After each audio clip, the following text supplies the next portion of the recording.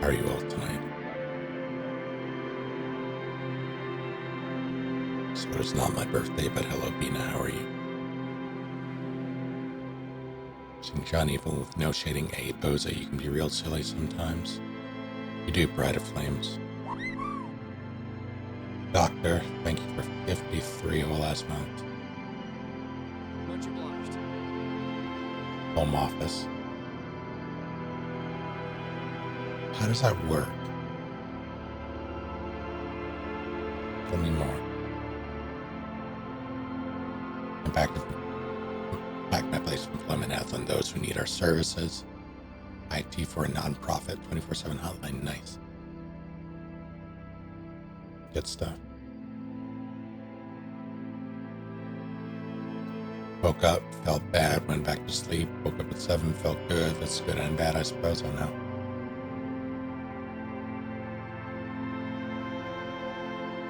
As long as you're feeling better.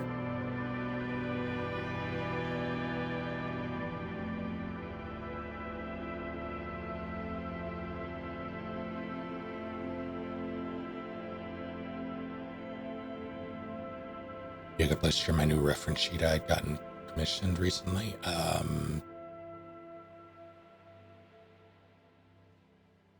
In the Discord, Artist Alley should be the place.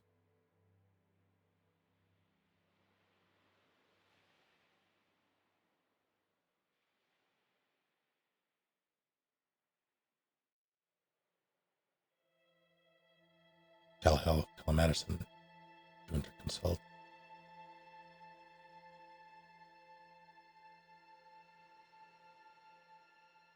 Good stuff. Spent a little time installing a source port of Star Wars Dark Forces and Dark Forces 2. Oh shit. How do they run?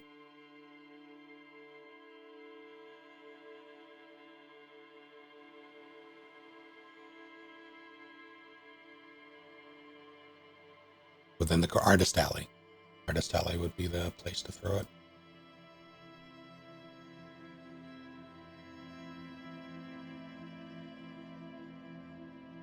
And really, really well. Love to see it. Nari, thank you for 37 whole ass months. Favorite part of my job is I get to tell people they're wrong and need to fix things. Also, Wowie, 37 whole ass months indeed. How's it going?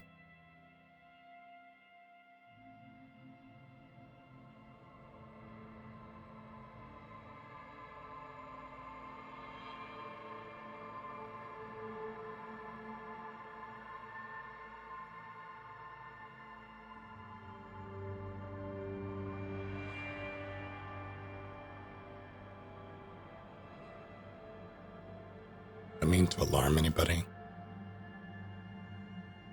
but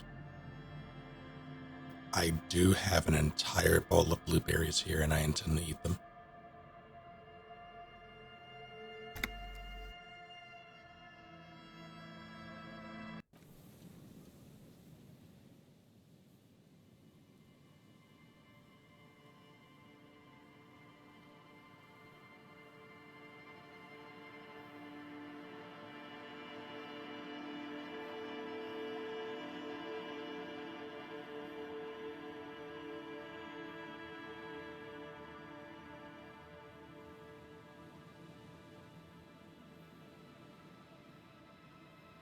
In the words of I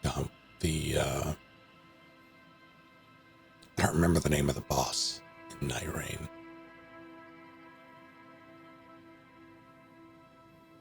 The bug-looking guy when it goes, make your choice.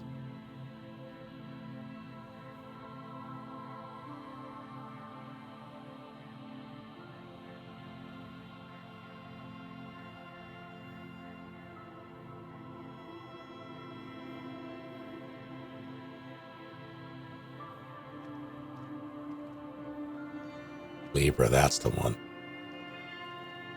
I kept wanting to say the librarian, but I'm like, that can't be right. It was close enough.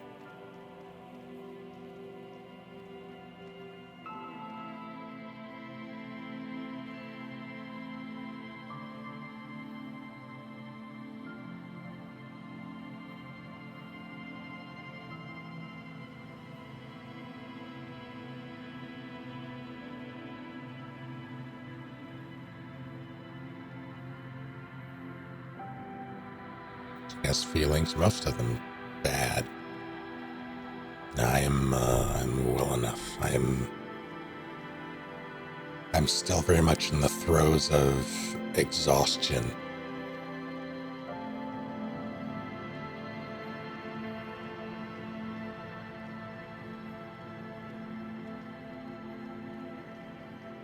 Every time I have one of the bad headaches, it takes me a couple of days for my body to let itself be normal again.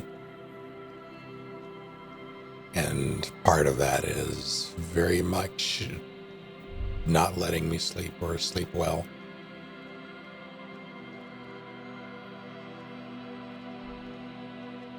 I wanted to talk to those guys. But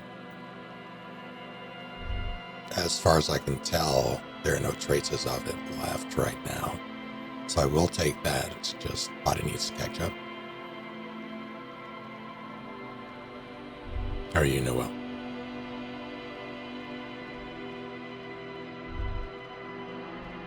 I missed this before. Wait, is this one of the traps? Tried drinking or something to an amnesia yet? Stupor, I have not. Although that was my next step. We're both in the boathouse today. Section of the coast hasn't been used in decades.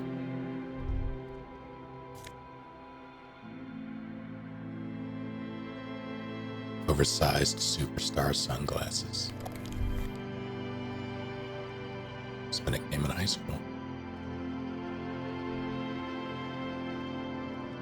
There's a trap in the reeds at your feet. Looks like the same one you saw Morel set before. Same mesh, same wiring. Behind you, the ruins of a residential building loom over the reeds. They whisper amongst themselves. Confidentially, snowflakes cling to their shivering stems. Locusts are crawling around in the trap, confused but uneaten. You see no carnivorous reed phasmid gorging on them. I too am confused but uneaten. Big surprise. Anyway, 1 down, 3 to go.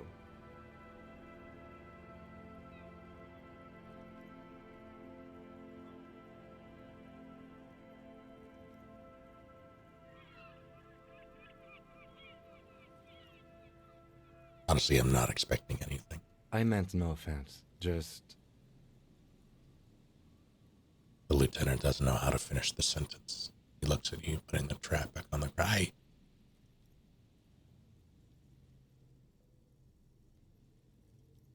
That is a very good descriptor of that. I've never seen it written before. But as a shadow constructed, breeze might blow it over.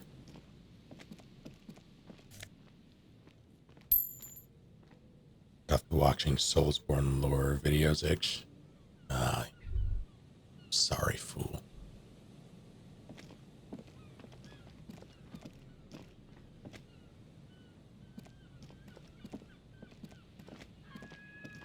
I still want to do that community souls run, like all 3 games where we do cosplay runs. Like as a big group and then switch off with like helping each other out. I just made us peeling off the roof, the shaded bench covered in rust.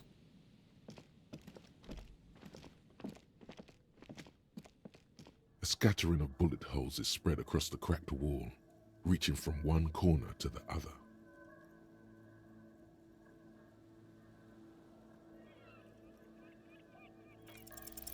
Unable to piece together the big picture just now, there's a hole in their hypothesis.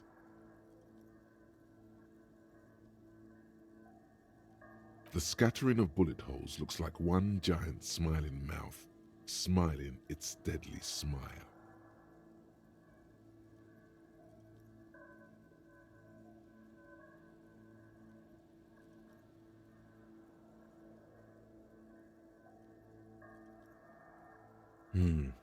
Correct. The density of the bullet holes is unusual, even in a general average bullet hole frequency in Martinez sense. Grim affairs.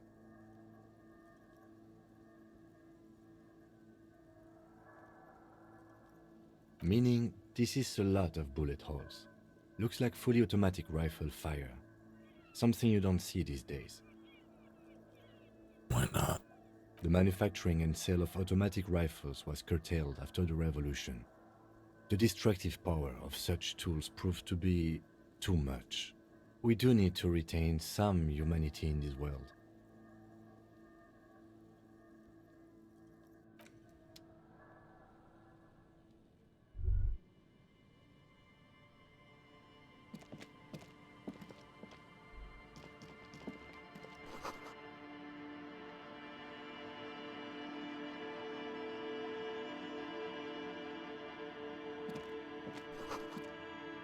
No ticker-taker booth no longer in operation. Ticker-taker booth.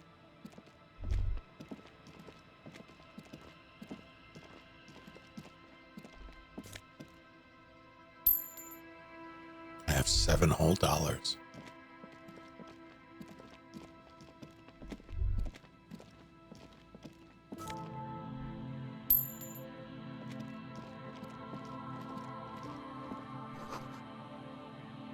Doors not only barred shut, it's inaccessible.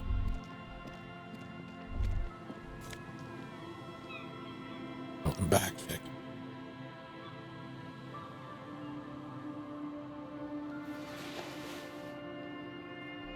Sorry, what was that? It's a hat. It's an awful hat.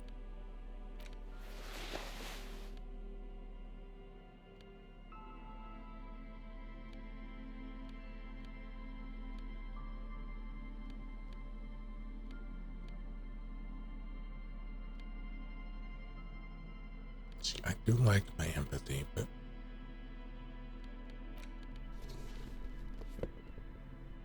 these are terrible.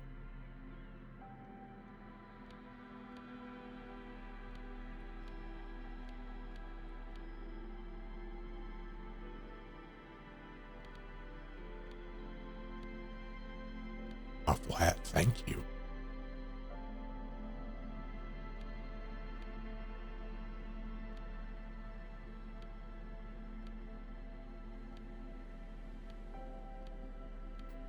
I'd rather not do anything that lowers my perception. If I can avoid it.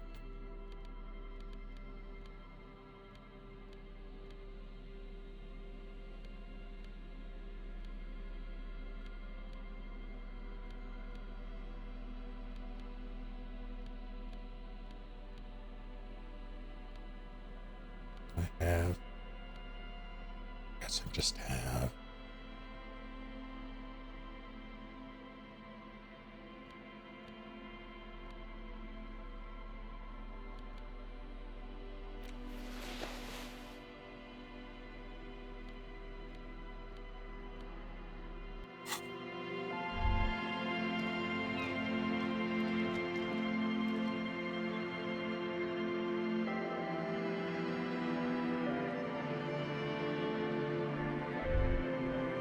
Oh no, Doctor.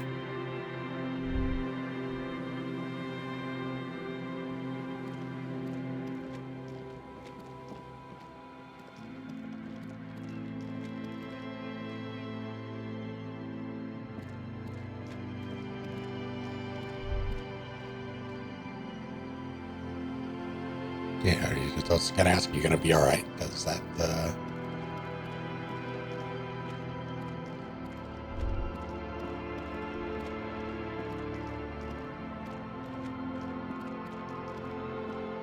it's fairly serious.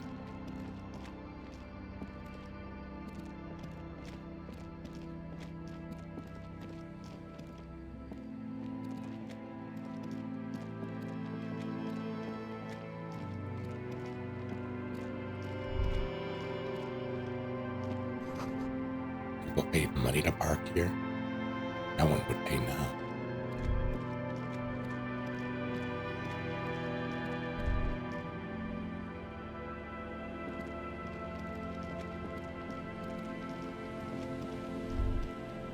keep us updated if you can or care to.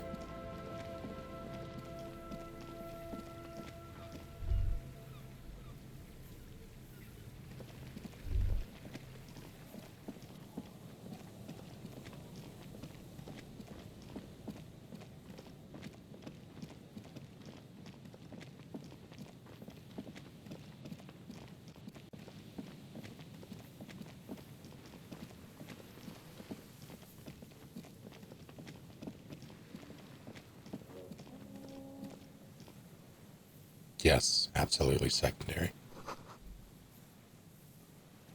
Going for you. How's the engine? It's been a big one. That's the if you can or care to part.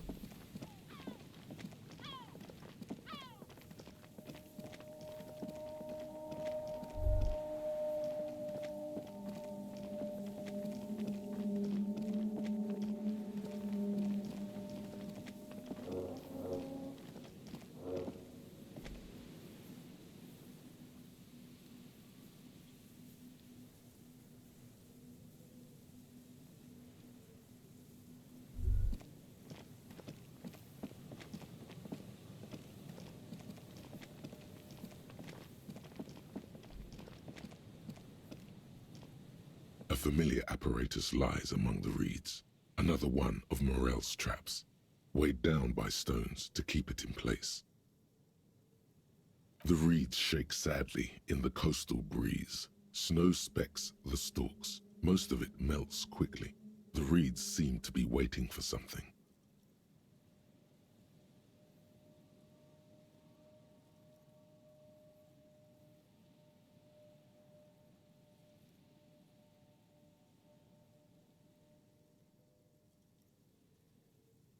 The wind picks up here, near the Cape's end, surrounding the narrow strip of land from 3 cardinal directions. It's cold for this time of year.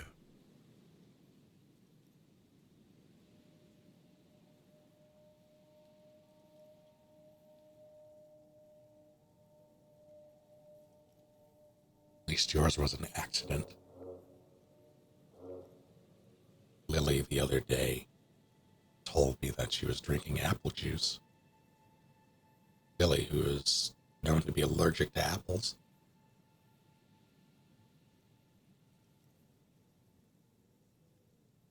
This trap is also full of panicked locusts. No sign of any cryptozoological beast inside. Another empty trap.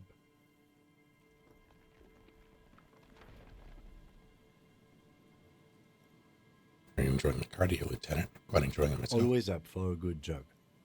Otherwise, would I still be on this case with you? He smiles and raises his collar. It's windy. Apple juice is amazing.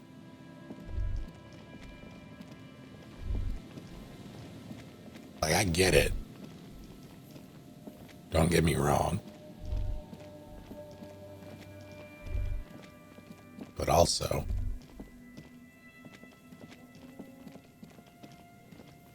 maybe try to, not die. Apple juice recycles and helps our latest process tree. Let's not get carried away.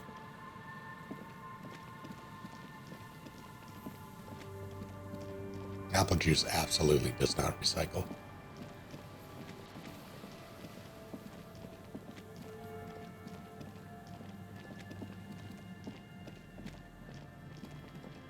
Apple juice invented the cheeseburger shit.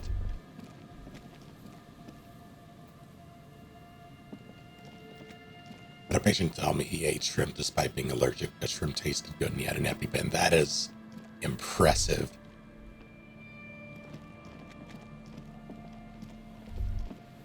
Considered to be a kid's drink? It's not as far as I'm concerned. Drink your apple juice if you're not allergic. Water runs from the west. Source is upstream. Broken pipe.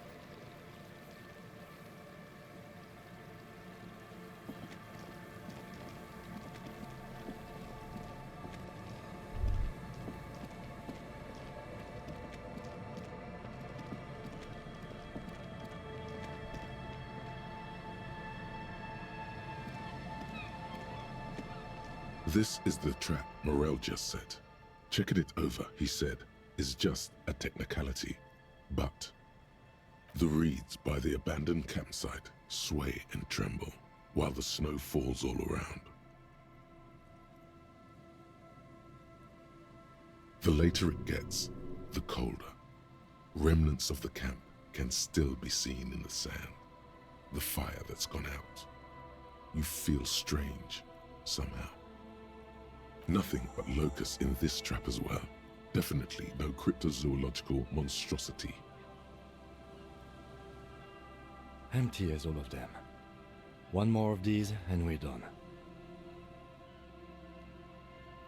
His face is red from the cold sea air. He crouches to catch his breath. Getting tired? No, I'm fine. I didn't mean to complain. It's just... He's short-winded. The sentence ends there. I don't remember which ones I've checked, rather like location-wise. I think I checked one to the south.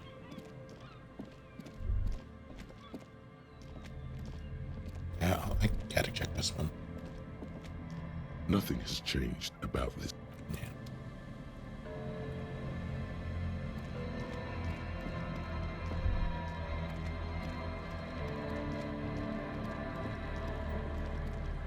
I remember my mother one day randomly when I still lived there, just walked into my doorway and was like, hey. I was at my computer, which was like I could just turn to my left and see the doorway. And she's standing there in the non-light, the darkness of the hallway. And I can't quite see her face. She's like, hey, come here a second. And I was in the middle of a game. So I was like, you know what? I was like, yeah, what's up? And she's like, come here a second. So I get up, walk to her, which 3 feet away. She's like, you notice anything? And I'm looking at her, and I can't quite figure out why she looks weird. And then I sort of let the light hit her face, and her entire head is just a balloon because she was having an allergic reaction to shrimp. Something that has never happened to her before and has not happened since.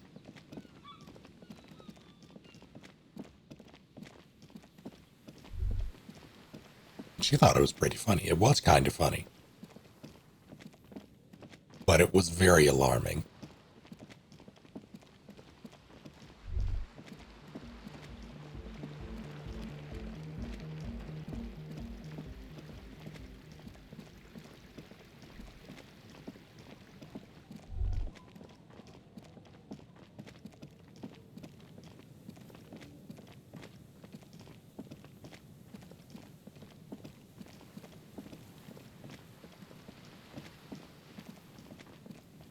Yeah, only that one time. She has had shrimp since multiple times, and has been fine.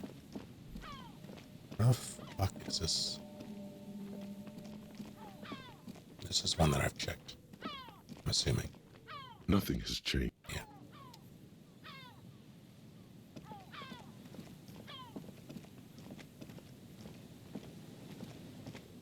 Wasn't from Walmart. It could have been.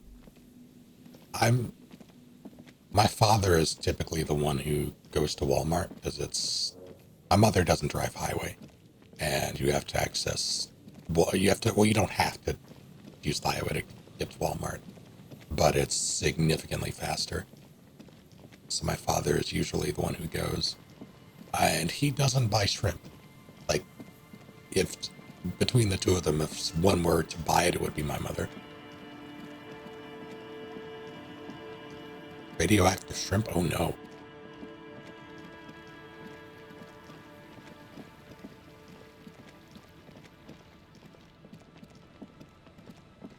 Or depending on how much they, cause a good old-fashioned tingle. Oh yeah.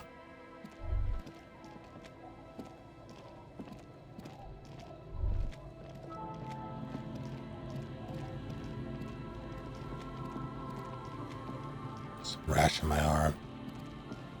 Don't know why, and then 2 days ago it happened again, so I went to the dermatologist. And so much time inside my house that I developed hypersensitivity to the sun.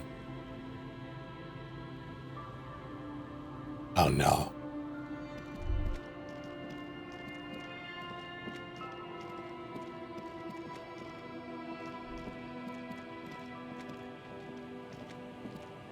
Sun is a jerk.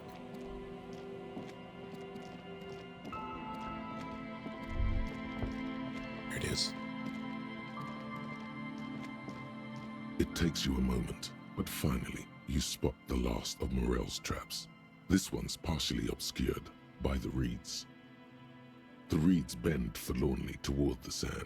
Some tufts have been crushed. Snow covers the broken stalks like a shroud. In the east, the city center hums to you. The constant, distant song, louder on this part of the coast, nearer somehow. And there's that cold again, always the cold. The trap feels light and silent as you pick it up. Something is different here. No locust. No phasmid either, but still. Well, the bait worked on something. This doesn't mean it was a reed monster, though. Unless you see one in there, I just see an empty trap.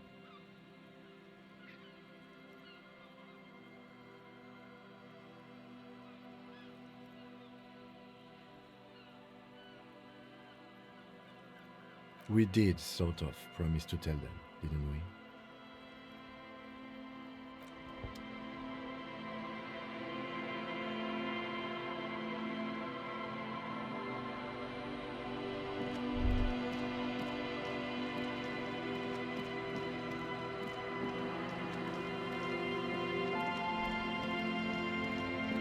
What are the powers of the mantis shrimp?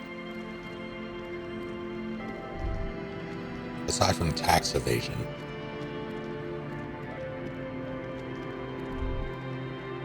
They punch fast enough to be able to create plasma. Impressive.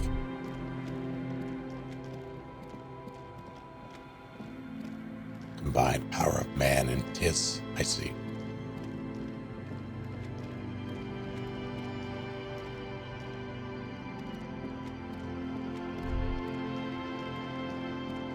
So many times more colors than we can. If you have the option today, oh my god, everything's fine. If you have the option today to get a foolproof implant that lets you see more colors, would you do it?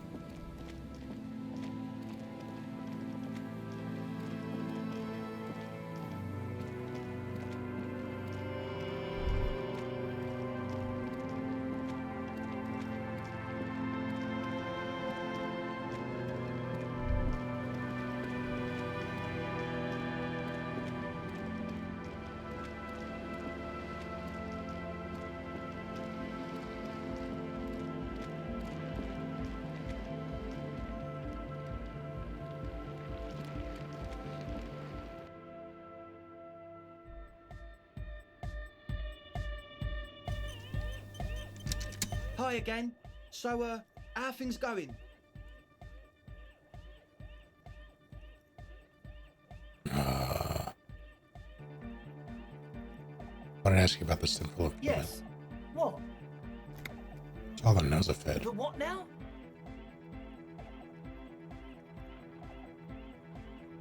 That. Oh, the old Ultra. We, He's like an actor, looking to the souffleur for his line.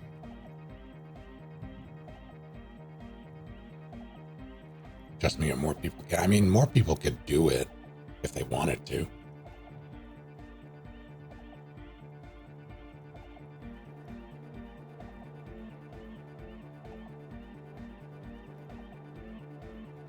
see extra colors. We call those people cheaters. You're thinking about my job, graphic designer, is getting into the flow zone when drafting stuff up and getting to that moment where you can begin seeing the finalized version of a design come together. Honestly, not even the finalized version, just a breakthrough. Yeah, that's what I said, Bina. Cheaters.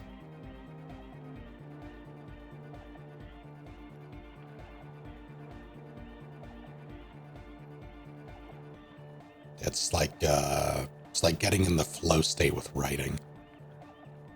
I nearly did a writing stream earlier today. Like it's a precursor to this. I got caught up in a tech problem. Played approximately 30 minutes of this game. Is it worth re-downloading? It is.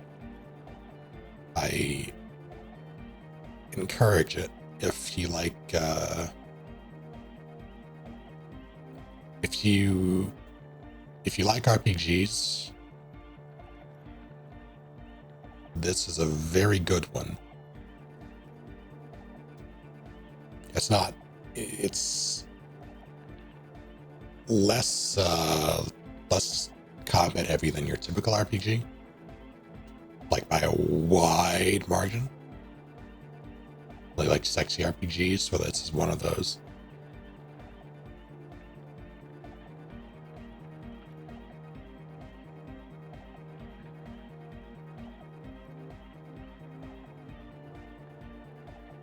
I have a major sinus infection, stuffy nose. We all do. Shit's all blasted up. Winter, can't even breathe. Sounds fun to me. Yes, that's all Nosafed's doing. Without the Noser, I'd be drowning in shit right now. Nosafed is the shit. On to the next thing. Yes. What? So you brought your own water. Yeah. Good to have, bitch to carry. When I first scouted the place, I did some reconnaissance. I'm not sure the church even has running water. It's distilled too. Oh, Doesn't know what to say. it's the one they sell at the fuel station. It's like he's lying to you, my liege. But he's slippery enough that there's nothing for you to grab hold of.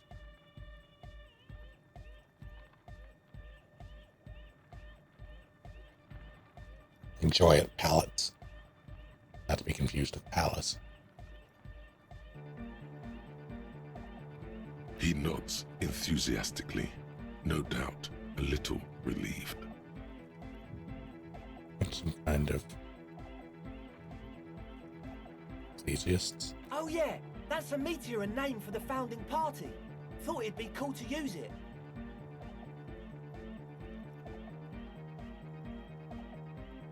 You know, of Meteo, concerning Meteo. Meteo, a country on Muindi, on the Muindi Isla. One of the poorest of the first world nations today, but once a great ancient civilization. Capital Tilakos by Percentic. Come to think of it, I've never really looked them up, you know. I can't give you a precise definition, but they're a very powerful religious organization.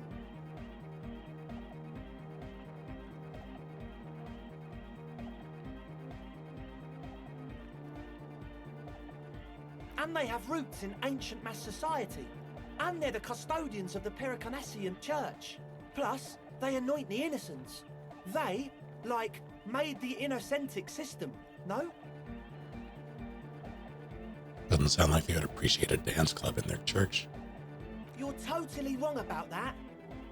He shakes his head. The Pericarnassian church is about love. And Nordic music is about love. I got love for my Pericarnassian posse. Love is the relay out of death. We dance!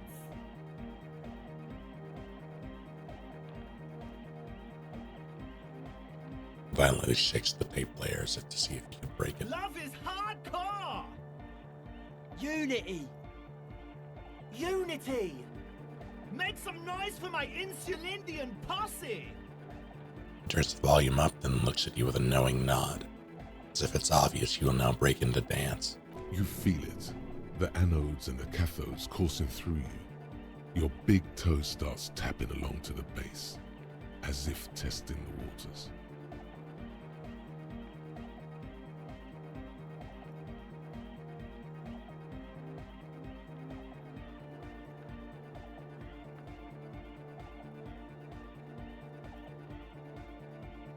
Oh no.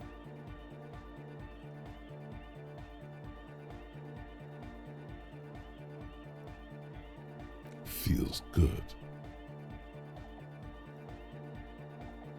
What's a posse? Your posse's like your people, man. Like you got your cup posse. You look out for each other and you party together. That's a posse. And where is your posse, detective? Nothing comes to you. The world is silent.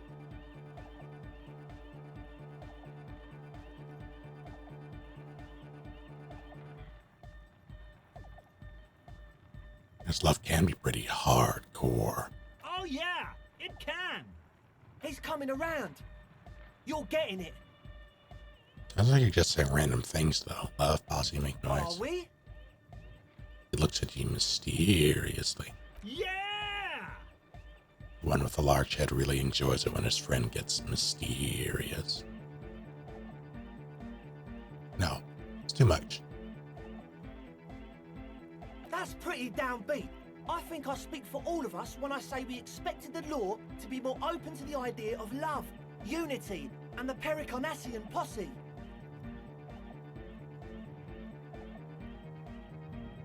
I'm sorry the law doesn't share your vision. Well, we're sorry too. So, you got more questions? The one with the large head is still looking at you, nodding his head, waiting for your body to start moving. His expectation is fierce. Yeah, let it out! Let the disco happen! Bring the disco into this world! Checked it out. And? What happened? Talked to a shadow-clad being climbing the beams. A man living on the ceiling. Oh man, the crab man you mean? Who is he? What did you think? Seemed okay, to be honest. Very spiritual. Really? Huh. Interesting. What's he doing in the church?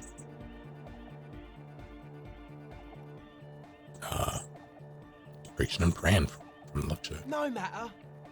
Is he gonna be a problem? Yeah, Noid is right. Let's get back to the point.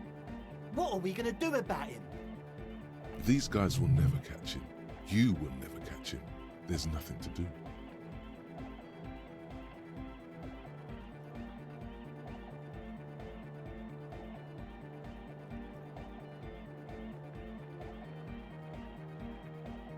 Actually, you told me you wouldn't mind the nightclub at all. I dunno, man. Doesn't it feel like a major hindrance to you? A spooky guy climbing around when all the guests are trying to have nice, friendly hyper time?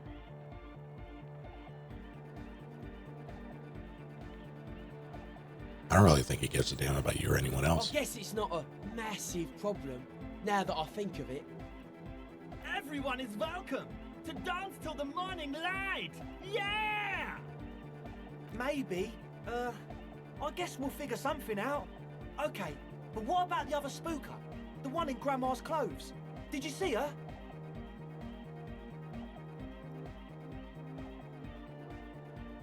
Started a no pants run earlier just to see what happens. Got to give him no difference, and then Volition said, if even this guy won't comment on the lack of pants, no one will. You're just hurting yourself. Oh.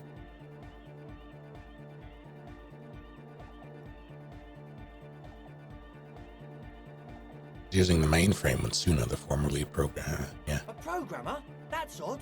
What was she like? Did you ask her about the nightclub? She said you guys haven't been completely honest with me about your plans. Come on, man. Who will you trust? The spooky programmer or us?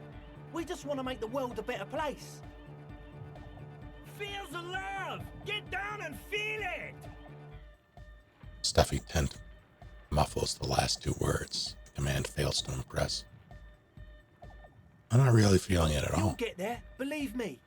When we've got our gear set up, things will be flowing and pumping. Anyway, now that it's settled, how did she seem? I mean, disposition-wise. About the dance club idea. Ja oder nein? Rocking it or dropping it? She did not like the Anodic Dance Club idea. What a pity. That's my favourite thing in the world. And she doesn't like it at all. A shame. What can we do now? Do you see a way out of this jam and into a laser-lit future of dance and unity? Unity! Dance! She made it very clear that she won't leave until her own project is finished. And you can't just evict her? No, I won't evict her. We have to come up with a different solution. Look at you, honour man. No, Noid. He's right. Maybe we've approached it the wrong way after all. I'm sure there's a workaround. We can make a deal not to bother her. If that's okay with her, we only want to get in the church and spread the joy and ecstasy of music. And the joy and ecstasy of ecstasy. The lines in the dark exist! Coexist! At least Crabman seems like an advanced being. He's hard. He'll understand. Yeah, he can do his climbing thing in the tower. And the programmer, does she like Anodic dance music? She absolutely does not. Really, truly despises it. Egghead cannot believe what she just said.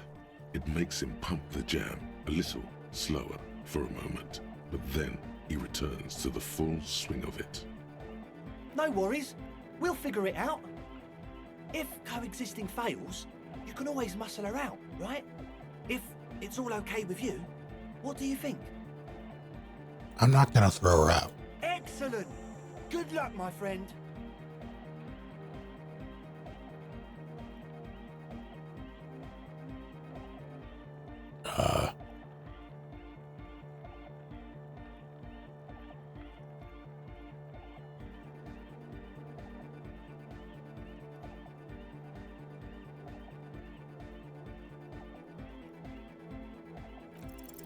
A number of things don't add up. Let's take a look. How about gather around, kids? Okay, kids, now gather A around. young speed freak puts down a busted capacitor and looks at you. The one with the large head seems very enthusiastic about whatever you have planned. Their would-be leader is less amused.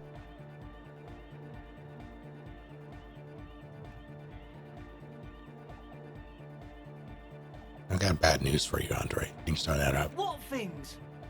He senses something is wrong.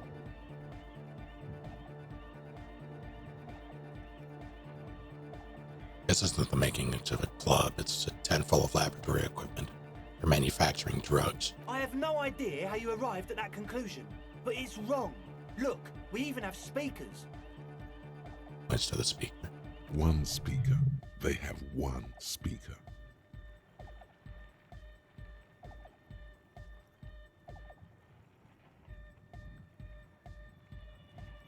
You have no headphones.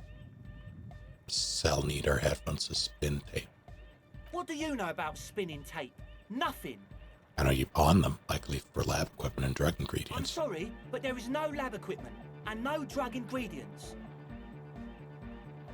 Joseph is here for the active He ingredient. said it was for his nose.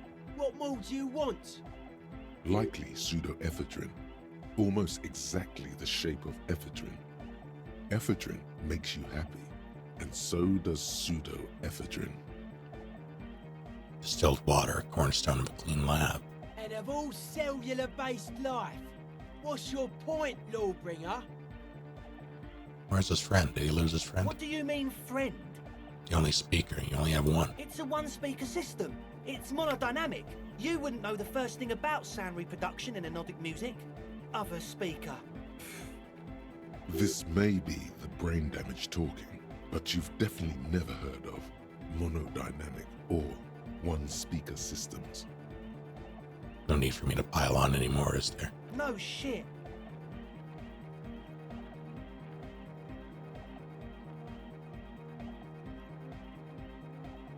Suna said you've been lying about your plans. Your answer was very unconvincing. Fuck, man. It's difficult to get along with some people, but we're trying to make an effort. We are on a mission here.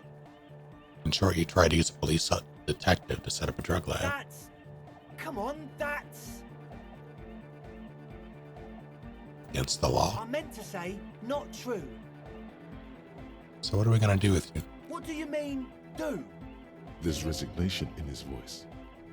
He's almost ready to drop the act. It wouldn't take a lot of pushing. The optimal way to go about this would be indifference. It begins by you telling him you don't care about any of this.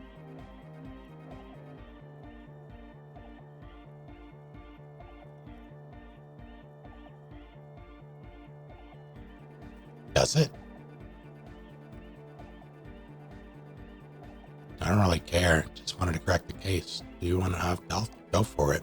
Really?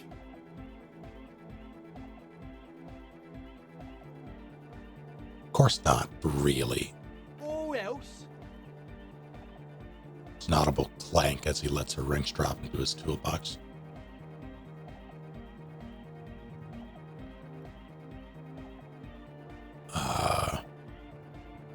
Not calling for backup and hauling you all off to the pen for starters. Okay, man, okay. He raises his hands. Things are just so hard for an entrepreneur in this city right now. It's not like we lied when we said we want to turn a church into the wickedest club in East Revachol. Because we do! We totally do! We just need to turn it into a speed lab before. To get our foot in the door. Why did you need me? Like I told you, spooky arseholes moved in while I was getting all this stuff together. A month ago, the place was empty, and now it's all spooked up. How's it going, Mouse? They're not really spooky, are they? No, man. They're spooky, all right. It's just that they would also probably call the police if we started cooking speed in there. But the sign was way off too! I couldn't feel the love at all! So, what now? This is it. Judgment time.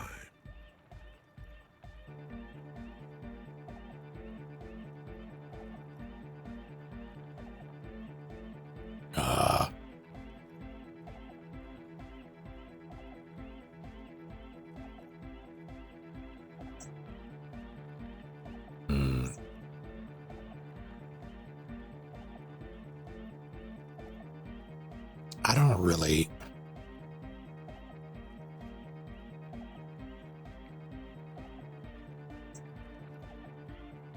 See. On the one hand, I'm just like, fucking make a club, I don't give a shit. But I also do kind of give a shit. That's why I'm not really into the whole religious angle. I don't see turning a pretty important historical landmark into a dance club as something that should happen.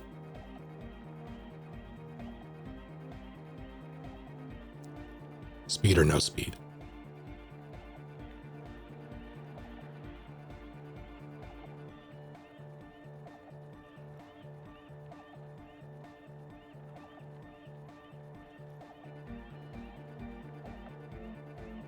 I don't want to see you again.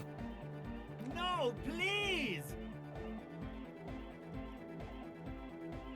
Again, press stop on the tape player. In the silence, you can hear the wind howl outside. There needs to be a club for Nordic music in there!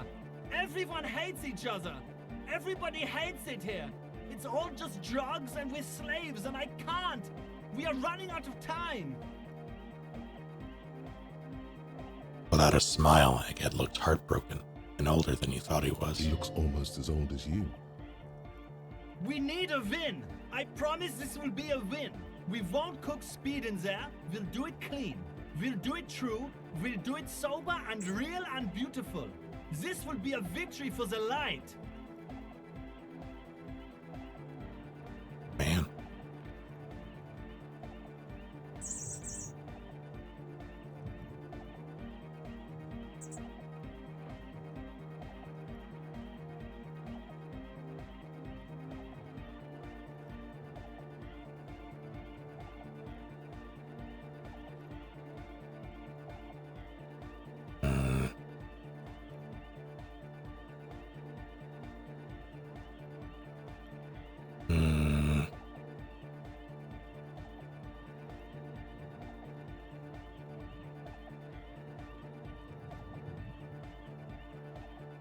I hit a 55. God damn it. Don't afflict them. Thank you. The young man gulps like he's trying not to cry. Let's do this clean. No speed lab, just a club for anotic music. Yeah! The young man's smile widens to inhuman proportions. His teeth beam in the floodlight. I knew it. The would-be leader drops his spiked head between his knees. It's impossible now. No, Andre, it's harder now. This hard cop has come to show us how much the fish is, and the fish is always so much more. We all know there was never going to be a club for anotic music with the Speed Lab. Now it has a fighting chance.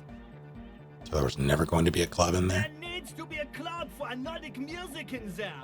Needs to. So we won't cook speed in there. We'll do it clean. We'll do it true. We'll do it sober and real and beautiful. Right. Let's call this indecent crime prevention, but I have my eye on you. Okay, we'll try to do it without the drugs. Try? We'll do a straight club up in there, spinning the maddest reels, and nothing but, I swear to God. Okay, Egg? From here on, it'll be straight all the way. That's it for now. Goodbye, officer.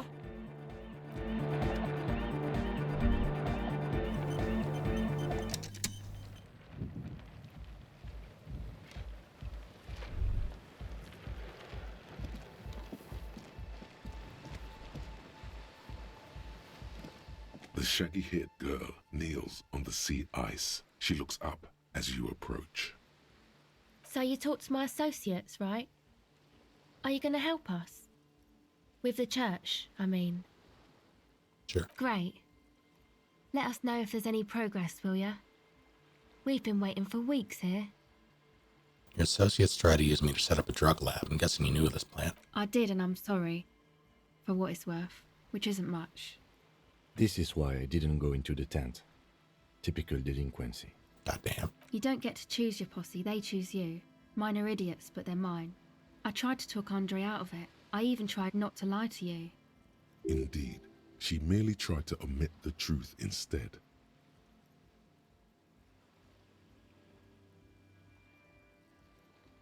Said you ought to admit the truth. It's the same thing.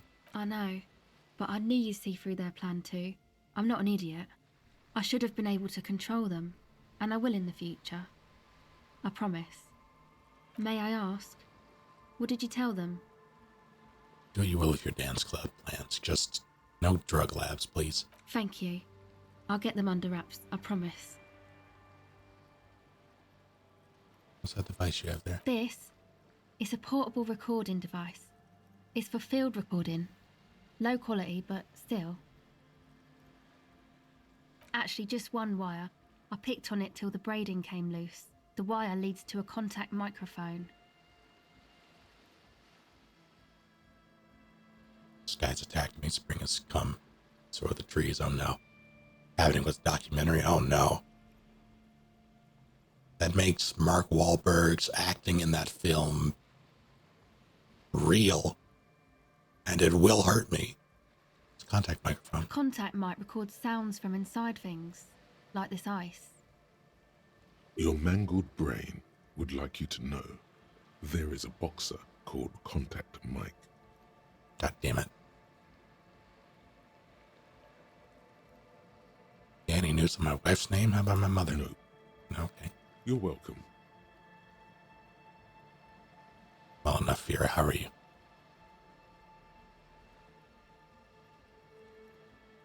How's that thing work? The mic? I don't exactly know. Somehow it doesn't pick up vibrations from the air. The book said it only picks up structure-borne sound, if you like technobabble. Where do you get the mic from? Same place I got the recorder from, the Palaceum. What's Palaceum? Oh man, you haven't been to the Palaceum? It's the coolest place in this whole drug-addled shithole. It's a Radio Shack. It's a music club and a synthesizer workshop on Boogie Street in Jamrock. Musicians live there, like real musicians. I once saw Arno van Eyck. It's a really cool Radio Shack. Thinking about it really cheers her up. It's a long way from here, though. Christ. Sounds interesting. Is this Arno guy? Oh yeah. Guess you wouldn't know Van Eyck. Or really be a Palaceum going kind of person. I had down. I don't know what that means. Grind. I don't know what that means either. Nor do I, but I have concrete evidence that I rocked in the form of a wrecked tape player in a completely trash house storeroom. That's cool. You're right. Time has deserted me. Sucks, man. Was there something else? About the contact mic, perhaps? Does this have anything to do with contact mic? Yeah, I record stuff with it. No, I mean the boxer. No. This is a contact microphone. It's for recording inside solid objects. Contact mic just beats people up. Actually, I had some non-mic questions for you. Okay. I'd like to know more about your associates. My associates? I haven't got much to say about them. Just know something about them. Of course I do. I just don't tell people about my friends and who they are and so on. I don't provide information on them. All right, tell me something about yourself. Me? I'm a silver bird. What does that mean? Don't know what makes you think it'll be any different later, but I've been grateful when I do my job well and take care of their problem. Second best part is the all access part of my job.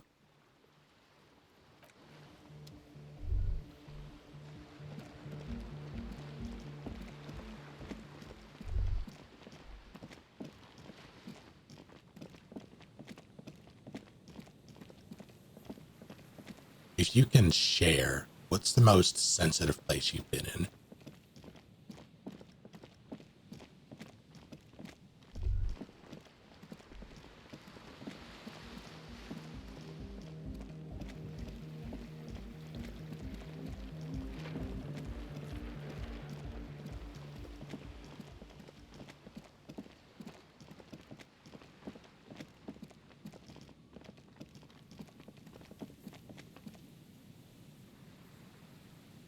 I don't know what I expected.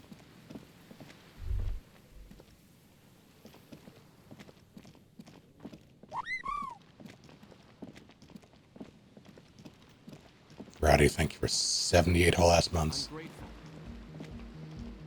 I mean, the story is fair enough. Thank you for popping in. Hope you enjoy it.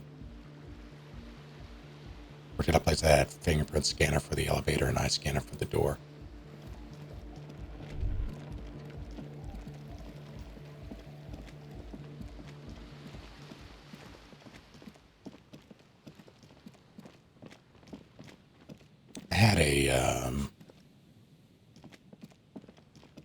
It had to be related to the law firm. What do I get out of here? Through there, I think.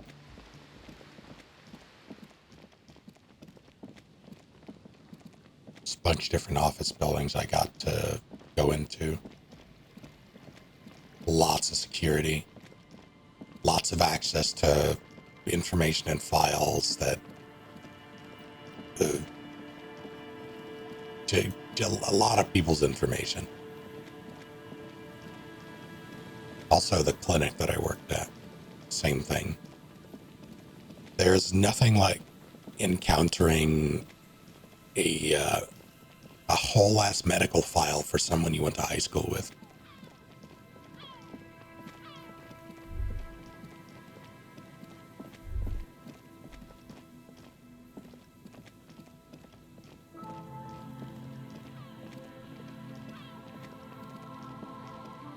Medical facilities, so people information easily able to see. I've been let just by myself in both my city's power plants, no supervision, and so many levers and switches that are fucked up the city with. Oh, that's fun.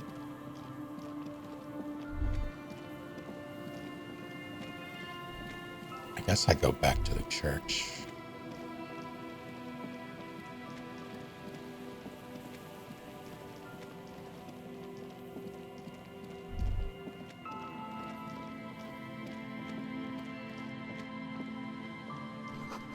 Same address the lead programmer of Fortress Accident was looking for.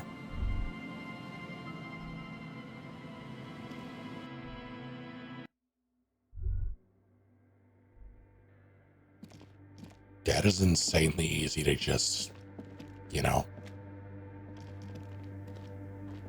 not see shit.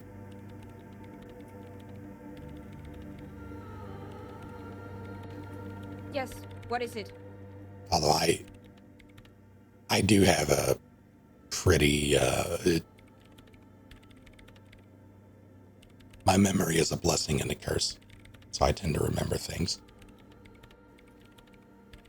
Like even insignificant things. Especially insignificant things. But I also have no real reason to do anything with it, so I don't. What if you didn't have to leave? Talk to Andre, he wants to make it work. I don't want to make anything work. You don't want to make anything work? Yes, anything. I don't want to make anything work. It's not the anodic dance music that's made her bitter. It's the failure of Fortress Accident. I'm bitter because your radio game project failed. That's right. If we couldn't get our Welkins to happen, I don't want anything to happen. Ever again. Goddamn. There's not a trace of irony in her voice. She means it. Come on. Just tell her about Egged's defense speech. Listen. I already told you, I'm not interested. For the home phone number of someone who slighted me in 3rd grade. I remember pretty much all the phone numbers that well, most of them. The ones I had to memorize in elementary school, for like numbers I used pretty damn often. These kids really need to win. We all do. Give this club a chance. Give them a chance. A chance to cook some speed, you mean? They promise they'll do it clean. Huh. Did they? A moment passes. All right. This is all very good and sad, but I have my research to finish. Trust me, this is far more important than the fate of some local speed freaks and their dance music. Can you see why kids love Cinnamon Toast Crunch? The drugs. Wait. She doesn't want to share the space with them. Help her finish the research. Then she won't have to. Offer to help. What if I help you finish your project? You said it's not going very well. Leave when it's finished and they can come in. She thinks about it. A glassy look in her eyes. A gust of wind brings more snow in from the broken gallery. It touches her hair. All right. Bring me the game's offsite copy from my old workspace, if you really want to help. It's stored on a filament memory, and I'm unable to go and fetch it myself. Is this it? No. That's the production schedule you stole and accessed without authorization. I don't need it. In his defense, it was simply lying in the desk drawer of an abandoned cubicle. Okay, but still.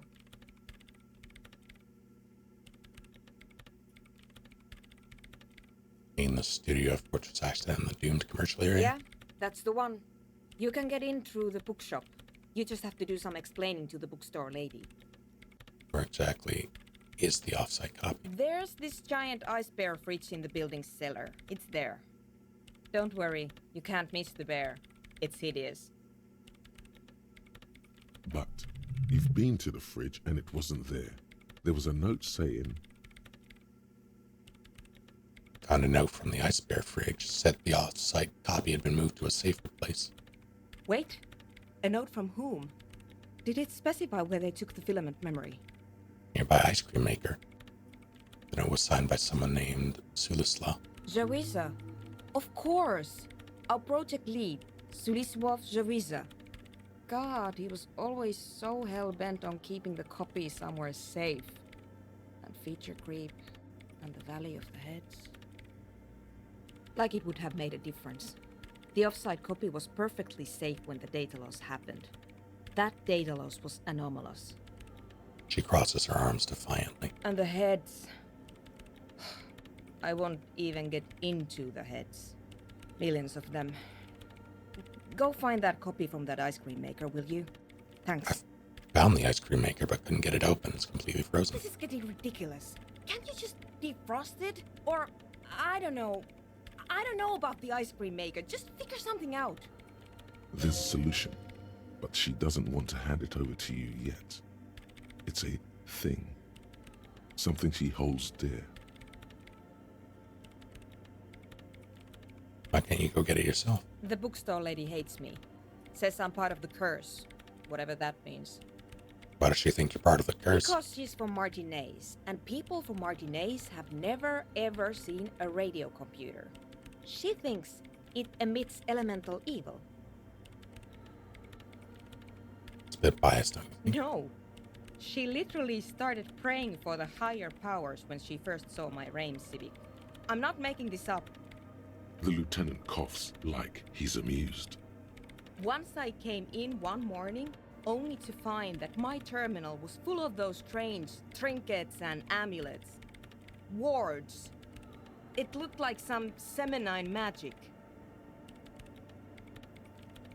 So what I need you to do here is go have a talk with her, say that you're a policeman and need to get to the building's basement.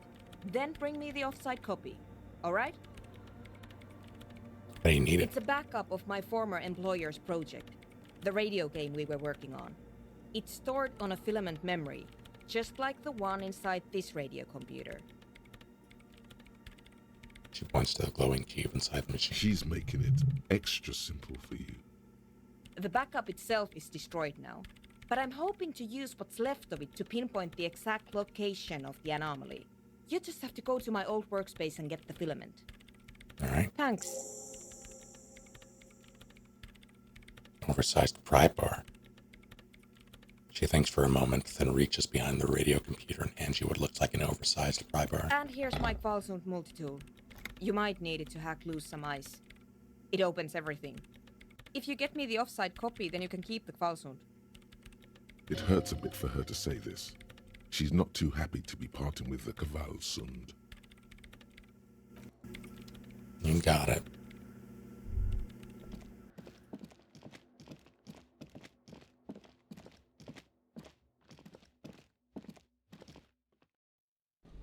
I think I'm the most invested in that radio game.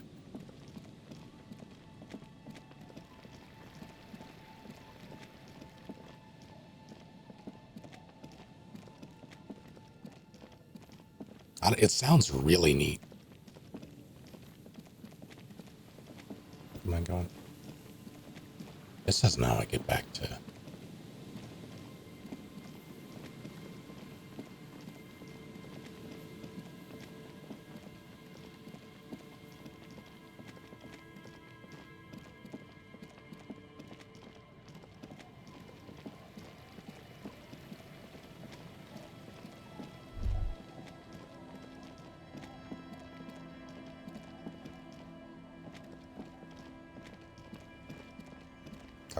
Rent money is paid.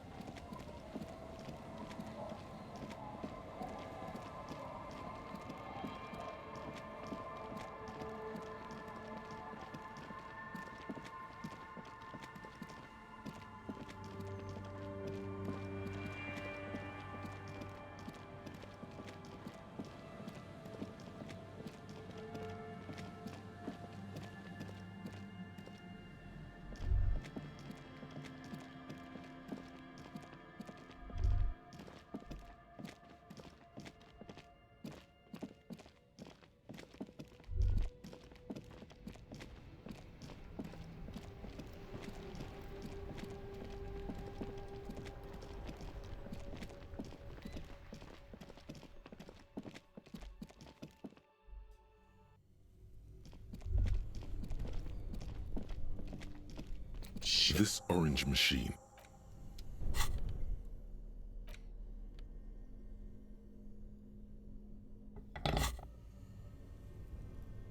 This orange machine is dead still.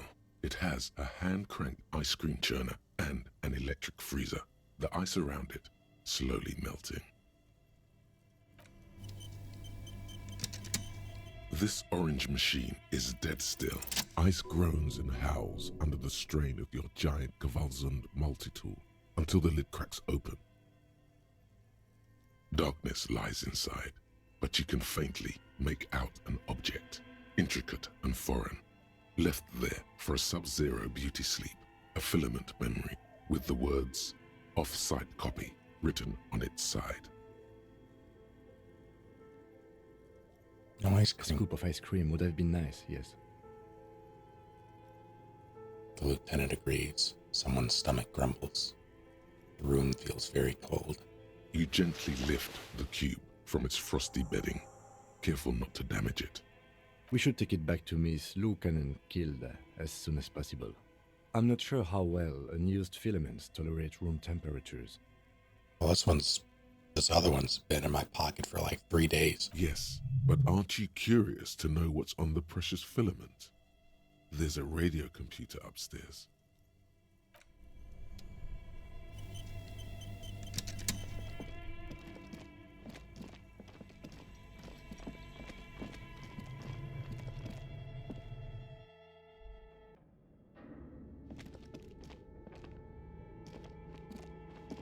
Tiles on the cube are still smoldering, casting the framework like a smooth draw.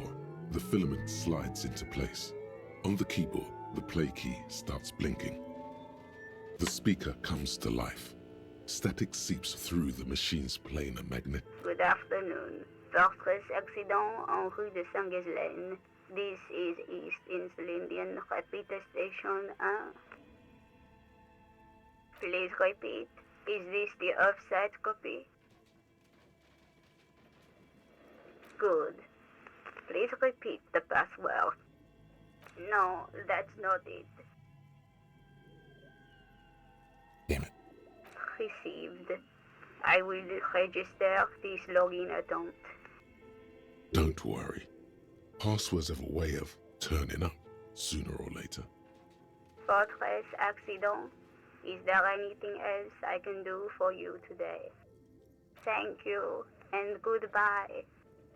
Tiles on the cube are still smoldering. The filament slides out of its glowing nest.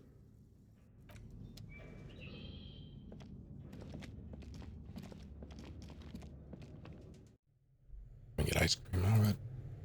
Very much like an ice cream.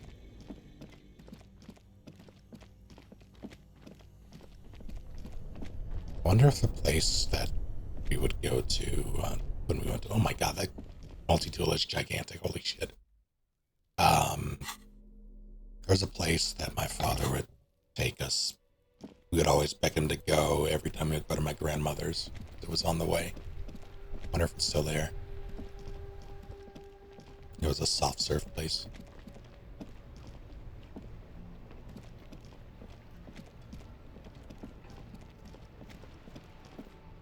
And I am a slut for soft serve.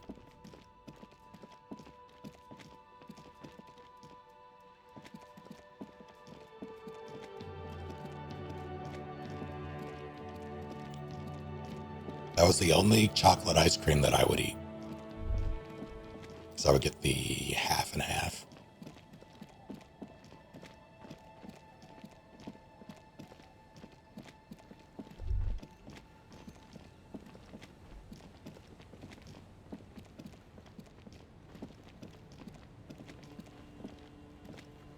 I haven't bought the countertop soft serve machine. Still got them on. I think you should get one next year.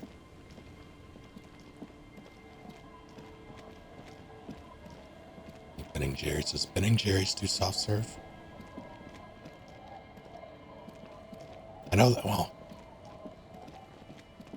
various companies have been putting out soft serve adjacent things where they use some weird chemical concoction to keep the consistency very soft, and it tastes like fake. I hate it so much.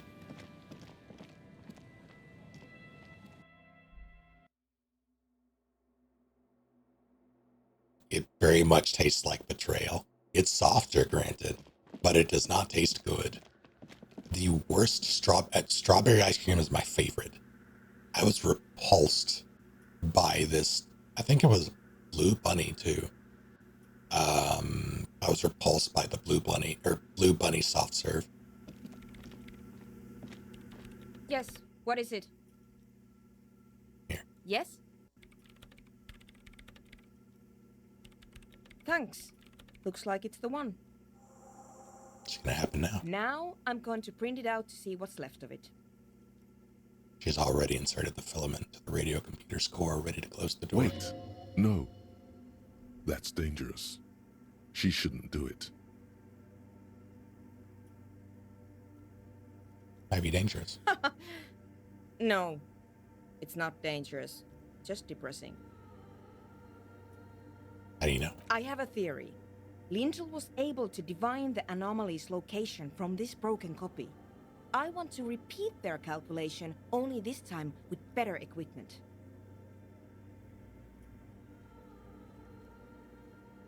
At one point, laws passed that they couldn't call anything with a minimum milk fat in an ice cream, because milk fat was just turned into butter if you churn it long enough, or cold. They had to add shit to make it not do that, resulting in nasty soft serve.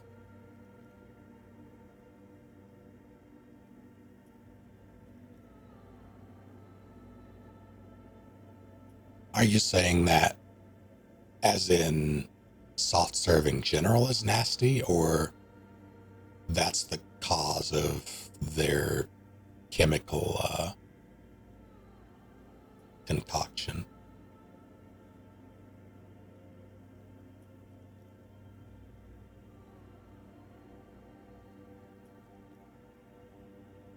It's more or less the cause now. I've only ever encountered it with, and this is a new thing. Like, it still says new on the packaging. That's probably been around for like a year.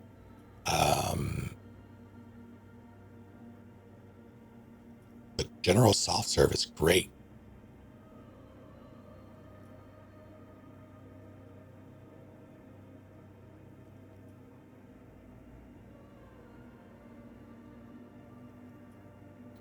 Whereas the ice cream they serve now would be legally called frozen dairy product.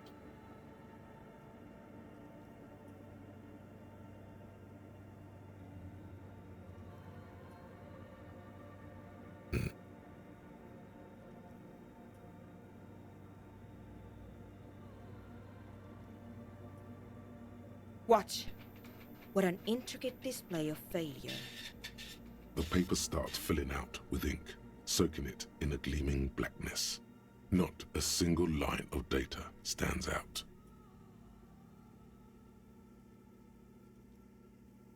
Now what? Sona doesn't reply, her hands running over the printout. She's looking for something. For her morning star.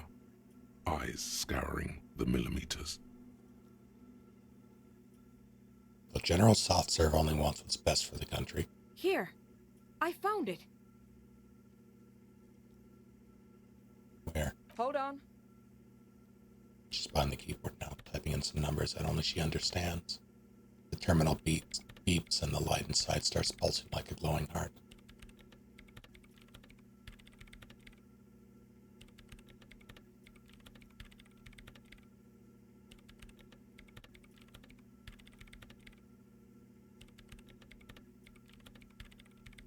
Just give me a second. I'm almost... She clocks up her typing speed. I've never witnessed a programmer work before. done. I've got it. I found the location of the anomaly. There's joy in her voice as she bumps her fist in the air.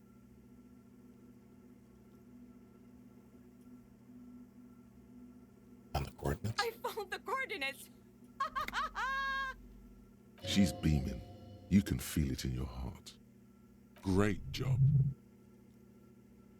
Congrats. Thank you. She yells back with a grin. So where is it? Where's your 2-millimeter hole in the world? There. In the swallow. She points at the other end of the church where a group of water bowls forms a ritualistic arch. Think you can help me again?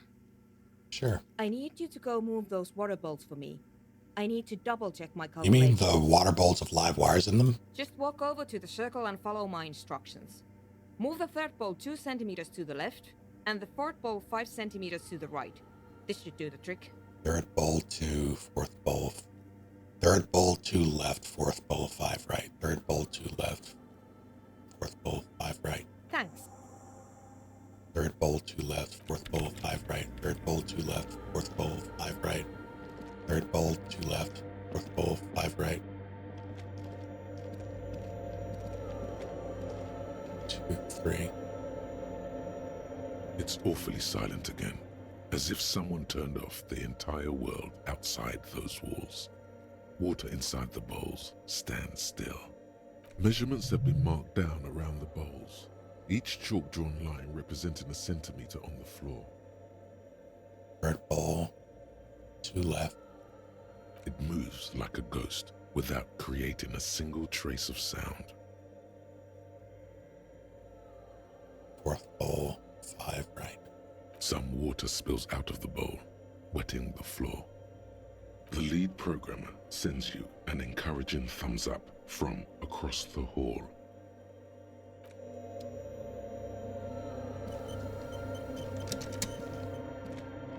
I'm summoning a demon.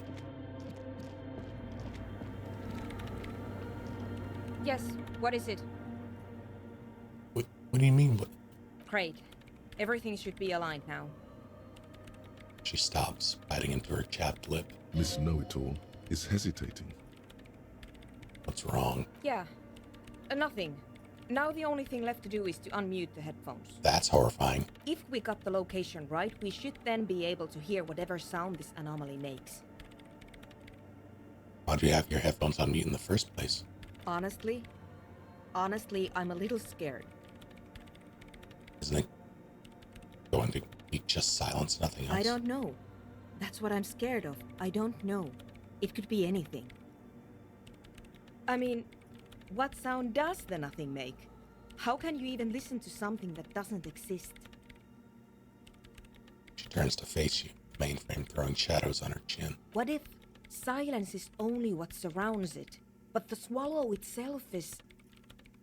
She grows silent, her face very pale in the cold light of electricity.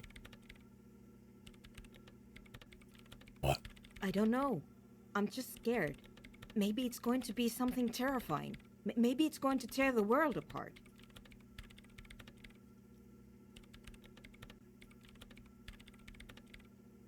Supposedly it's very hard to exist quietly in an echoic chamber without going crazy for any length of time. Nah, I'm built different. I could do it.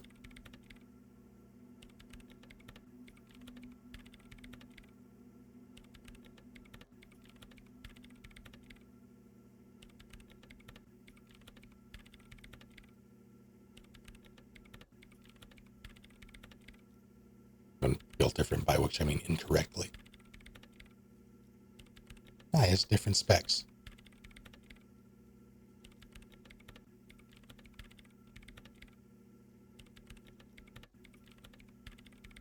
Brain is loud already. Alternative specs.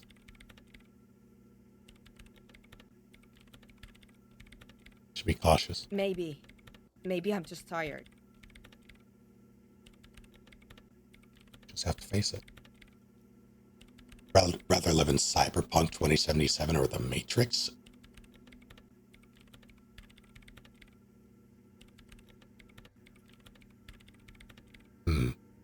When you say The Matrix, am I in the simulation, and do I know what knowledge do I have and where am I in this?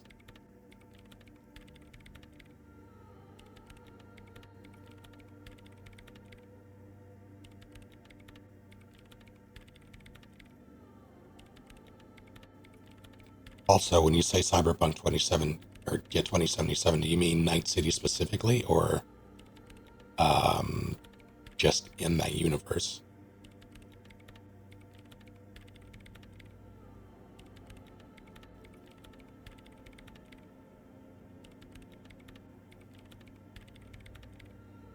Just have to face it.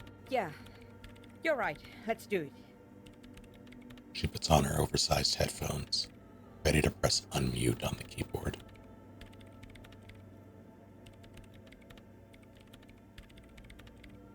Yeah, exactly, Scarlet. The lieutenant takes a step back.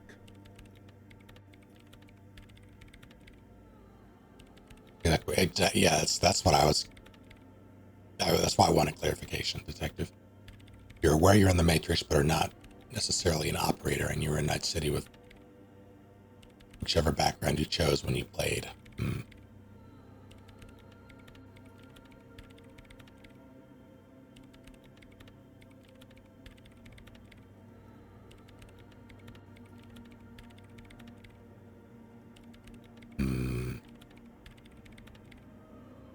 Not necessarily being V.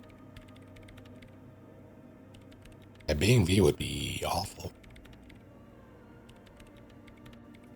I chose Corpo, though. I mean, that's probably the best, or at least most lucrative of the backgrounds. Just right out the gate. There is no safe background, though. Safest might be Nomad. Might be.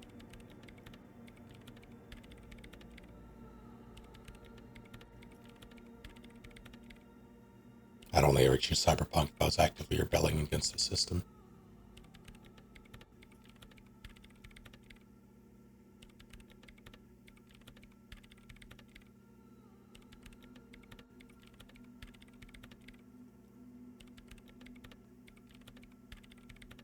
See, I value my free will.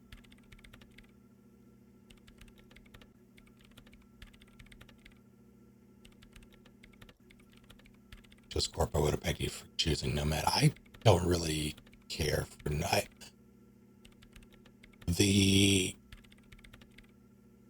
presentation of Nomad does nothing for me, and I also didn't really care for its representation in the game. But even then, I had a very specific character in mind when I made my V. So I wasn't. I did it with with role playing in mind. Whenever I still haven't finished Cyberpunk, but whenever I do, I'm going to basically do the inverse of what I did with, character-wise with my current V on another Street Kid build.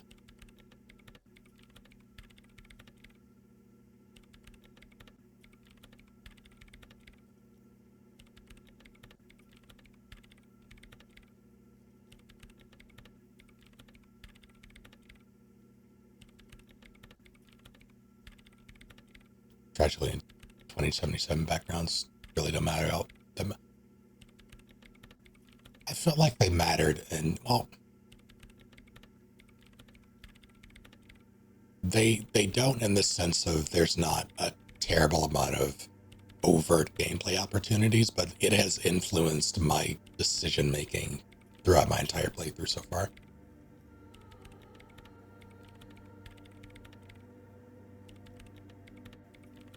Background gives a fallen from grace or feeling for my character.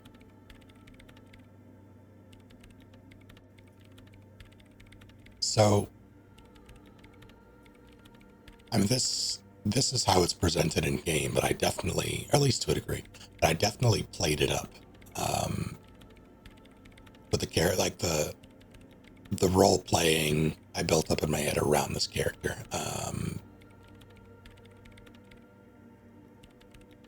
The way I envisioned it, Corpo was you are a fixer, basically, for Arasaka, who simply is in over their head from the beginning. And everything they've done is like they've only gotten in, like they've only gotten by making themselves useful, and they are very good at what they do.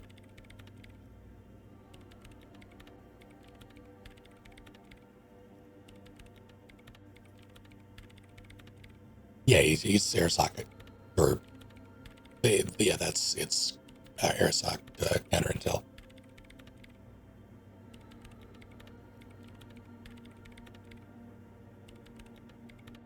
I played into that by letting that mindset influence my decision going forward. But I started it twice on my Corpo run. First time I think I fucked up my appearance somehow, and the mods that were available at the time didn't let you change it effectively, so it just sort of fucked up. I think that has since been fixed, but I restarted, and I wasn't terribly far.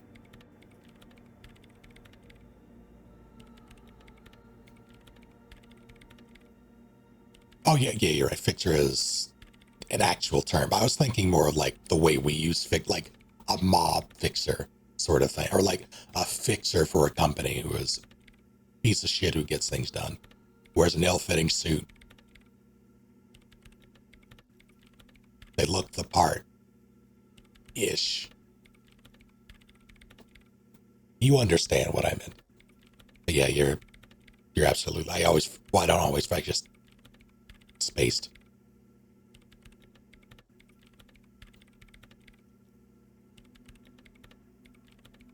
Yeah, having that as a baseline, having him be sort of old-fashioned and like I use power weapons. So he's very old school, almost like old school. I had it built up in my head that it was like old school CIA-esque until fucking Reed popped up. Phantom Liberty is like, okay, well, Idris Elba just puts me to shame.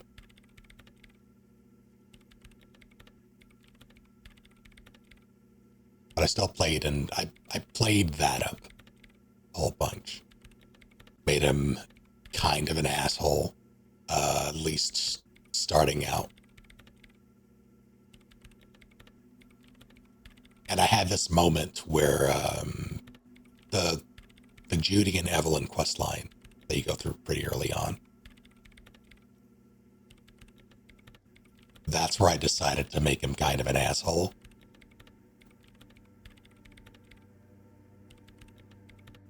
But Judy was the one person who was like that whole thing was like a chink in the armor. It was fun to play around with. And that has been like that, doing that first and having it informed decisions as I played, it's been pretty fun.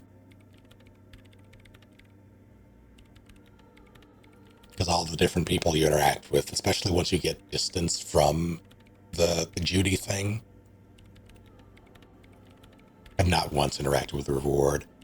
I have done so a little bit, not enough though. I put that on the back burner.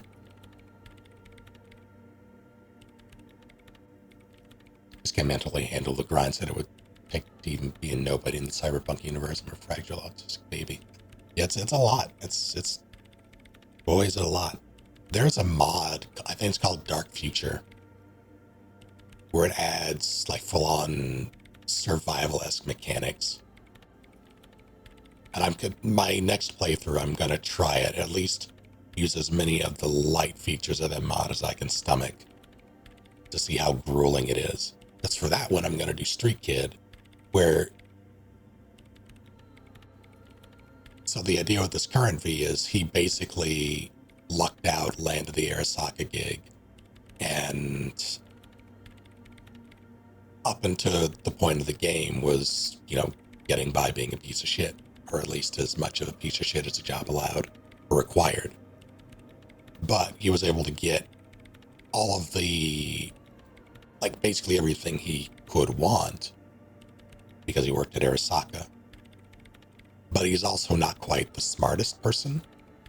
He's just very good at what he does.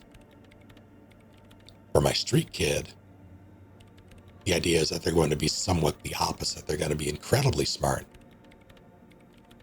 incredibly capable, but they just can't get out of the, like, circumstance is painful.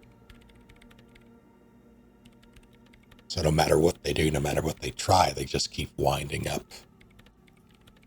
in the same situations as a street kid.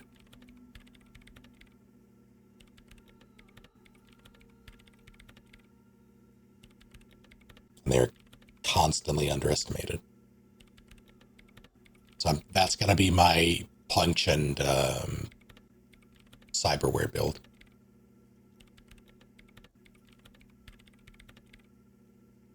First few was pure crafting engineering, so rocket tech guns, mainly sniper rifles, wall bang people after hacking everything I could. Second and current view is pure net runner.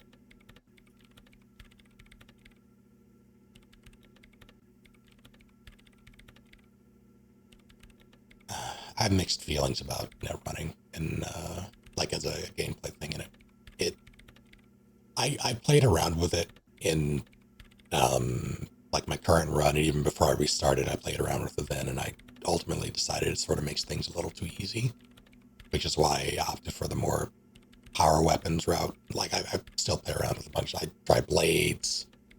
The only thing I haven't really tried is explosives and like shotguns and things like that, and at least not to any substantial degree. Yeah, I know you're a caster. It disgusts me. I'm going to do punch and basically muscle wizard with my street kid. That's going to be pretty fun.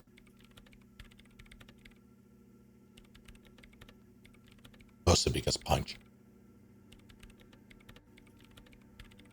And then, nothing. Nothing happens as Sona Lokanen-Kilda presses unmute on her keyboard. Nothing but silence. If Sandy will beat up your alarm, something like that, yeah. That full suite of quick hacks. The cyberpunk genre, but I can't play in a group setting. People get too depressed or into the backstabbing and players get hurt rather than characters.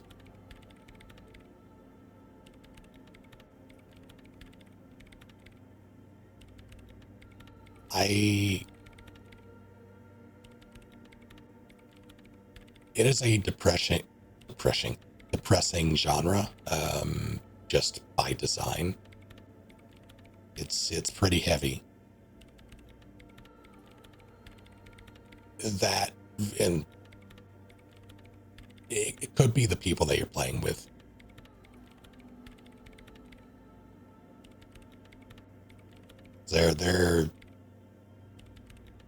I've been in some successful cyberpunk games that they're pretty fun, but it's, I am of the opinion that cyberpunk works like as a game. Doesn't really work well in long form. So all the ones I've been a part of have been flashes in the pan.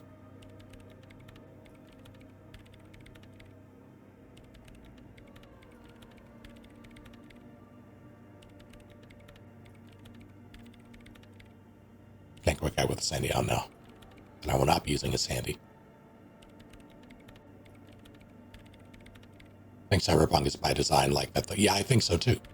I really appreciate it for that, but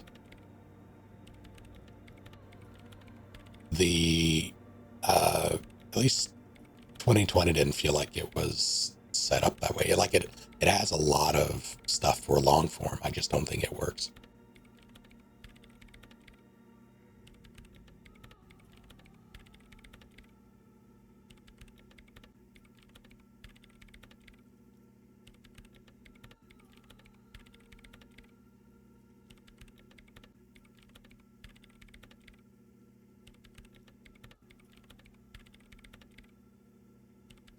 The setting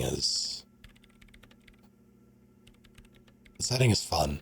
The setting is interesting, neat to play around in.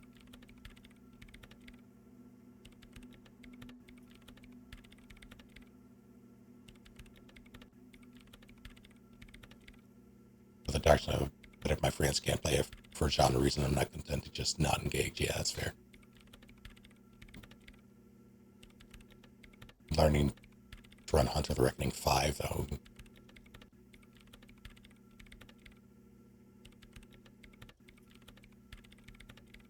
We did, God, this was a couple of years ago at this point.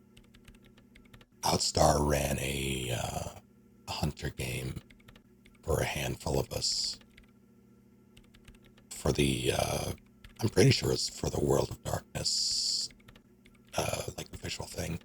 I think. I don't know if, I'm pretty sure she threw up those VODs somewhere. That was a good time.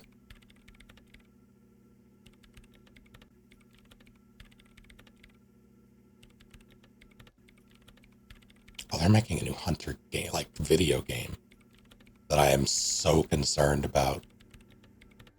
I hope that's good, because Hunter the Reckoning, I think I played it on Xbox. That was a very good time. And the one they're releasing or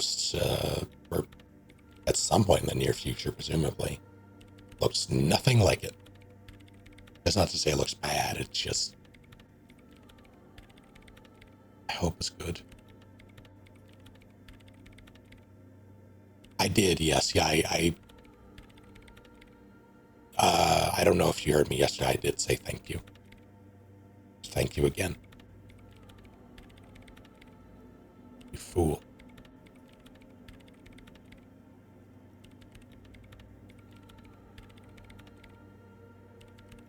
We got things from folks who worked on it. Obviously, can't say a lot.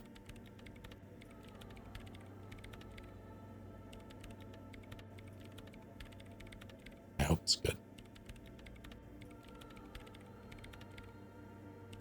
Hear anything? She doesn't answer, her eyes closed and brows knitted together in a state of deep focus, one hand cupping the headphone.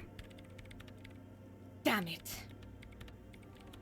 She lets out a sigh, a loud sigh, or tearing off her headphones. She's still avoiding your gaze. At least the world seems to still be alright. Yeah. Nothing happened. Let's move on. Despite her fear, she was hoping for something extraordinary to take place. What do you mean nothing happened? Did you find the swallow? No. She rests her face on her hands, massaging her forehead. No. My hypothesis was wrong.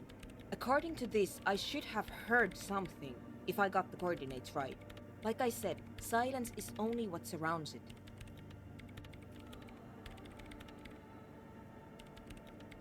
But this is just another failure.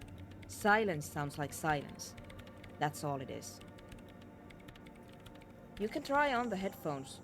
See if you can hear anything. But don't get your hopes up. Silence is silence? You're sure there's more to it?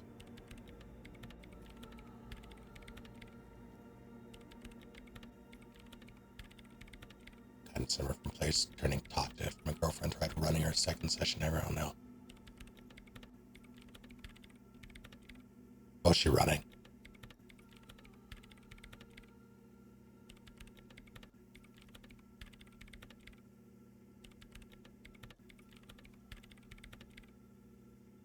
Enamored with the idea of low-power monster hunters, but I'm also not sure how my usual tables will take the sorry you tried to fistfight a werewolf and got turned into paste. Make new sheet.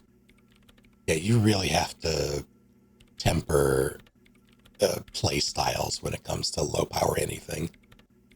And that's tough for a lot of people because role-playing, for many, it's a power fantasy. That's why low-level D&D is brutal for a lot of people. And if you're not doing milestone, you're doing experience, it can piss people off.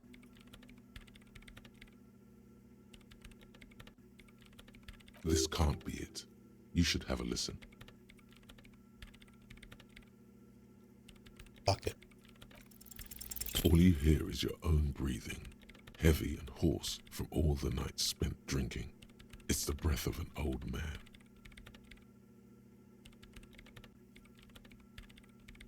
And past the goal end time, and the players in question got real petty. But there's something else. There has to be. Something big, something unexpected, something new, yet to be discovered. Ghosts, speak to me. As long as nobody asks how much XP the DM is worth. Easy answer to that, negative XP. Negative 50,000. When was the last time this world had anything new to say? Well, did you hear anything?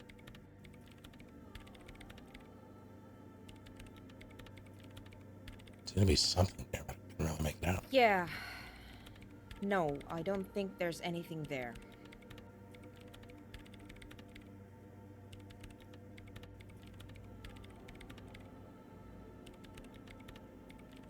Yeah, that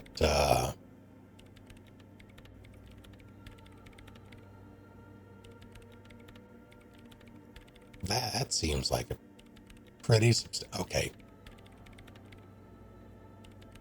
I'm annoyed for both you and her. Because it's not that serious. If you have to go, just say, hey, gotta be out by this, like, hard out. Right? But like, there's so many different ways to get out of that situation without resulting to name calling and pettiness.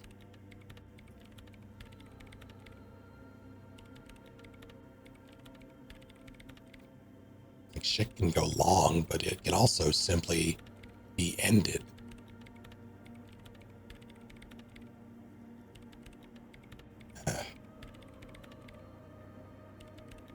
People are strange and off-putting. The lieutenant looks down at the floor, as if to say, you're wasting time here. Maybe the speed freaks can help you with this. Go talk with Andre. Oh no.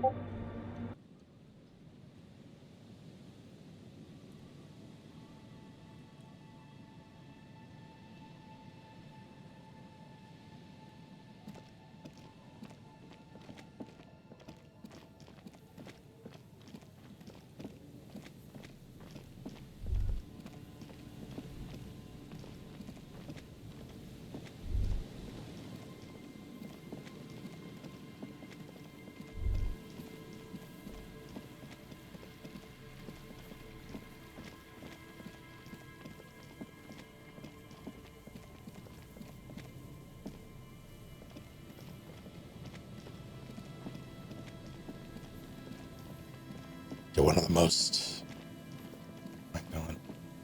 should be south, right?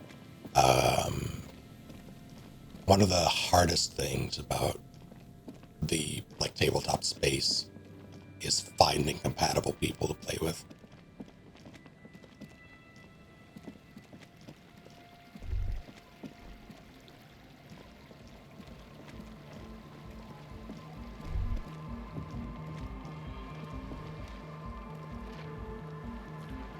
Like 5 years, yeah.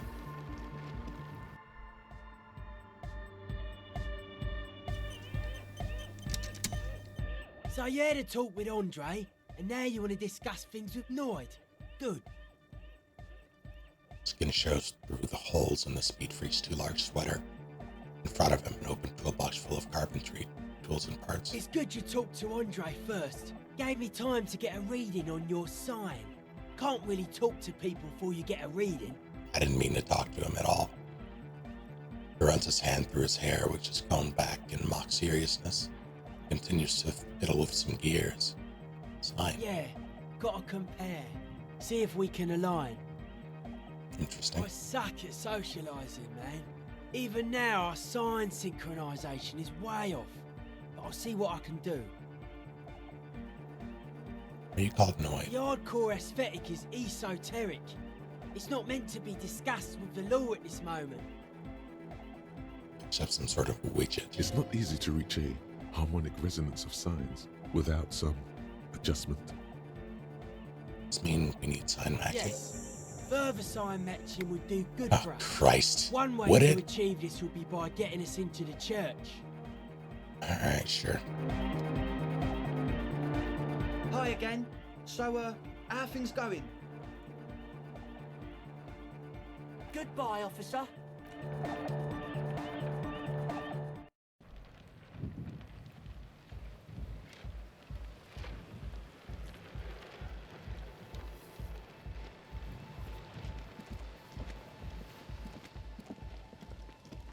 Hello again.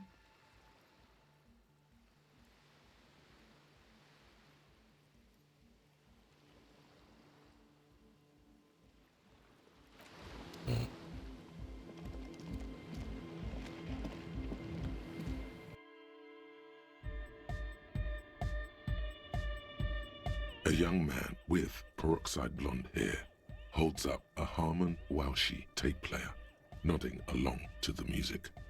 He looks at you with a knowing smile and says, as though you're supposed to be sharing some tremendous evangelical secret, Hardcore! Hardcore! What does that mean, really? Yeah! this young man adds a capital G before the H in his yegs and args. This produces a guttural, Gotwaldian accent and makes him sound more animal, more in it. Or maybe it's not Gotwaldian. Maybe it's Oranese. Probably an homage to Oranje, where Arno van Eyck is from, judging by his name. Could you be listening to an Arno van Eyck creation right now? This famous Van Eyck here. You know about him? He moves his mouth, but sound doesn't come out. His eyes are the size of saucers, much like he rendered him speechless. You know Van Eyck? And Estelle mentioned him. Good, good. The Advent? Could there have been a right way out of this garden of forking paths, you think?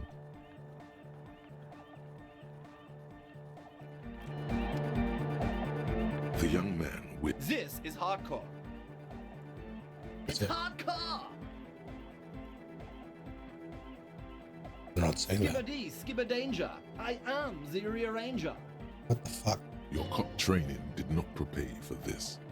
What to do? I don't think my person training prepared for this. Hi again. So, how are things going? I don't know it has a sign. Supposed to deal with that guy. He's a quiet man. Mostly communicates through music and by being a master of ceremonies. You what? You know, a host, a declaimer of slogans. He's a performer, gets the people going. Interesting, sire. A bit like you then. An MC for short. How do you communicate with him? Well, he's just kind of here. I don't really know how to communicate with him. Have you ever really talked to him? Yeah, sometimes. When I stumble and find my way into his center, you have to hear a lot of hardcore to the mega first though. The man smiles mysteriously, choosing to let the beat speak for itself. I get it. He's a puzzle.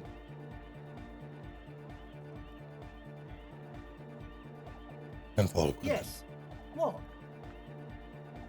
He nods enthusiastically, no doubt a little relieved. Oh yeah, that's a meteor and name for the founding party. Thought it'd be cool to use it. Come to think of it, I've never really looked them up, you know? I can't give you a precise definition. Yes? Goodbye, officer.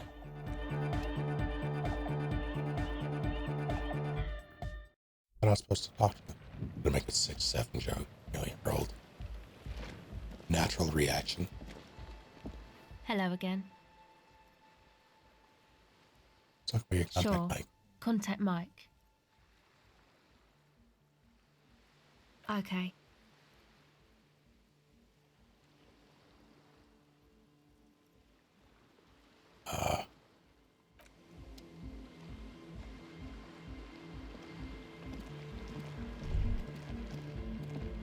I don't know if I can do that right now.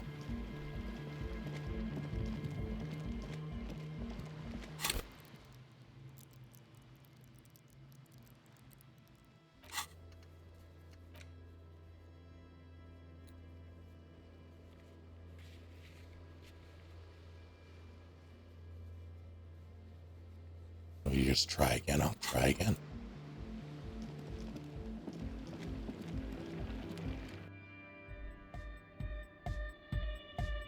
Back to the heavyweight jam. Says the young man with the tape player and the large Odero boots. Lung-shaped tree sprout on a silver belt buckle. Hardcore! Hardcore! Hardcore to the mega.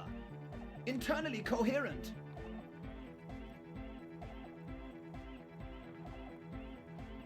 I was wondering. Good morning, yeah. 1, 2, 3. Yekokata, the place to be. What? Yekokata is a hardcore place. Yekokata is an abbreviation from the Gradian term, Zone of Ecological Catastrophe, an agricultural megaproject in the extreme southeast of the Gradian Isola. It involved cutting-edge approaches to irrigation and a completely new type of fertilizer. An intricate system of irrigation networks pockmarking the earth, intermittent seas of phosphorus mud, ripped tarpaulin fluttering in the wind. A pair of molten rubber boots also comes to mind. All in all, a truly hardcore place. We're close. True, hard, full, car. Hardcore. Hardcore to the mega. Internally coherent. All car, all right, yeah! He furrows his brow as his very large head traces the sublime invisible movement of the music in the very real air of the stuffy tent. Hardcore! Ah! Lets out an agonized roar of the feverish, obviously not too hardcore beat below. Is it though? It is. What is it? I mean, really? He tilts his head to the other side like an owl. Feels like you should reply with the very pinnacle of idiocy here, so that things get totally transcendent. But you haven't gotten there yet, so you don't know what to say. I don't know what to say exactly. Under the radar, over the top. We're close. True, hard, full, car. Hardcore! Hardcore to the mega. Internally coherent. All car! He furrows his brow. Hard! Is it though? Saying that a moment One ago. mind, one spirit. There's no other world. There's no other life. We're close. True, hard, hardcore. Hardcore to the mega. All right. Here comes the night. Fucking. We're close. True. Hardcore. Hardcore to the internally coherent. All car. All right. What are you doing? Gotta get the people going. Why? I'm the party boy. It's my job. What's the party boy? Hardcore party 25/7 beyond the winter's orbit style. Oh, Golden, how goes it? There is a place far away in Cutler, beyond a certain latitude, known as Winter's Orbit, where there are 25 hours in a day. It is a tremendously cold place, abandoned to drunks and failed rock stars, full of etonite, depression, and half-finished ski-flying hills. The Suru live there. We're close. True. Hard. Hardcore. Hardcore to the mega. Internally coherent. All car. All right. Gotta get the people going. I'm the party boy. It's my job. I think I'm also a party boy. Two on the track. Watch your back. Watch out for the heart attack. We're close. True. Hard. Hardcore. Hardcore to the mega. Internally coherent. All car. All right. Gotta get the people going. Sweet. Yeah. Request. I want everybody as close to the stage as possible. We're close. True. Hardcore. Hardcore to the mega. Internally coherent. All car. All right. He furrows his brow. Hardcore. Ah! Seriously, a little worried it isn't. The question is, what is the question?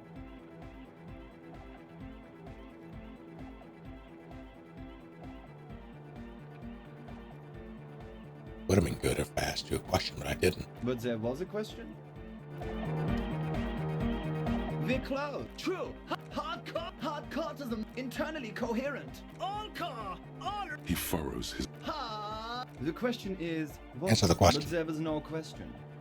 I'm gonna kill him. We're close. True. Hardcoreism mega internally coherent. all car, all right. Yeah. He furrows. Hardcore. Is it though? But is it? I mean, really? Question, what is the No, question? but seriously, I'm a bit worried it isn't. He frowns and starts bobbing his head back and forth once more. Don't be alarmed.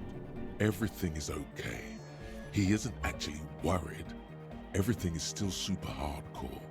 What he probably means is, it could be even more so.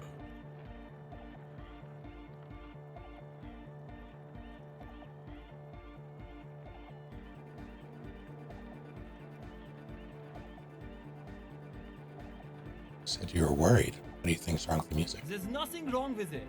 I'm still in love with the hardcore. He turns pensive all of a sudden. Sometimes I just feel like anodic music is in its infancy, you know? For example, take this Arno van Eyck jam I've been pumping for the last months, and will continue pumping for the rest of 51. Isn't something holding it back from being hyper? He thinks for a moment. Then his expression clears. It's like it's only ultra. I think it's super hardcore, but you're right. It's not hyper hardcore.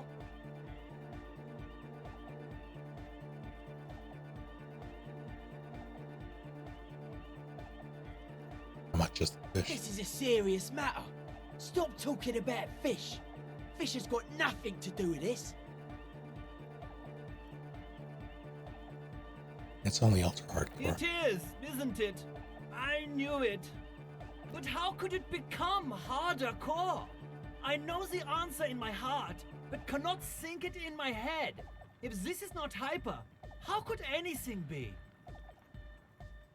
Try to think if anything can make it harder core. What? Guys, there's something happening in his head. No, that's how you know this game is fake. There's nothing up there. Oh yeah! He's doing it! No, he's not. But you're not. This is almost certainly a matter that surpasses the limits of reason. My imagination fails me. I know! So does mine! He laughs and shakes his head.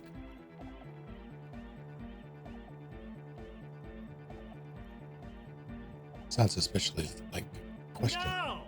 This is the answer! I'm the police. Uh-huh.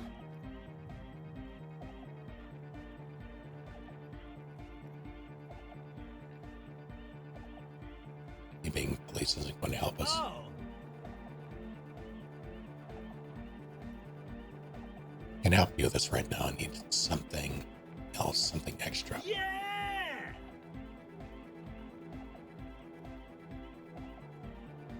Are you a thought reader? No nation, but transnation! No war, but class war!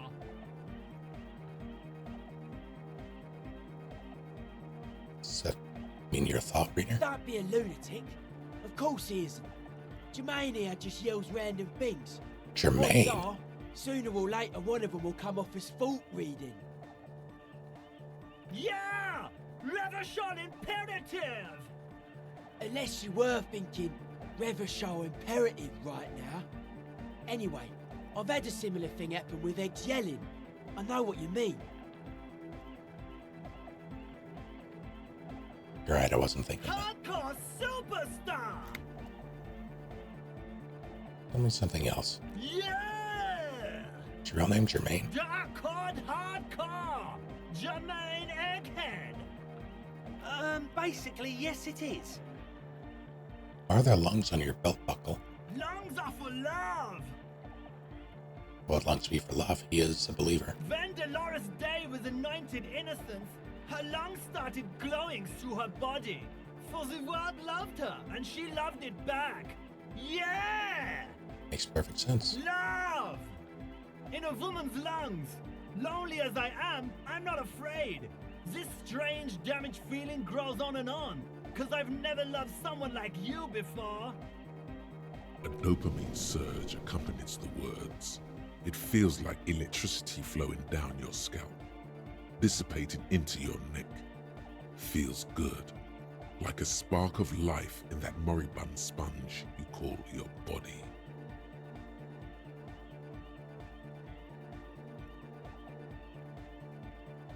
Goodbye. All right! Here comes the night!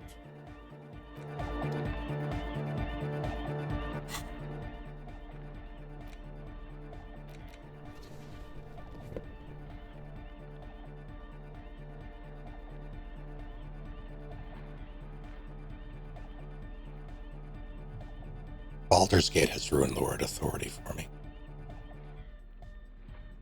And by that I mean made it significantly better.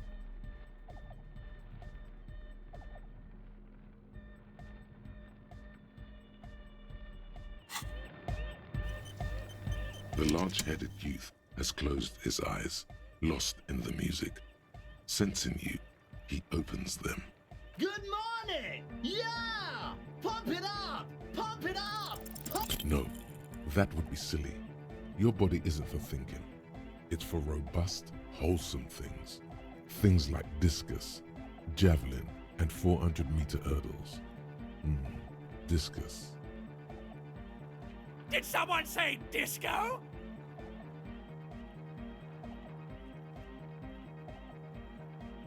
Okay, sure. Maybe your body can tell you what Arnovan X-Jam is missing to make it harder core.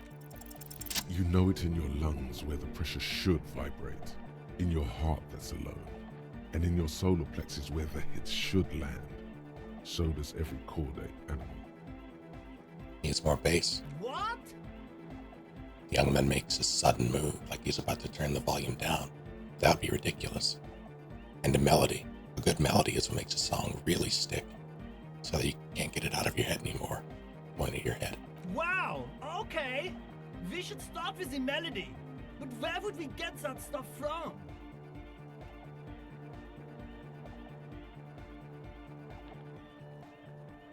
I don't know, I was thinking you would. I'm sorry, I You would don't know anything about Nordic music. I'm just the party boy. I get the people going and say it's hardcore. He feels ashamed he can't be of more service to the future of dance music.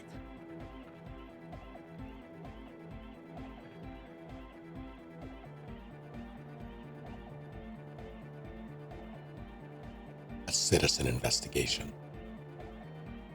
Cops shouldn't touch music. The young man falls silent with appreciation. He even tries to contain his smile, as if it could hinder your investigation. I've not sung karaoke yet. Basically, what you need to find here is a tape with some banging music on it, so that Egghead could use it to remix Van Eyck's Jam. Yeah, maybe that street hawker across the pawn shop has got some tapes to sell. That's just an idea. Anyway, that's all yours to figure out, Copman. Copman! I have a tape with me. Tape! Yeah! Spins the tape until the space escape! Yeah! Oh, that's fun. Righteous! Takes the tape and attaches it to the empty reel slot. And over here he listens and shakes his head. No! No, can't do! This is gonna make people sad! This isn't sadcore! Do it, I can use it. Yeah! Fine.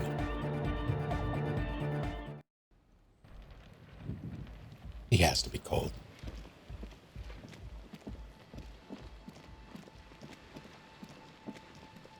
I love running full sprints across cracking ice.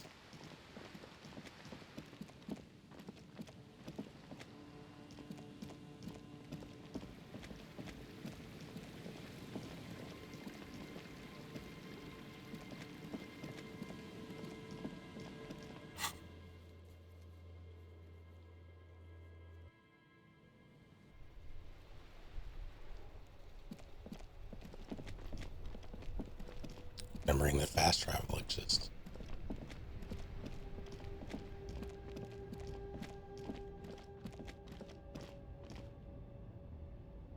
You see a Samaran street vendor surrounded by a motley assemblage of goods. When he realizes you're looking at him, his face breaks into a wide, welcoming grin. The name Sileng is embroidered over his breast pocket. Happy shopping, officer! Everything's cool here. It's so cool. Everything's cool.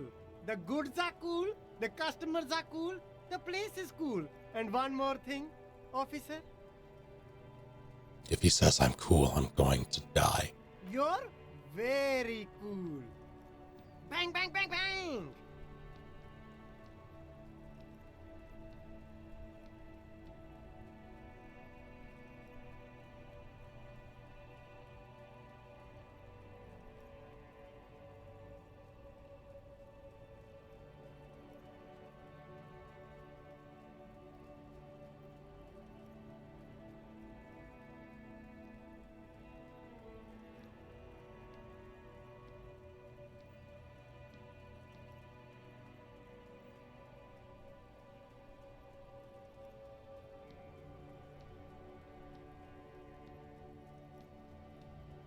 I can't stress enough how much I nearly ended the stream right now.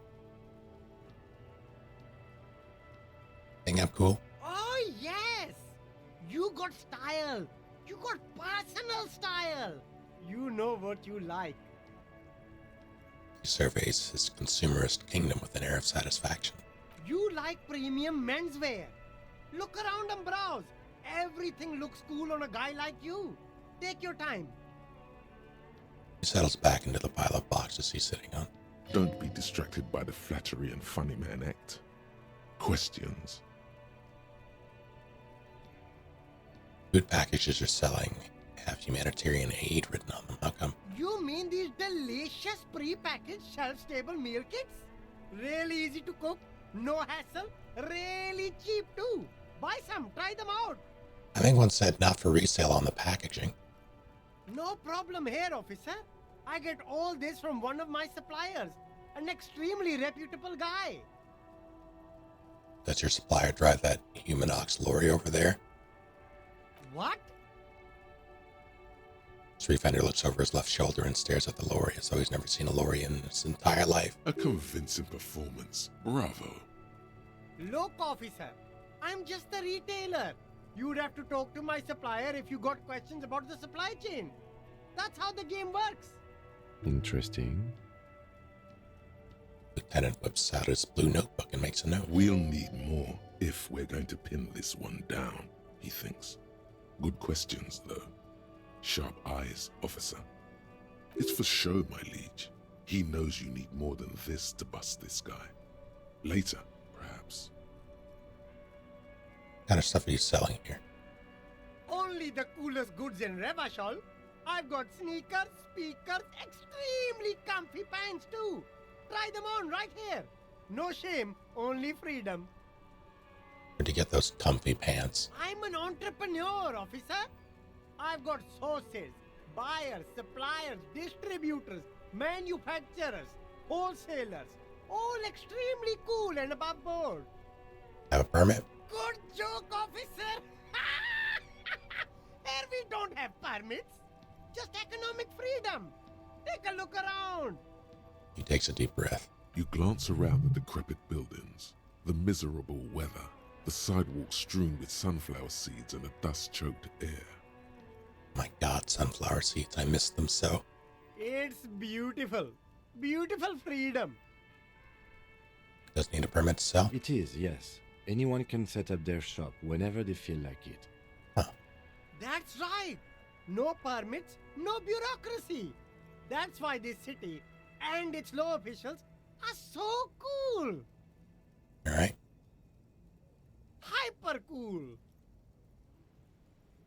Is there a discount? No need for discounts at ceilings, officer. Everything's already on sale. Anything you want, 50% off. But did he first mark them up 100%, just so that he could put them on sale?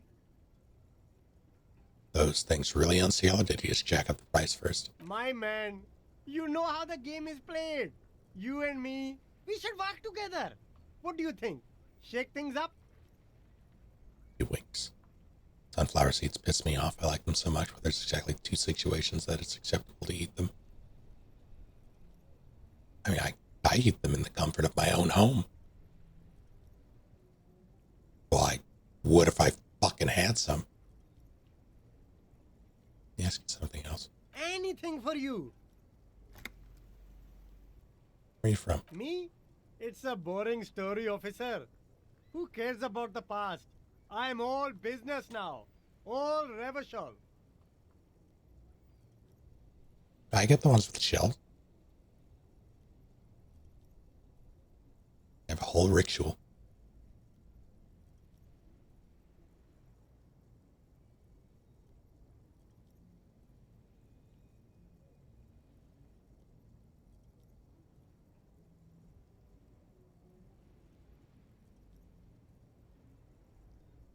Ritual, wow.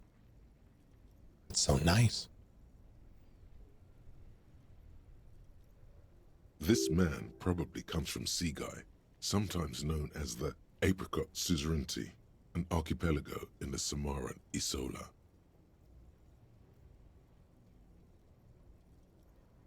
See, guy, apricot suzerainty.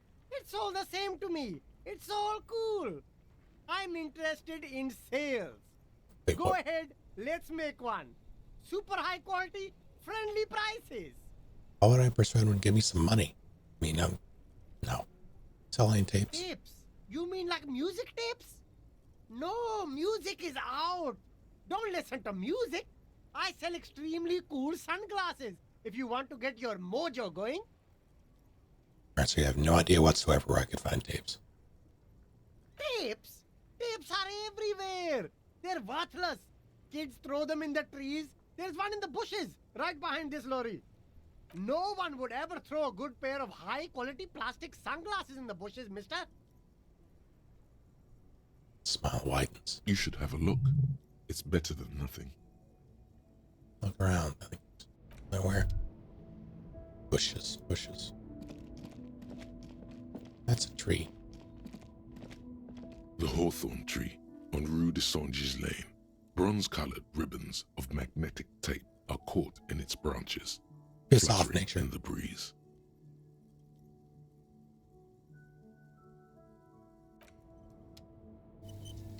I want this A tape. gnarled hawthorn tree on Rue de Saint-Gilles Lane. A wintry breeze blows by, making the magnetic tape flutter.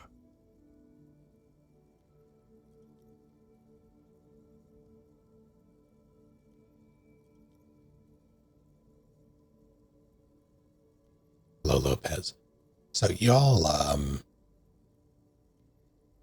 for you Star Wars appreciators out there, you know the scene in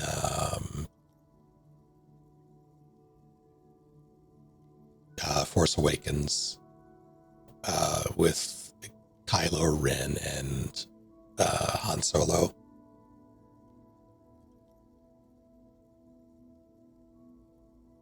Han looked so pained because he's in so much pain.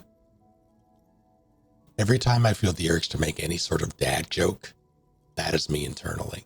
That face. I nearly said, "Hi home, I'm Snake."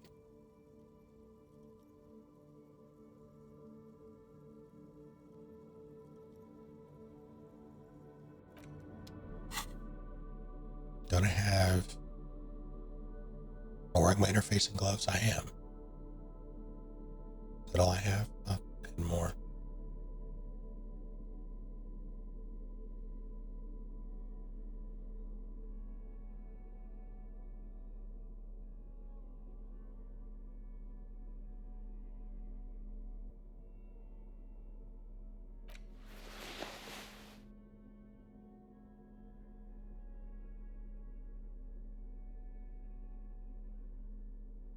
I don't like having -1 logic. That pisses me off. but I like having, I can do with,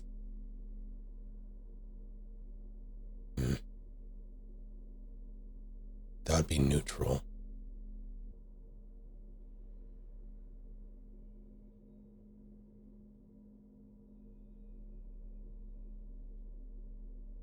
What does this hack to me? That's one encyclopedia. This is...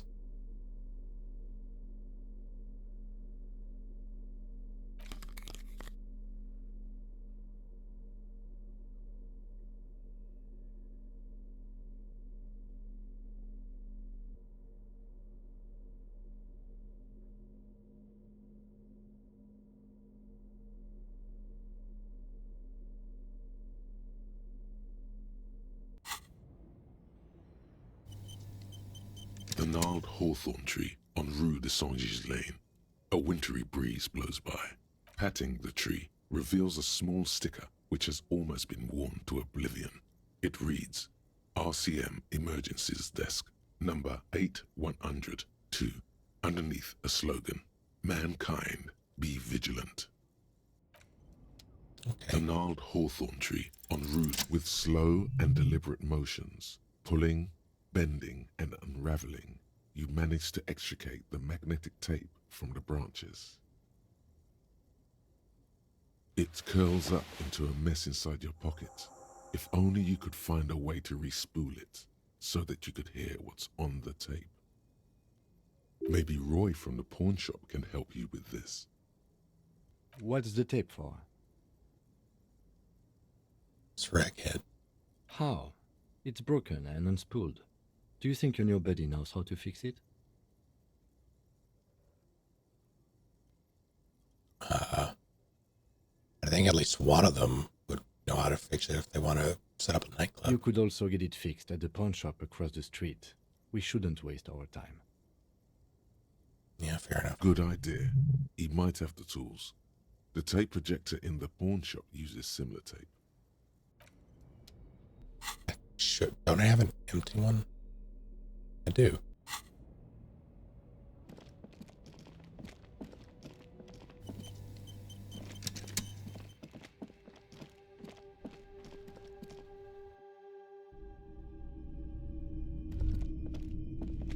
If you don't mind, please put the flashlight away.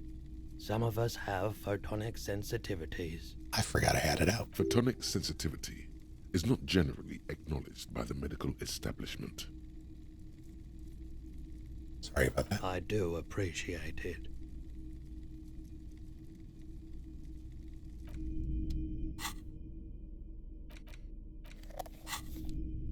Hello, hello. Let me know if I can help you with anything. Fix You this. mean re-spool it? Yeah, I do, but Great. I'm not some Mr. Fix-It.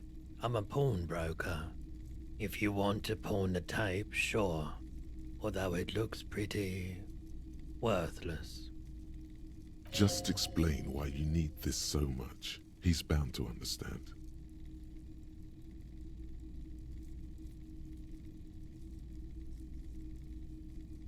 Could be the next big thing for the local dance music scene. What do you mean? The little church down the coast. Yes. What about it?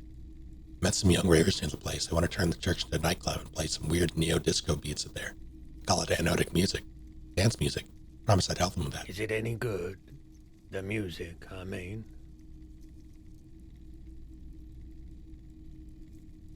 No, that's the thing. Can't believe how unbelievably thin the beat is. There's nothing to it. No bass. Just goes zzz, zzz, zzz. But this tape can make it hardcore. Man, you're really invested in this. Looks at the bunch of tape in front of him. Shimmers under the shop's dazzling light show. Okay, I'll help you out. It's going to take a moment, though, so just sit back and relax. You take some time to look around the store. The play of visuals all around the pawn shop is mesmerizing. Suddenly, Roy turns back to you with a reel of tape in his hand and coughs. Well, this took more than just a few moments. That was at least 15 minutes. Yeah, it was. Respooling isn't that difficult, although I had to mend the tape in a few places.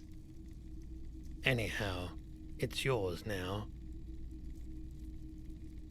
Thanks. Yeah, my pleasure. I'll do what I can for true passion projects. Just try not to use this tape for negative photon emissions. Yeah, you Take got it. responsibility. Okay. I wanted to ask about my missing gun again. Sure thing. People from Everett Clare's union come here to track that gun. Maybe. Shady-looking guys came in here yesterday, looking like they'd just taken off their Wild Pines overalls. They asked if I have a police weapon to sell. I told them I already sold it. They went their way. It was a trip, but you know, all sorts of people come here, asking for all sorts of things. Maybe Claire really is tracking down your gun. People as oleaginous as Everard seem like they're lying, even when they're really being truthful. Thanks for the review. Sure, man. Appreciate it.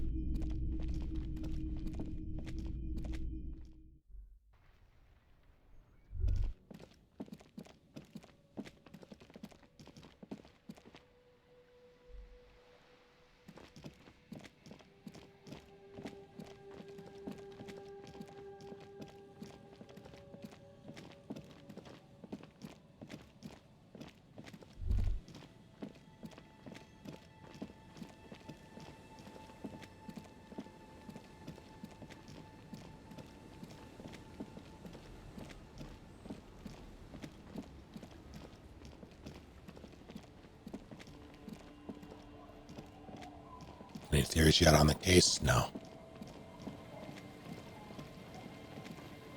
Well, rather, they're protecting someone. I just don't know why or who they're protecting.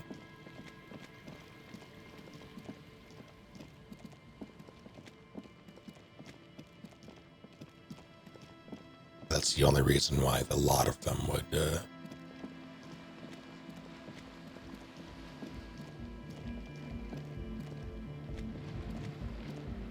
but I'll say that. The large-headed youth has closed his eyes, lost in the music, sensing you. Good morning! Yeah! Pump it up! Pump it up! Pump it up! Here. Yeah! Remix time! Tape goes here, into deck B. He clicks a switch, the tape starts spinning. A hand on his ear, he listens to the audio through his headphones and shouts. Wow! Did you get this from Arno himself? A great excitement is bubbling to the surface within him. This is big. What do you mean? Listen, I'm just going to show it to you. Ready? Ready.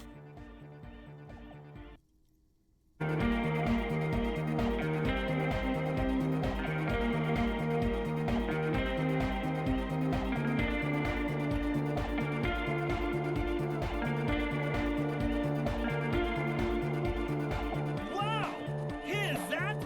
The signs match perfectly! Now, if only we had the beat for the full assault, it would be unbelievably hyper! Intriguing. The way I see it, Van Eyck based his remix on some famous original piece, like a folk song, something local. Seems you found an initial part with the main melody. I think it's just happenstance. Chaos in action. Contingencies of our limited existence. That and Egghead's fantastic talent. He nods to his friend behind the turntables. Noid's right. Egghead's technical talent is the key. No, this is definitely part of the same song. Something cut from it. It fits too well. Something mysterious is going on here.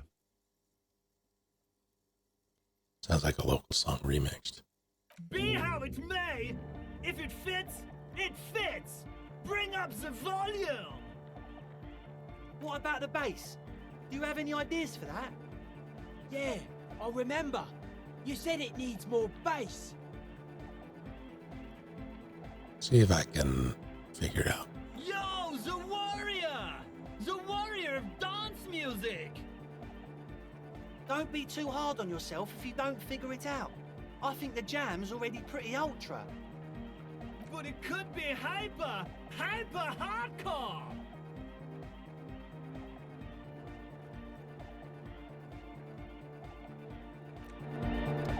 He's syncing perfectly by coincidence happens more often than you'd expect. I mean, a lot of it uses the same time signature, so it makes sense.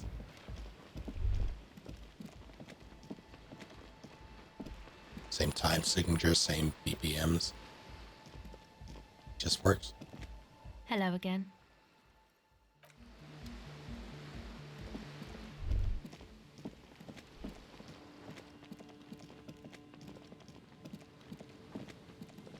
Music theory is a hell of a drug.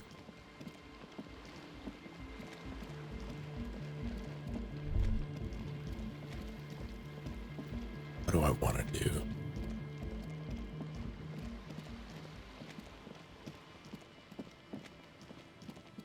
Oh, I know what I want to do.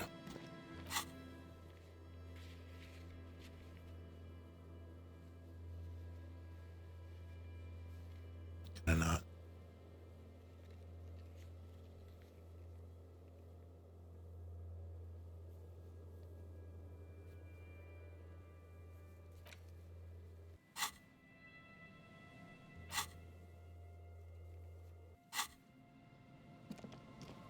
I think I have to go to the church before I can actually do that.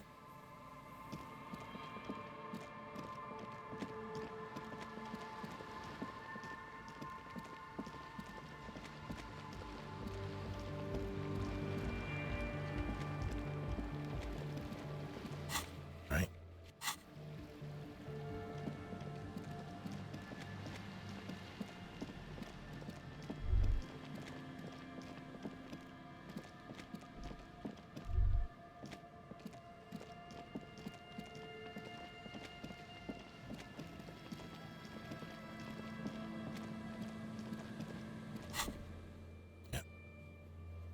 Good.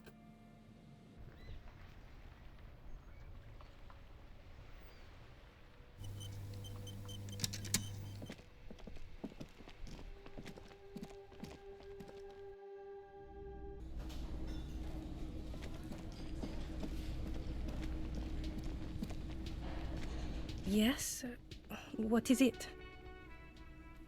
We're both police. I don't know what to say.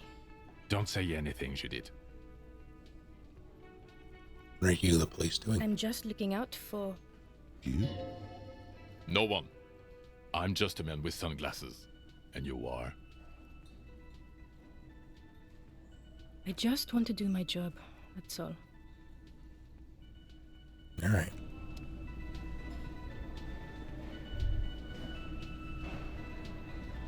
Good luck, detective. Hello, officer. Name's Gary. Boy, am I ever so grateful to you. But I'm not the only one who wants to thank you. That's towards Lena. Oh, sweetie, I don't even know how to thank you for finding my husband and helping him out. I hope we haven't been too much trouble for you. Just doing my job. Here, I want to give you a small token of my gratitude. It's a tie, Mexican origin. The pin is an antique, quite special. The little silvery knob holding the tie together feels warm in your hand. It's in the shape of an avian skull with 8 eyes. Oh my goodness. You could ask her about this when you get the time. It's probably a cryptid, but the phasmid, of course, is more important. Horrible Tie will said, yeah, I don't know if I can do that to Horrible Tie. Never told I need to see the stats first. You never told me you've seen the phasmid. Oh, you don't want to hear about some old woman's ramblings. Don't I? Ramblings? Nonsense. Your description of the phasmid is the most precise I've ever heard. But darling, I didn't even get the size of it right. You were a child, my dear. Really. It's extraordinary what you were able to describe. Now go on. Tell our friend about it. He's proven his interest in the field. Reflexively, the lieutenant readies his familiar notebook. Well, it was summer. I was building a racing track out of sand on the beach near a tall stand of reeds. Quite a tall one. Many times my height, I remember. When, all of a sudden... Wait, where is this and how old were you? I'm getting ahead of myself. I was 5.5 in Betancourt in the suburbs. My grandmother had a summer home there. She'd just started forming memories. Real memories. Not the billowy haze of infanthood. What happened? The strangest moment of my life. I looked up and one of the reeds moved. Not like a plant, but like a living thing. It stood up and looked at me. Its body unfolded like some antique toy. I've never seen anything like it. I didn't know this can happen, so I reached my arm and touched the thing.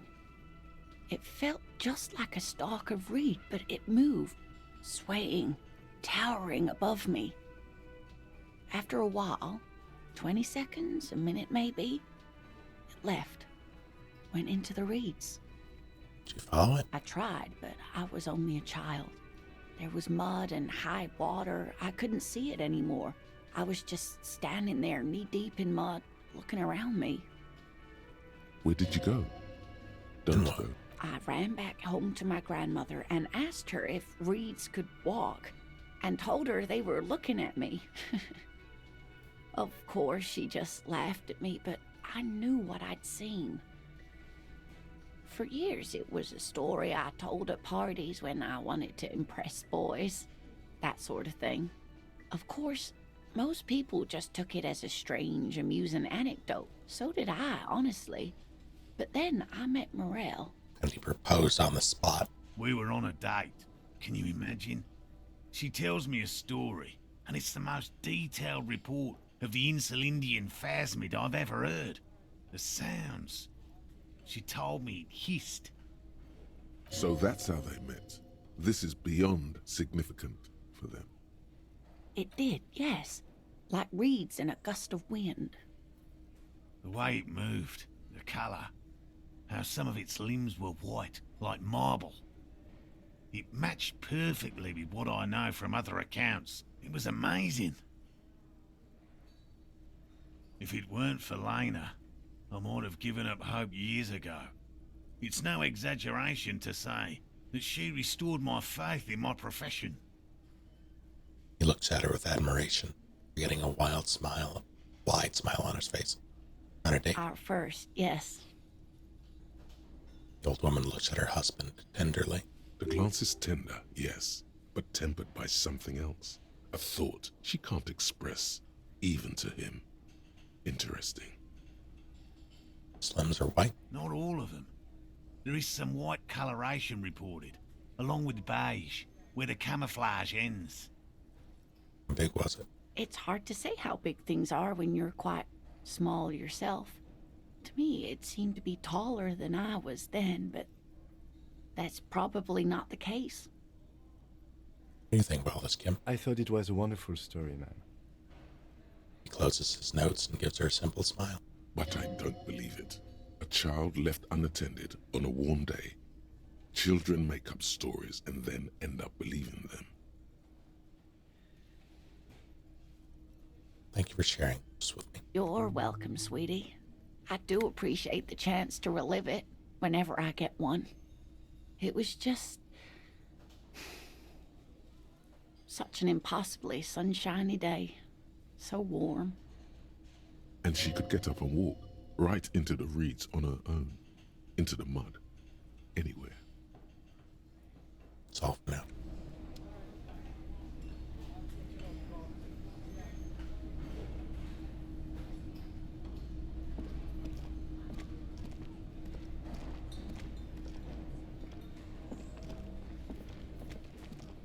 There's something else I wanted to do. What was it? It felt important. No, I wanted to check out the dive for one thing. Oh my. It's a better tie. I'm sorry. Perfect necktie, but we should start seeing other people.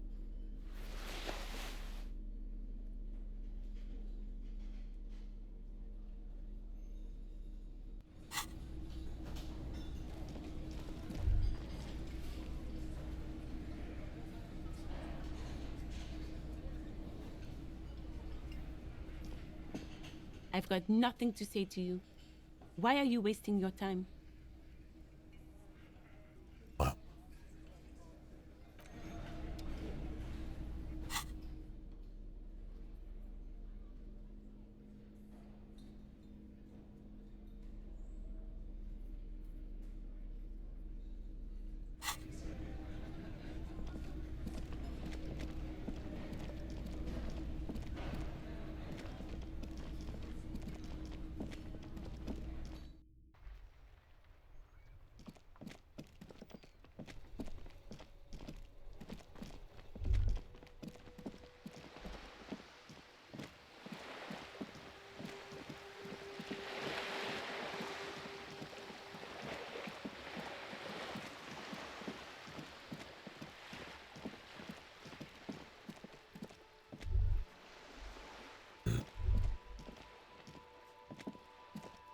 Hello again, officers. Have you come to admire my mural? Has that been the coal room yours? Ooh. Not only have you found my address, you've discovered my biggest secret. I'm a coal miner. You have a real home? Does anyone in a city like this? She replies wistfully, looking around. If there's pain about any particular home she's lost, she's buried it deep, fortified herself against it. It's not the nicest place, but I guess it'll have to do. It doesn't have to do anything at all. Nothing does. Like me. Right now, I'm doing nothing at all. You're a miner? Yes. I keep hoping a shaft will collapse on me, but somehow it never happens. Cool. Shoot, Piggy. Cool. It's what you do, isn't it? I mean, not currently. I don't have a gun.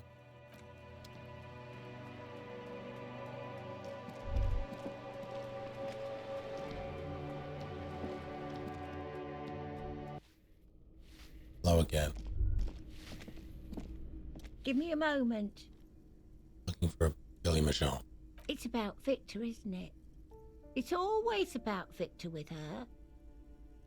You'll find the Michons in apartment 20 upstairs. It's one of those doors on the balcony. Thanks.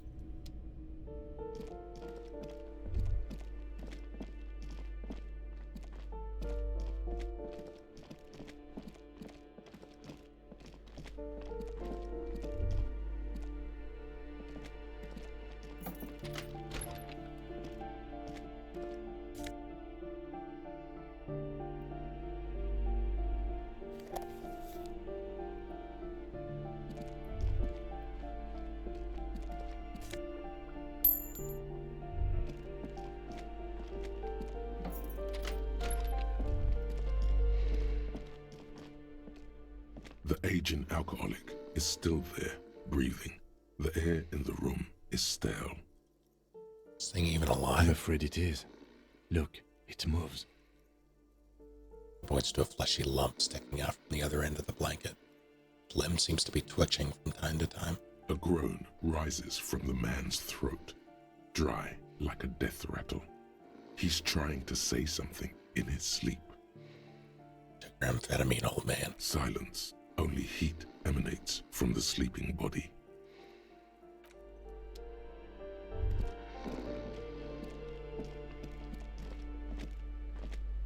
Nope.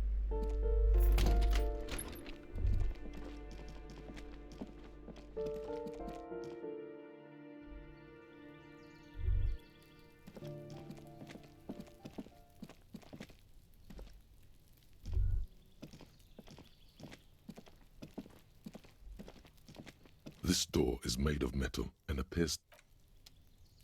It's not the one I'm after.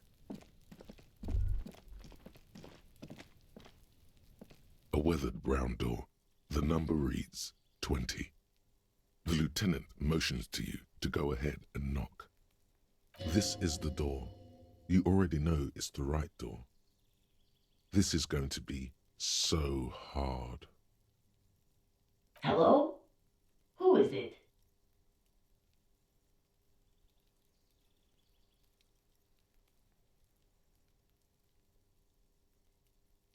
Is this Billy Michon's home? It's the police. Please open the door. Police?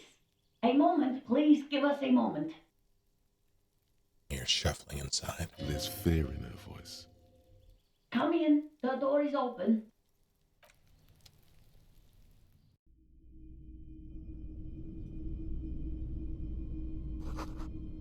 Windows covered in old newspaper clippings. This is gonna be rough. Can't they afford curtains? It's you from the bookstand. Yeah. Fucking knew it. She just looks at you for a moment without knowing what to do. I don't think I introduced myself properly. I'm Billy. Would you like something to drink? She looks around the Tea, kitchen. lemonade? We're out of coffee. The lieutenant has taken off his foggy glasses and is busy cleaning them in his handkerchief for now. You're on your own here. He must feel vulnerable without his glasses. Is this why he's letting you take the lead?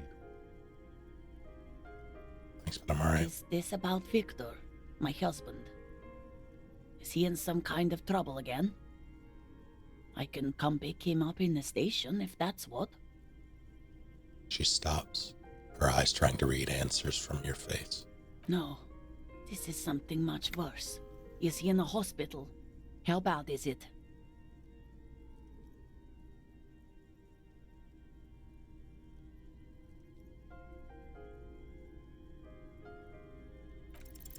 You've done this before. Just keep your focus. Ma'am, I'm very sorry to say, but your husband, Victor Majon, was found dead on the Martinez boardwalk. What did you say? A great and terrible spike. The blood freezes in her veins. Your husband, Victor Majon, is dead.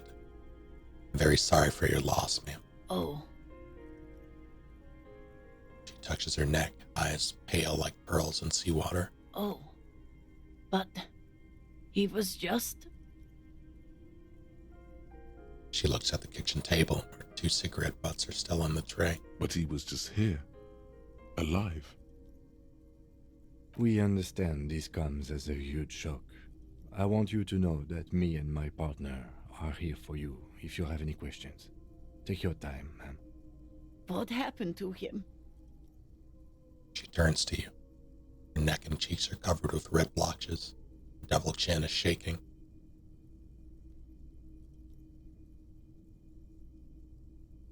It was an accident. He fell through a hole in the boardwalk and hit his head. Was he drunk? Alcohol may have played a role, yes. I see. And you just found him there, lying in the cold. How long had he been there? If you say 2 days maybe, it will be etched in her mind forever.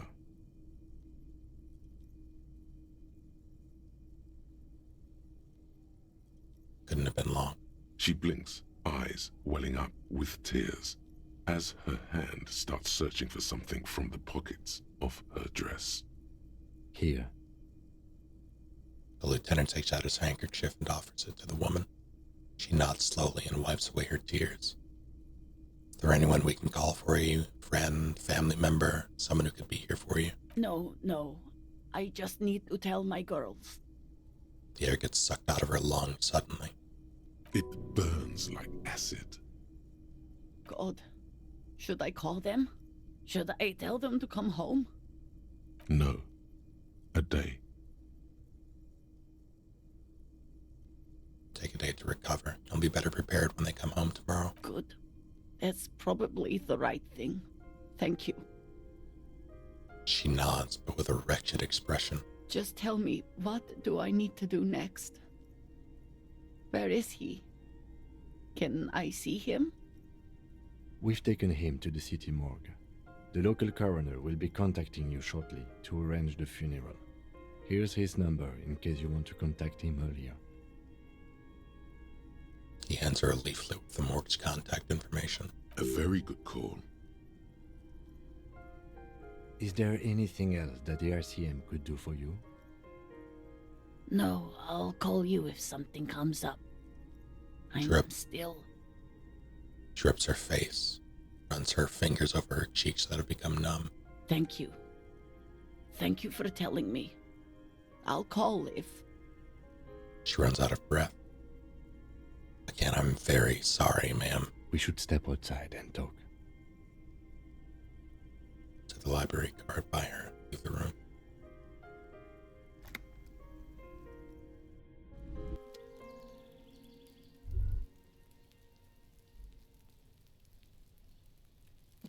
You did well. The lieutenant says as soon as you've left the apartment. The balcony feels cool and quiet, with a stunning view over the district. But now? I'll call the station tomorrow and let them know the name of the deceased. That's it? That's it. We should get back to our case now that our duty here is done. Right. It's closed then. Let's go.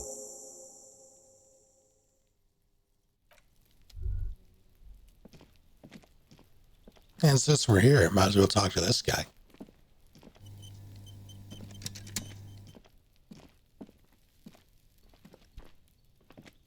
Gendarmerie, you found me. The young man on the balcony gives you a bright smile before taking another drag of his cigarette. It feels like a Friday. He seems to be in a good mood tonight. You got your hint. Found the key right under that stone. Beautiful. He replies, smiling. As he looks at you, something sparkles in his eyes. So tell me, are you here to make things right again?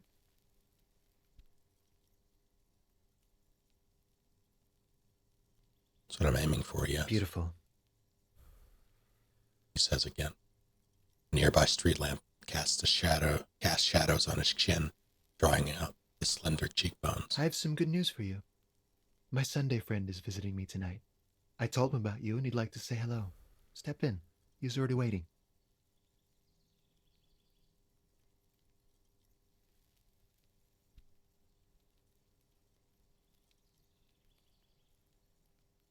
Today is Wednesday? Thursday? Friday? Feels like... Yeah, it does feel like the end of the week. Such gentle weather. I want to meet your friend. Trust me, you do. Very well, I'll talk to him, but first I want to talk to you. I have so many questions. That's nice, but I don't have anything to tell you. It's my friend you're looking for, not me. He takes another drag of his unfiltered cigarette and looks around. It's getting dark and the neighboring windows have lit up one by one. Those things will kill you. Besides, I've got to run. He's going to leave you alone again. That's sad. Run where? To the city. It's a beautiful night. Okay. Only if you promise that we'll talk again. It's important. Something flutters in the corner of the lieutenant's mouth as you're saying those words. We'll talk. Just not tonight. Take care, all right?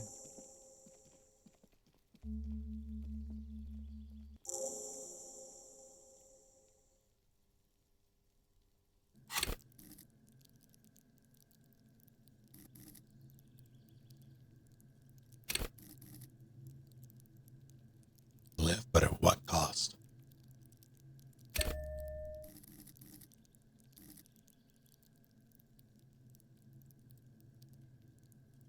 How'd it go? Can I date that smoker? No.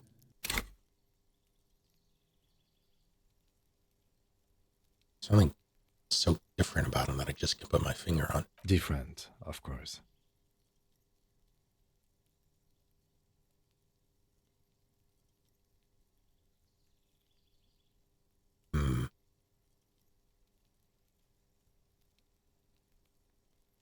What? Why is his shirt always unbuttoned? His shirt. His shirt? His What? shirt. What? He's trying to dive deep into the mysteries of his shirt. His shirt? No, I don't know why his shirt is always unbuttoned. His mouth tightens as if he's still trying to hold something back. Come on, detective, let's go. We've got a potential witness to interview. His Sunday friend, remember? What just happened? Now knocks at the apartment door before you.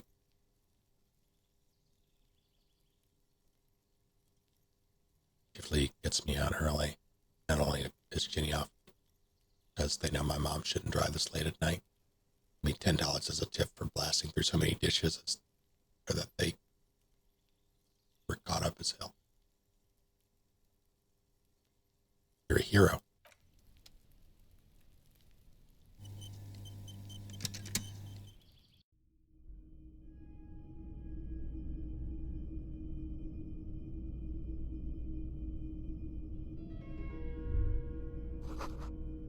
Quarterly business magazine. Just let me in. I guess he has a friend here.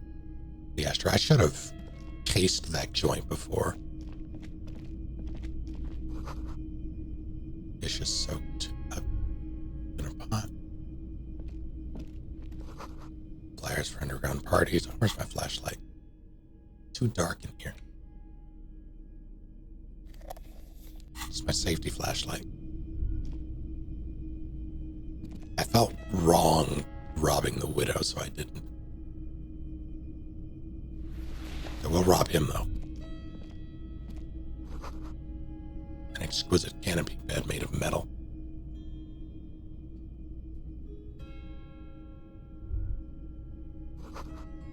Buckets of paint on a layer of old newspapers.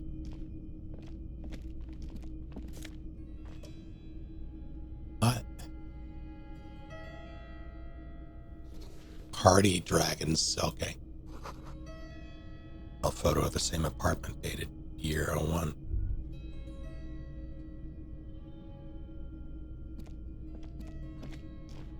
Officers of the Revachol Citizens Militia. The man in business casual removes his cufflinks. You shouldn't be seeing him in an intimate setting. For some reason you feel this man is your superior.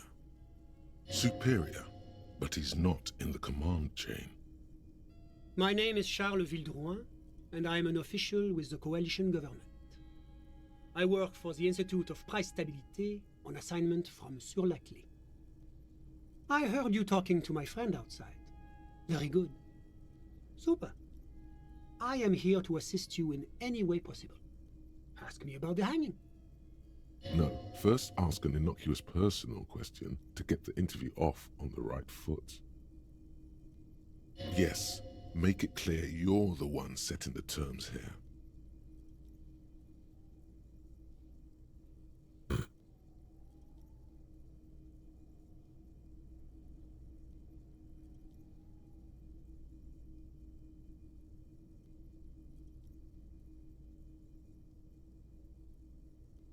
This beautiful silk rope from? Oh, we got it from an atelier in the East Delta Commerce Center. Personally, I think it's a little culturally insensitive, but the material is great. Sadly, the shop is now out of business. That's really all I can tell you about it. Forms a little rooftop with his fingers. Cold air sweeps in from the balcony. That didn't work at all. The lieutenant takes out his notebook and nods to you to proceed.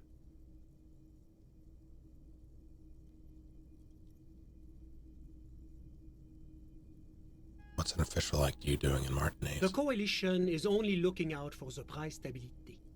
Inflation is a killer, like a heart disease blocking the normal circulation of the economy. It must be controlled. The economy impacts the entire international community, which is why it requires international oversight. What are you doing here in this apartment? Well, I'm renovating it. It is an interesting project.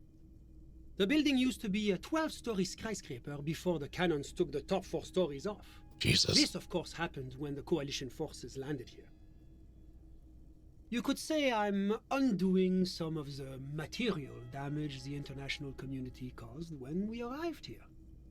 So you're some kind of bureaucrat? Yes. As I said before, I'm a commissioner from Sur-la-Clé working for the Institute of Price Stabilité. This is one of the main projects of the Moral Inter. Wait, there isn't actually an Institute of Price Stability, is there? Or maybe there is. God, it's impossible to understand whether someone from the moral intern is joking or not. Tell me more about Silicon. What's there to say? Sur-la-Clé is a modern, urbanized country that measures very high on the Human Development and Freedom Index. Mostly, though, it's known as the executive heart of EPIS. Moreover, it is a great sponsor of less emerged countries. Revachol is only one of its many darlings whose progress it supports and cherishes. Why? Because a great percentage of Revachol's culture hails from Sur-la-Clé. Its language, its people, its cuisine even, or at least in the downtown La Delta area. There's this international community. La Communauté Internationale is what Revacholians colloquially call the Coalition. In other words, the nations that stopped the disaster of the revolution. What do I call the coalition? Your employer, technically speaking. The governing authority of Revachol. The RCM is but one part of this provisional administration. It is the most important thing. Doesn't tell me It's anything. the central goal of any sound monetary policy. Maintaining the price stability is essential to maintaining high levels of economic activity, which is essential for maintaining high levels of employment, which is essential for maintaining the social stability. Basically, it makes sure the price of bread doesn't change. Précisément. Too much inflation, bread becomes too expensive. Too much deflation, it becomes too cheap for bakers to produce. That's why the Institute of Price Stability works to keep inflation just below 2%. 2% of what? Not too far below, no. Too below is also bad. Below, but close to 2%. You're not answering my questions at The all. coalition believes in the importance of informing the public about the benefits of the price stability. Transparency is one of our principles. Would you like an informational pamphlet? Here, you throw this away. Sure, give me a leaflet. A sound monetary policy is essential for addressing uncertainty. Stability is the raison d'être of the moral intern. It's the reason why I identify as a moralist. Never understood inflation. Maybe I should Google. Yeah, I just actually do so on a work computer, so they know you're serious.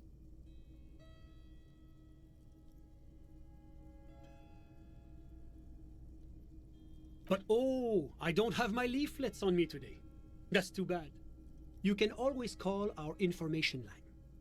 Making information available is part of the moral intern's commitment to transparency.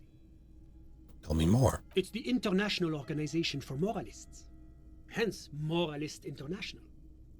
The Institute of Price Stability is just one of its many mind babies, as is the coalition.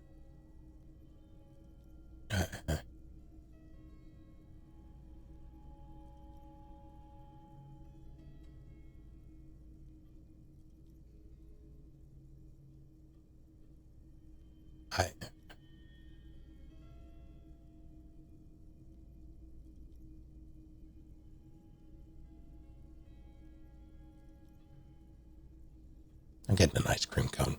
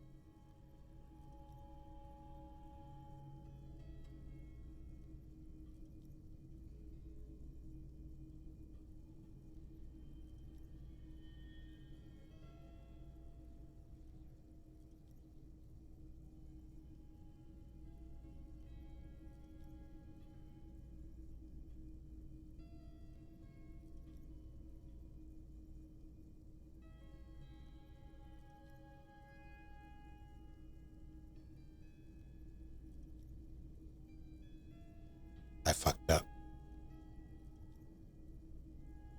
I made a grievous error.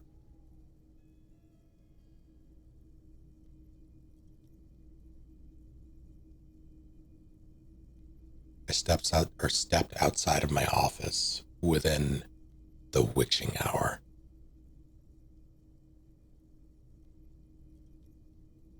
All 3 cats right outside my office door.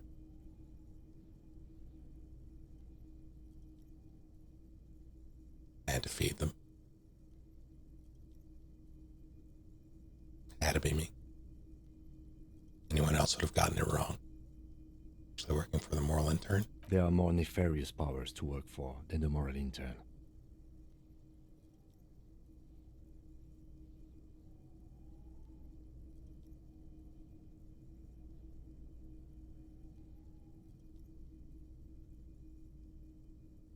There did not come a tapping.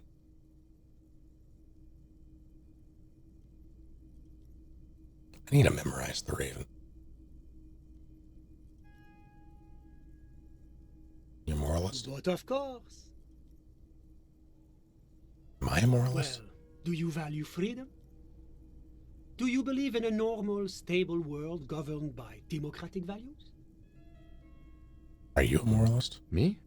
I'm a lieutenant of the RCM, dedicated to maintaining law and order in Revachol.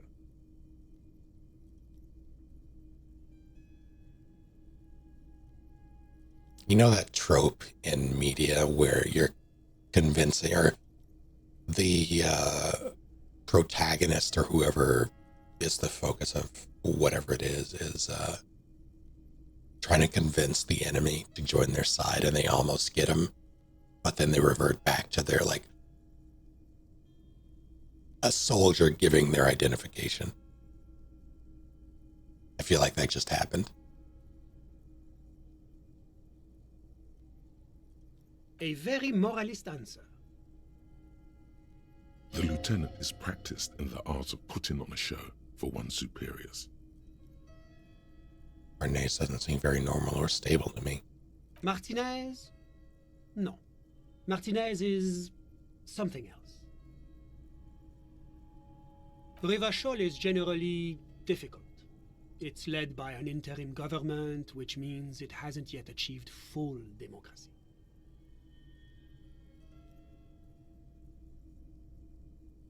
But they are working towards it. You're all doing very well here, relatively speaking.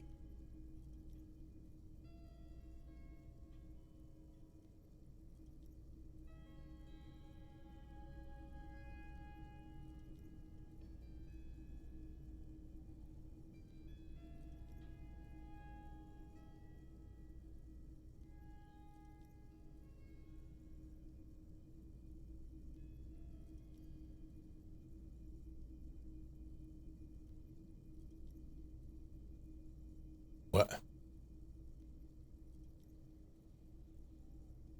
It's like every time I'm talking to people, I'm choosing option D, none of the above. It's immoralism. Is this option D usually the most reasonable answer? Everything else is super extreme. I'm living with a bunch of lunatics. Sounds like you're a moralist indeed, my friend. Welcome. Oh boy. Moralism is all about compromise and achieving the achievable. It's pragmatic, realistic, and level-headed, an ideology for doers. Are you a doer, my friend? It looks to me like you are.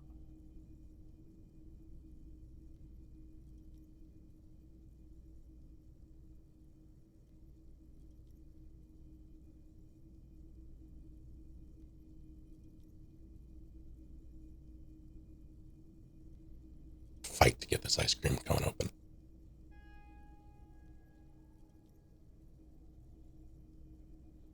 Now, enough of this delightful political interlude. Was there anything else you wanted to ask? Whatever you wish, officer. I'm sorry to say I did, officer.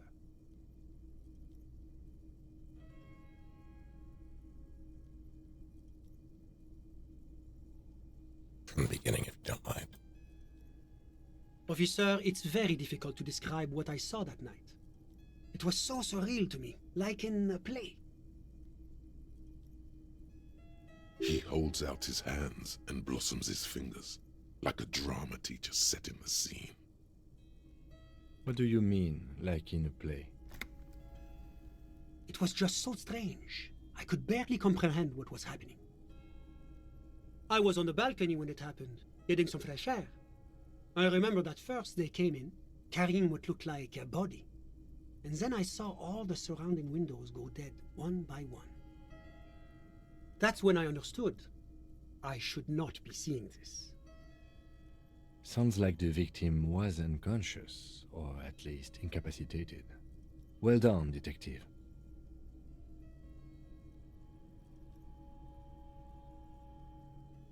Can you describe them? Probably too dark. I couldn't see their faces well, Yeah. and there were quite a few of them. But they were very loud and very Martinez. Pauses, looking for the right wording.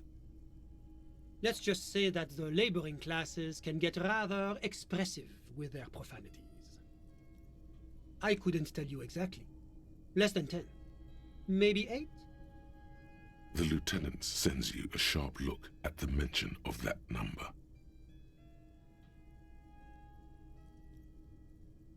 Any of them huge? That's a giant you're describing. No, they were all quite human, as far as I could tell. What happened next? I went back inside.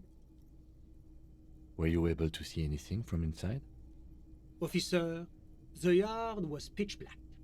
There was nothing to see, but I could still hear their voices. They were threatening to kill that poor man. Men, women? All men, I presume.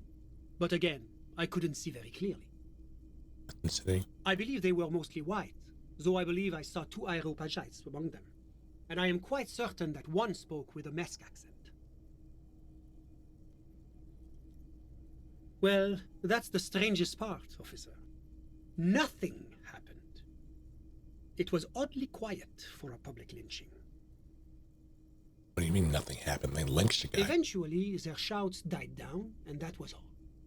There were no gunshots, no celebratory shouts, no anything. Why didn't you call the RCM? You're right, of course. That is what one is supposed to do in such circumstances. I was simply in shock.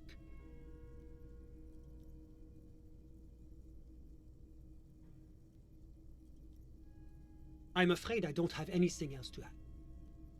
About what time was all this happening, approximately? All I can say is that it was late. My watch. Yes, now I remember. It was 30 minutes past midnight, give or take. You didn't actually witness the hanging itself, did you? No, I didn't see the corpse until the following day. Those are all my questions. I Of forget that. course, anything I can do to assist the RCM. Ah, my friend. My friend is a good young man. His family immigrated here from Kedra, and life has not been easy for him. But he understands the importance of education. He has taken his future into his own hands, and that's all that matters.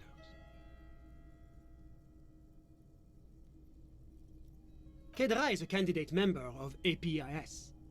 But, between you and me, their potential membership is a more contentious issue. That it's never going to happen.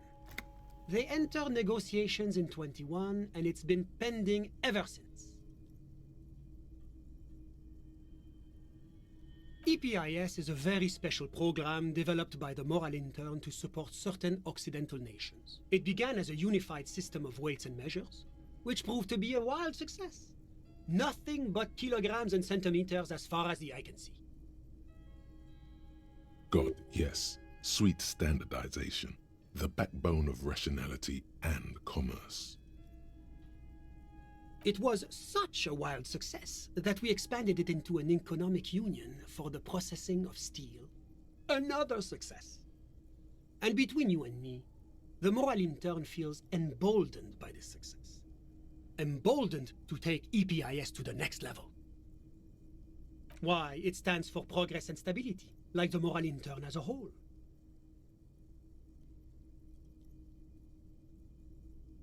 It's been such a wild, extraordinary success thus far. We are very excited to take it to the next level.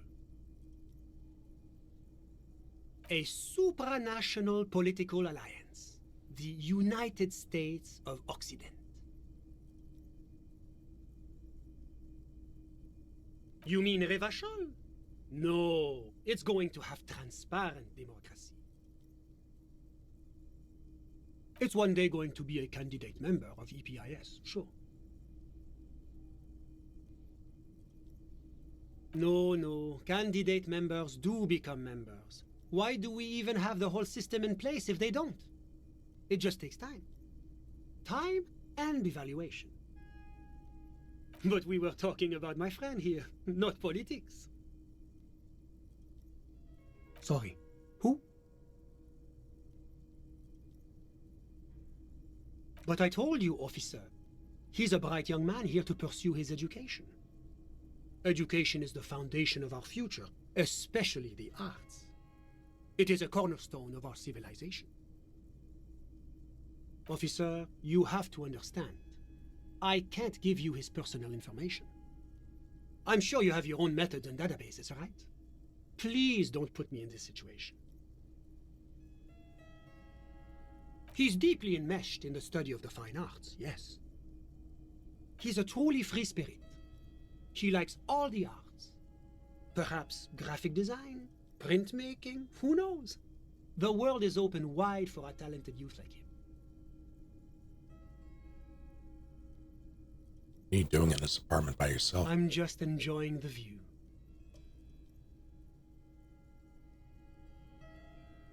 Dark outside, Listen, he says, raising his hand. What? I'm not hearing anything. the Insulindian Bay. I was asking about your friend. My friend comes and goes. I'm sure you'll see him around. He's a busy bee. How'd you two even become friends? How did any of us become friends? Bad things happening on the Insulindian Isola? Oil platforms ablaze in the night? Civil wars lasting for years? Finally, the international community is forced to step in. But no one becomes friends that way. Au contraire, it's how millions of people end up where they are, meeting the people they meet. It's how I came here, and my friend too. I'm all ears, officer. This was a waste of time. A moment, officer. Do you have everything you need from me? I'm afraid we won't have the chance to speak again once you leave. It's against diplomatic best practices for an official in my position to be discussing murders with local militiamen. And I'm pressed for time. After you leave, I should be leaving as well.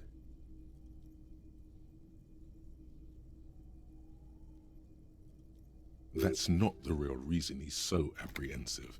Men in his position shouldn't be seen loitering around in underprivileged young men's apartments in the middle of the night.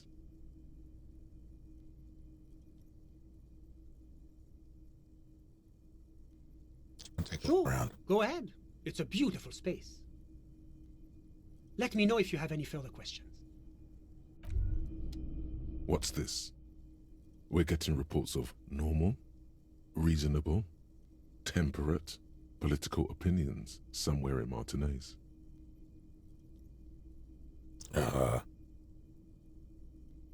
It's reasonable. The air suddenly feels calmer, more transparent in a strangely tender way. Perhaps it's the hangover. Perhaps it's a temporary surge of serotonin. But something tells you it's time to become a citizen of the Kingdom of Conscience. There's this Kingdom of Conscience. It is not a place. It is a moment in time that can only arise in the right circumstances. In all of human history, it's only been achieved a handful of times. Bring about those circumstances. Incrementally. History's greatest catastrophes have been brought about by people trying to make the world a better place. Too quickly. That's the genius of Dolores Day. She recognized that progress is meaningless if its gains are lost because of instability. Real, lasting change can only come about gradually, increment by increment. What about all the things that are wrong now? Tisk tisk. Just because you live in the present doesn't mean you have the right to place your needs above the needs of the future. Yes, it does. That's exactly what that means. You may never live to see the kingdom of conscience. Your children may not. Even your grandchildren might not. But that's no excuse not to keep working. The needs of the present are the needs of the future. You can't have the future without the present.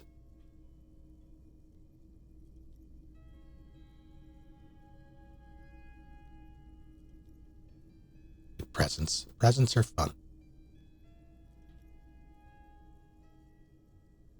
Sarah, I don't want to be stinky. I mean, maybe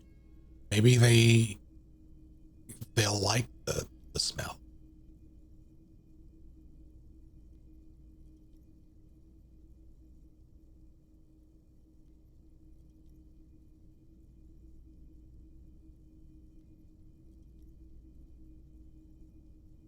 What rationality? What benevolence?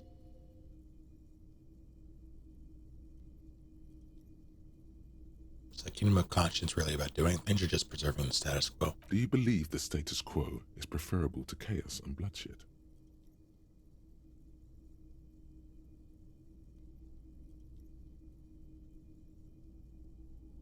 Typically, I guess. Unless the status quo is chaos and bloodshed, then, you know.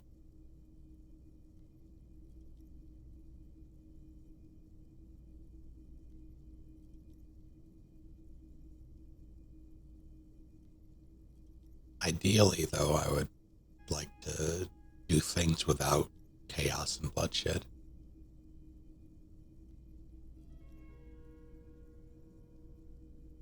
There you have it.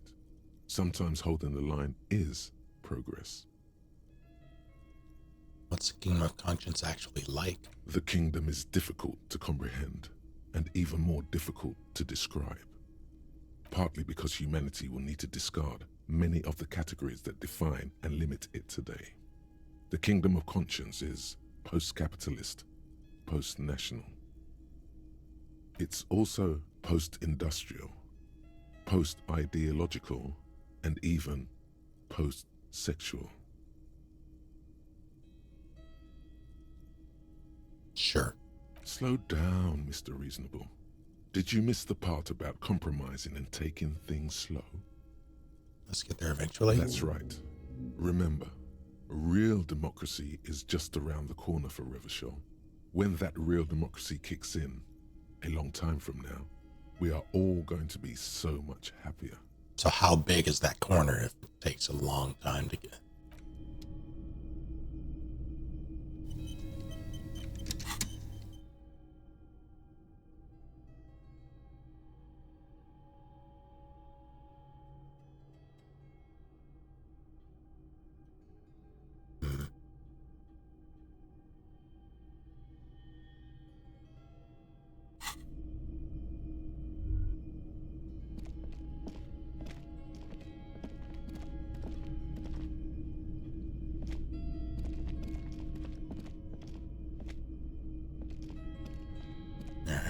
Was there anything else?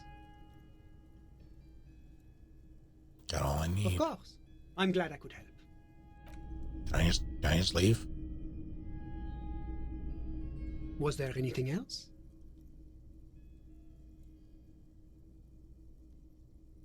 Of course. I'm glad I could help. I'm gonna just leave.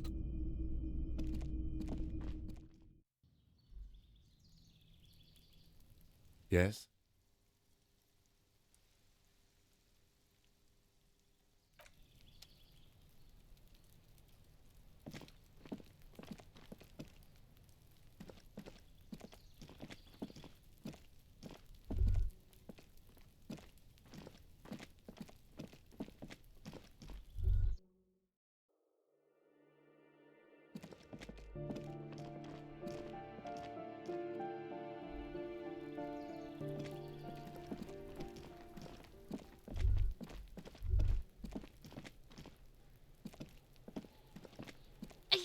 trying to sneak up on me? Come to slit my throat in my sleep? Apparently, she doesn't like people standing behind her back. Same. Logic error. She is not sleeping right now. Same. Pig's come to take me out. Trying to snuff me out. Are you sleeping right now? Don't get fucking clever with me, pig. You think you're so clever.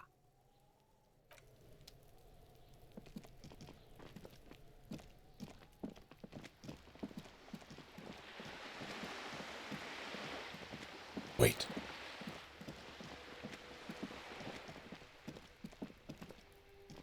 Just an ordinary wall. Nothing to see here. Yeah. Why? It's a wall. And why must we stop to look at this wall every time we pass by? We have business to attend to.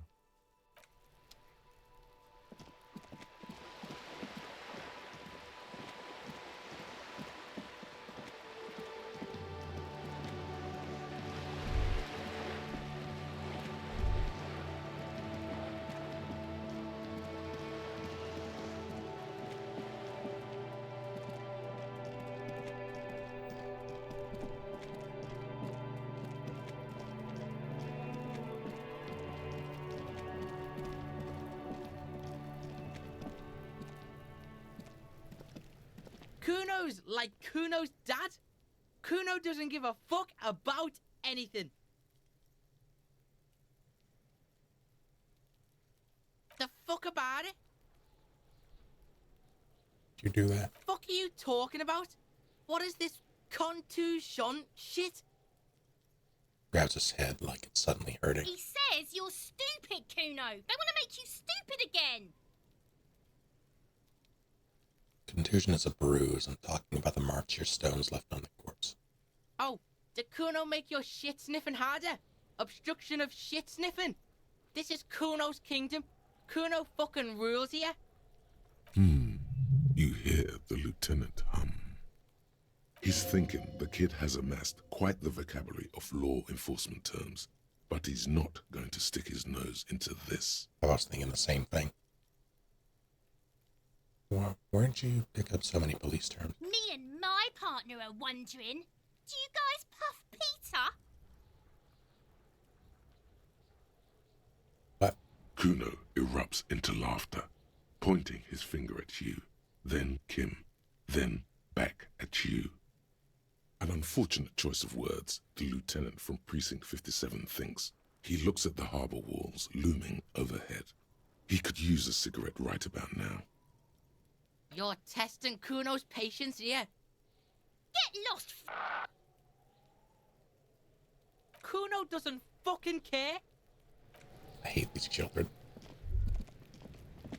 Every time I jump into the stream, it's these two. Yeah, this is the game. On a very special episode of Kuno S says a slur.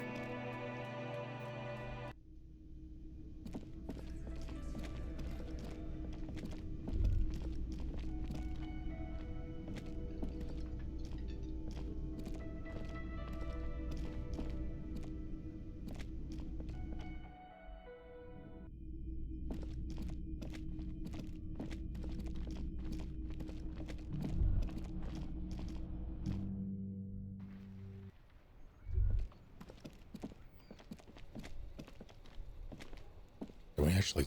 Yes? What do you want to know? You mean like a brief? Do you want me to brief you again? No, there's no reason to wing anything. If you didn't get the brief, that's okay. I did. 3 days ago, the RCM Emergencies Desk received a report about a security guard who was found hanged in Martinez. An anonymous caller said there was a dead body behind the Whirling in Rags hostel cafeteria. The cadaver had been there for 4 days. No one had come to investigate. During that time, the victim had been stripped of his belongings. The caller did not identify him, but used the word lynching. There is an ongoing labor dispute between the local dock workers and the logistics company Wild Pines. I was told we should approach the death as part of this dispute. Cool. Okay then. Was there anything else you wanted to know? Good.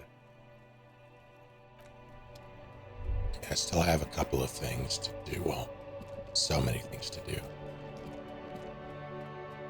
But I guess I'll do what Joyce wants me to.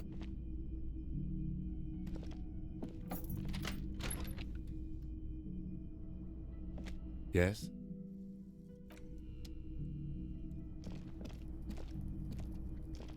He just phased through that door like it's fucking Sims.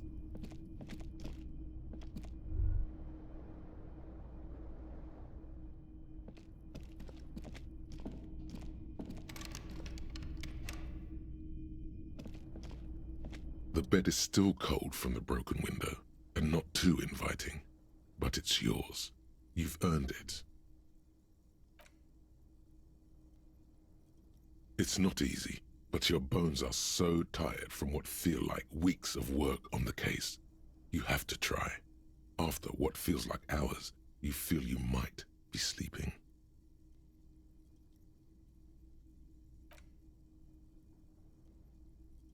Thoughts, baby. A million little lights in the dark. You're one fine instrument, brother. All those faces and all those names. All that laughter and screaming and scheming around. Every corner and every street. Recorded in you forever on Faraday. Spending an eternity. On and on it goes for untold hours. At the disco where you first asked her to dance. Rising, rising above the dark curvature, the great wingspan of sleep, studded with stars. Okay, Nemesis, calm down. Behold, there are millions of them down there. The first time, the last time, the smoke in her mouth, the plotted flowers, the faces turning, changing. Did he say plotted flowers there? It's the world, Harry boy, and you're made of it. Every day you're out there, you make more of yourself from it. I'm afraid you can't be unmade now. You can never forget this shit.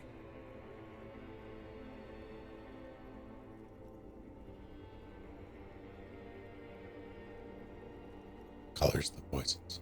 All stuck on loop, whirling, spitting out words and images. You're the son of the world again.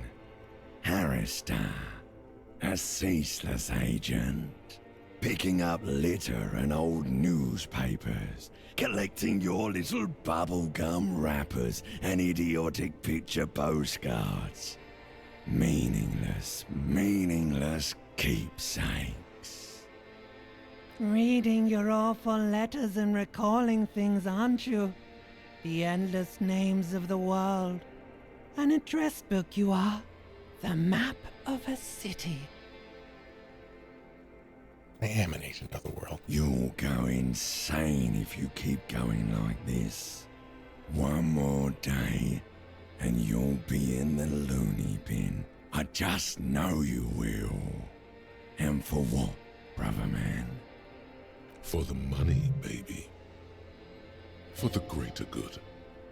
Solving your little crossword puzzles. Doing your tasks. Crossing names off lists. Trying to become some sort of world detector. It won't make it okay. It won't put smoke back in her mouth. Tracking progress, measured, steady progress. There he goes again. He's a real political animal, our Harry. he still doesn't see that it's the world changing around him. There's no around there. He's got no idea what he's in for. 'Cause only love can break your heart. Beep, beep, beep! The alarm is ringing, Harry! The disco circus goes on and on! You barely slept 3 hours last night! Is this my actual life? You can do it. It's nothing. Do it for the city. Go. Do it for the picture puzzle. Put it all together. Solve the world. One conversation at a time.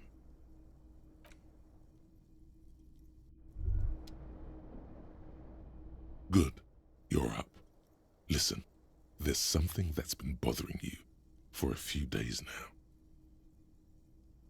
What is it? It's a suspicion, or a feeling really, that things are not quite in hand around here. An earth-shattering deduction from your psyche. What will those guys come up with next? Every day, things seem to spin more and more wildly, out of control. The center isn't holding, and despite your efforts to moderate and contain these energies, things only seem to be getting worse. What needs to be done? You've got to find out who bears la responsabilité.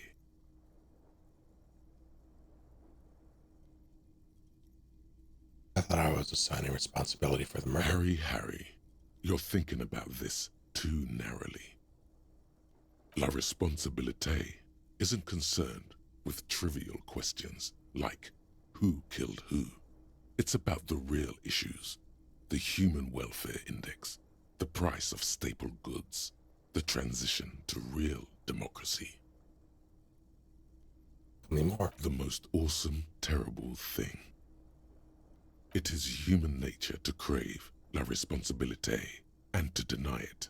That's why it must be distributed across many different organizations, agencies, offices, and portfolios.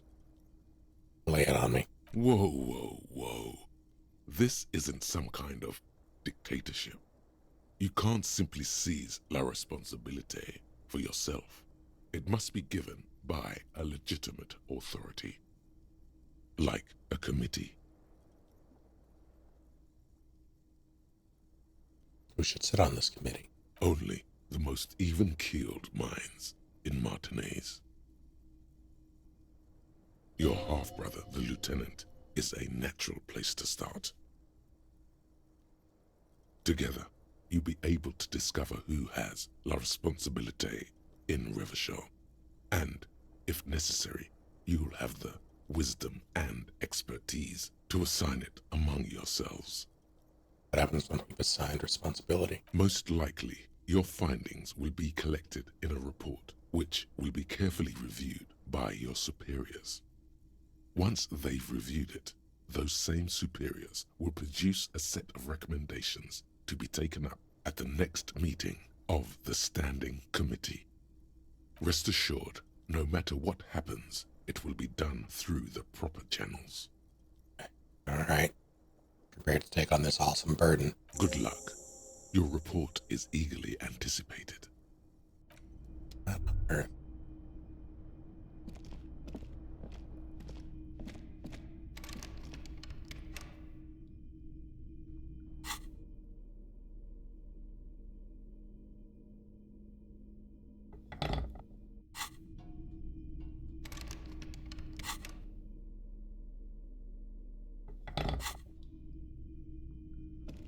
Don't die, Mirror Dower. hangs on the bathroom wall. It's barely covered in steam anymore. It's your face in the mirror, adorned with the expression. Still not happening. It won't come off that easy.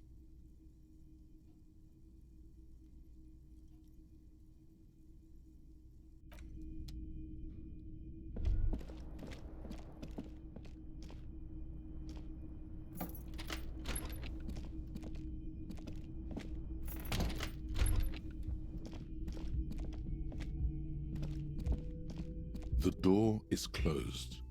This door can only be opened with a key or from the inside. Still nothing.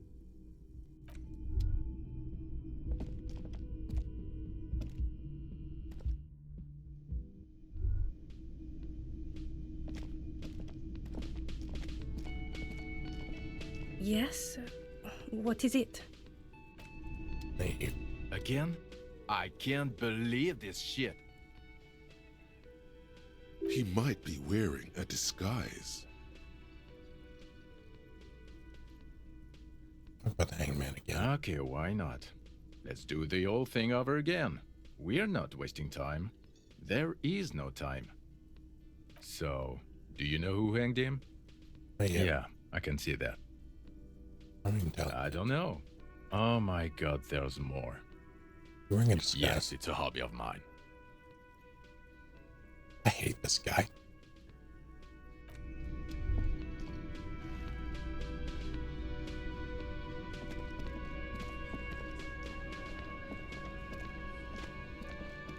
The man ponders his cooking utensils and gives you a little nod. Acknowledge. You see a heavy steel door with a prominent dimple lock. It's painted blue.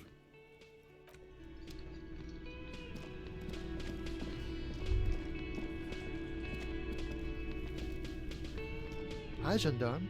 Another rendezvous. Hello. Hello, hello. So what brings you here?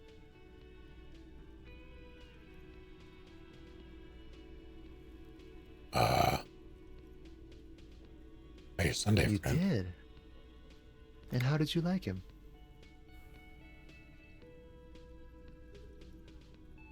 Magically bureaucratic. I told you, he can be very useful. I guess that's the charm of powerful people. Who is he? A visitor from the first world. He's not like you and me, gendarme. He can always return. Turn To where? his opportunities in Occident, sur la clé. Still, his coming and going brings some life to the village. Or is it just money? I don't know. He stares at the bar. What are you two? Friends, I told you. Sunday friends. Friends who like to get together from time to time. What does it mean, a Sunday friend? That he won't be there when times get tough, I guess. Is it even a friend? It is. On Sundays. Yeah, alright.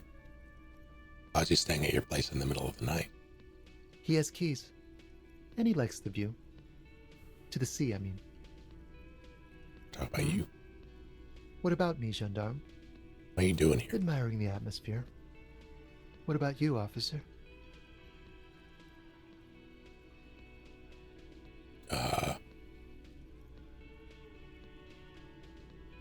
Gonna sing karaoke. Really? Well, I look forward to that. Raises the glass to you.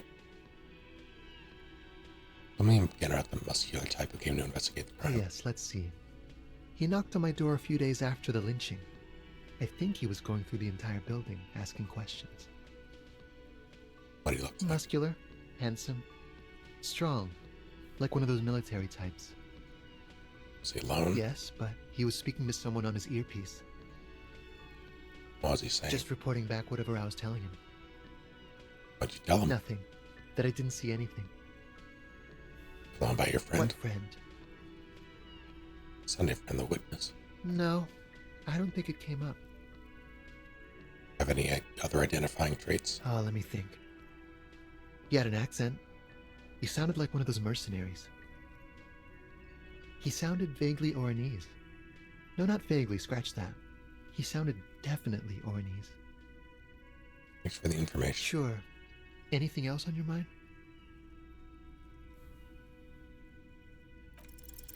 It's the sports. He's a sports guy, all about that physical prowess and athletic skill. Nothing else here. Bye-bye, gendarme.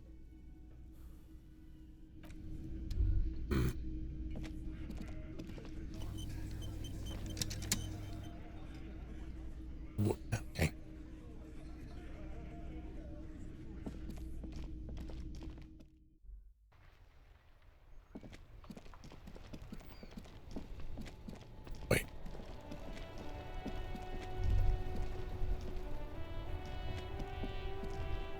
You're gonna leave this car right now. That's one brutal motor carriage.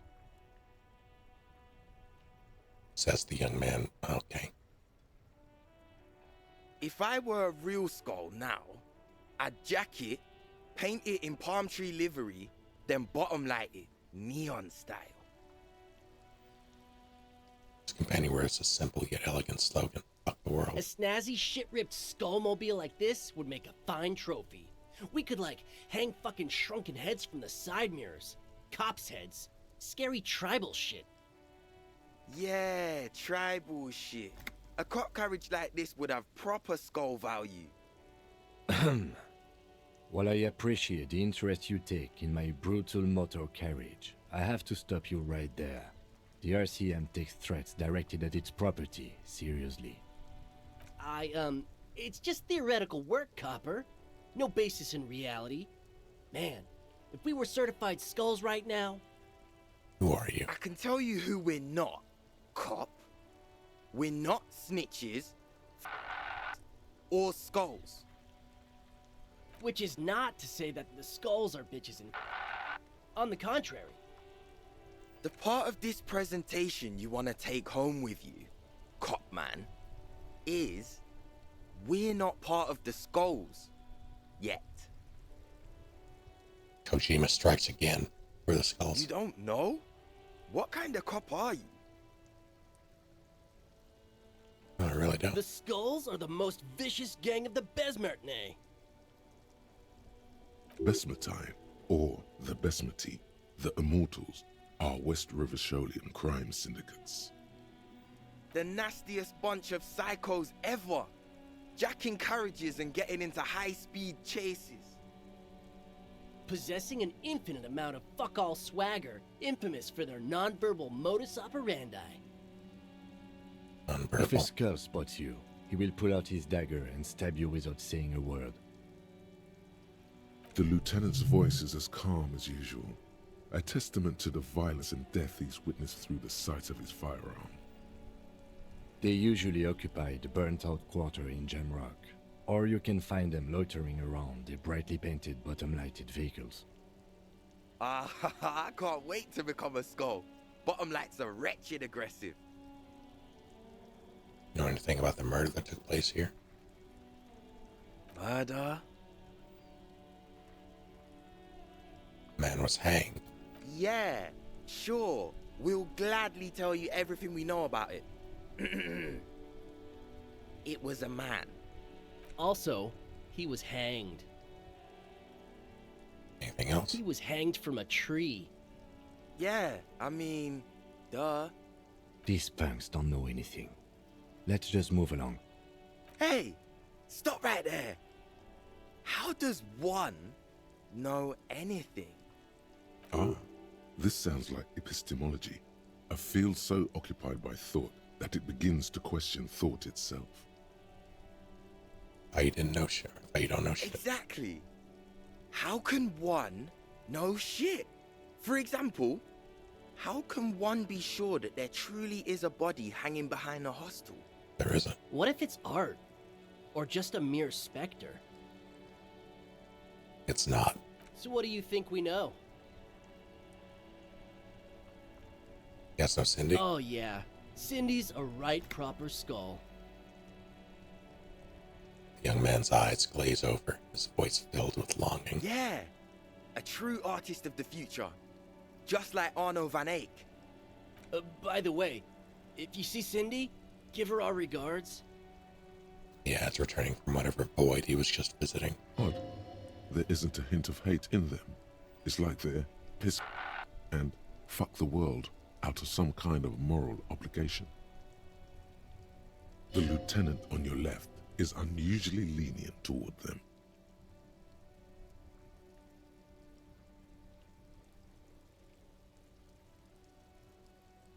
So you kids are into the music? Oh man, yeah. We're not fucking kids, man. Be wary of the abyss. His blonde friend adds ominously, points to his temple. Probably because of how non-verbal their mode of operation is going to be. It's a threat.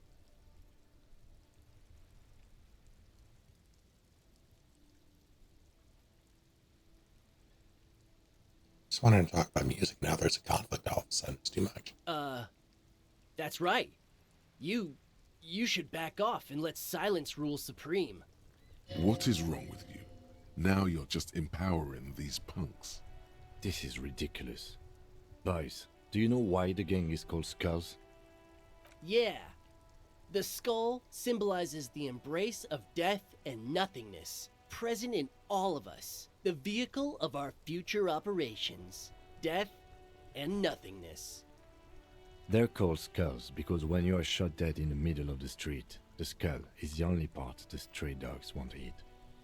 Just trust me and follow my lead. Some boys want to feed the dogs. No reply. The blonde rebel scratches his chin, deliberately not focusing his gaze on anything. He looks very uncomfortable. The other one shuffles uncomfortably, nevertheless continuing to steal glances at the lieutenant's motor carriage. Rhetoric's confusing. Are you part of the Skulls or not? We're not franchise Skulls. Well, not yet. Once we get our name out there, we'll have a chance to join them. What makes you think that the organization would accept you? Because we can be just as psycho and vicious. You'll see. But in a non-threatening and definitely legal way. The other one quickly adds and whispers something to his friend. Right on, fuck. So what's happening now? Are there more Skulls in Martinez? The Union does their share of policing in Martinez, at least where gangs are concerned. That's why there isn't much organized crime around here. Apart from the unions themselves, of course. Don't you worry about that. We're gonna make up for the deficit. Yeah, we are. The men exchange approving nods. Enough about this scullery then. Mm-hmm. What's with the jackets? What about them?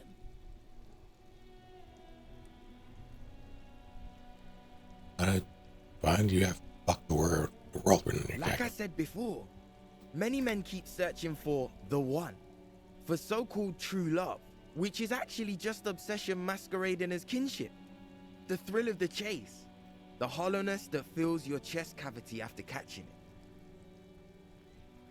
I'm wondering if the poetics come with the jacket, or are they derived from something else entirely? To catch a fish, you'll need to hurl the lure many times, and even then it isn't certain that you'll get anything. If you blow up the lake, though... It's a terrible metaphor. You get more fish in a shorter time. And, for time is of the essence and fleeting ever so quickly, one must think of a way to fuck the whole world and not get caught up in fucking someone. Because when one fucks everything, he fucks nothing. And that, to me, feels glorious. Sticking your dick into the void. That's not how the Force works. That's not how the fuck works. Well, first off, it's a statement and not necessarily something that characterizes me as a person, even though the statement has character. And I do like piss. What? The word piss epitomizes the struggle taking place in the world. Things being defined as they seem, not as they are. And, I guess, it's also about communal spirit, the future, and truly appreciating our differences.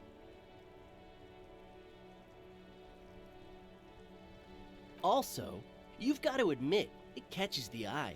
And since the Grand Piper is slowly but steadily moving towards basing the economy on it, attention, it is imperative that the medium itself convey the message. What? What I mean by this is, we are all pissed, and that the world is inherently meaningless. It seems that the young man has a certain expertise in at least one field, even if it's rather narrow. Is it a coincidence that here we have two badass jackets and two badass cops? Hey, Jim. Yes? What do you think about their jackets? The jackets adorned with immature writing? The ideology they convey helps the boys justify poor choices in life and fashion. I'm not a fan.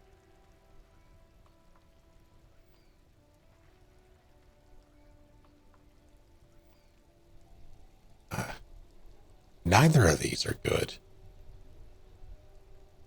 What are you implying?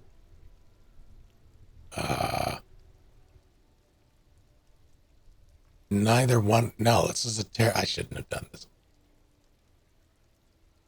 Which one would you wear? I'm not sure I understand you, detective. Nothing. You wanted to know which jacket I'd wear, right? Neither. I'd wear neither. Fine, if only to end this discussion. Theoretically, if I were a juvenile delinquent, if I were to already be down that path, I think peace is the stronger of the two statements.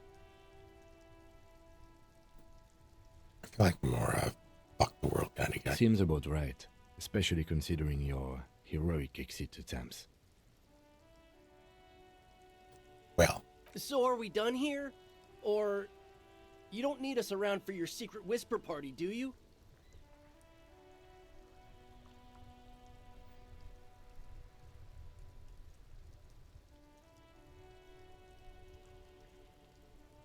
Give me the jackets. No. Don't ask anything. Be subtle and scary. The boys dream about being skulls. Use that.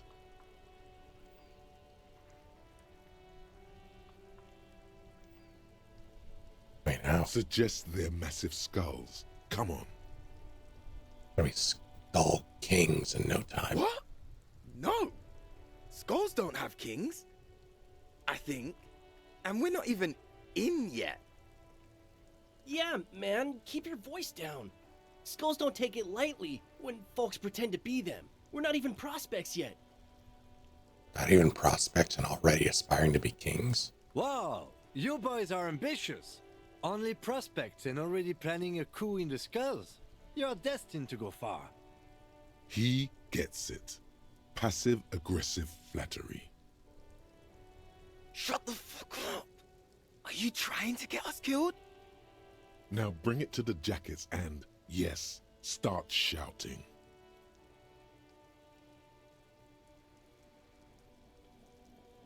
God, we want to be cool killer skulls too, like you guys, but we don't have skulls jackets. Please be quiet. What? What do you want? The jackets? You got it. No need for cruelty. You offer us your jackets like that? Be impolite to refuse. Oh, man. Okay. I get it. Skulls don't really wear slogans anyway. This was stupid. Fuck.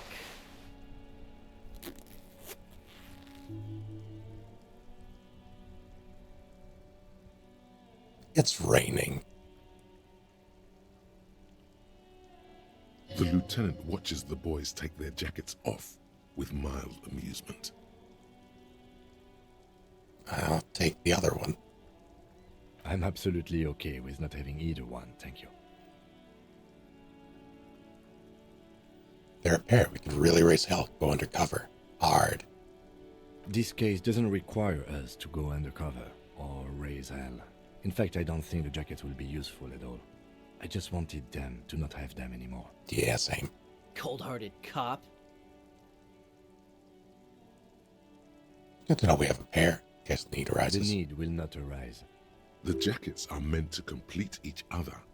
If a man was standing alone on a street corner with his written on his back, it'd just be an individual that has taken a liking to urine.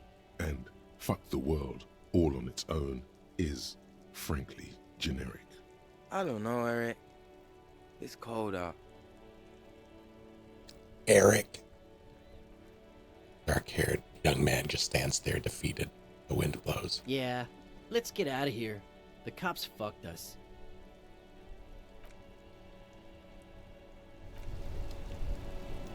We've been listening to for 20 minutes. Something wonderful. You should play it.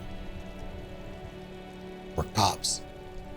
Now let's see what bonuses did. Let's see.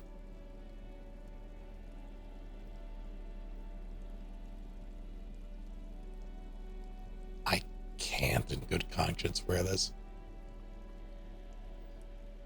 I'm not gonna wear this.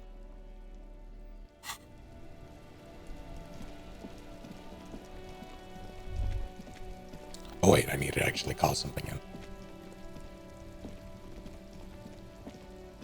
Inside, you see a set of steering levers, a radio microphone, a pull-out toolbox, and the soft glow of the fuel. This is Precinct 57. How may I assist you? Can I more about the owner? Still no word, I'm afraid, sir. I know it must be frustrating. Was there anything else you wanted to ask?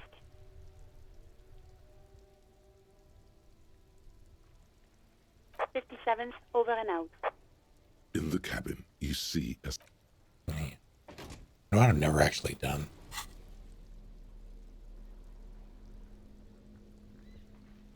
A police badge on which you see the photo of a man. You. Some seaweed is stuck to the back. At least something good came out of all this.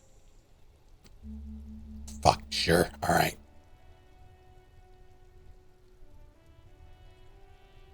Study the badge.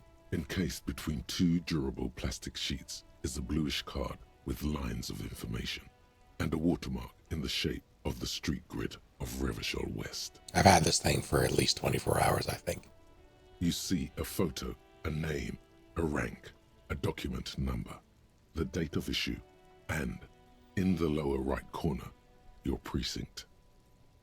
The man keeps winking at you with his green-grey eyes. The photo is old, no doubt about that. But the badge is new. You used an old photo for a new badge. Good choice. A newer photo would look different. 8, maybe 10 years. The guy in the picture is rather good looking. He's got a nice haircut and is distinctly lacking in massive sideburns. He's winking. Why? What do you think? His face is already contorted by the expression, although it looks less grotesque on him than it does on you now. It looks better on him because he isn't in as much pain while producing it as you are now. Although there's already a hint of that pain, certainly. Don't be fooled. The bad times have already begun. The badge in your hand shines as you rotate it, catching light. You see lines of information on it, and a shining watermark. Name? Harrier. That's long for Harry. So you are Harry. Everard was half right. Probably not a lot of people know your full name. Whoever told him you're Harry Dubois didn't.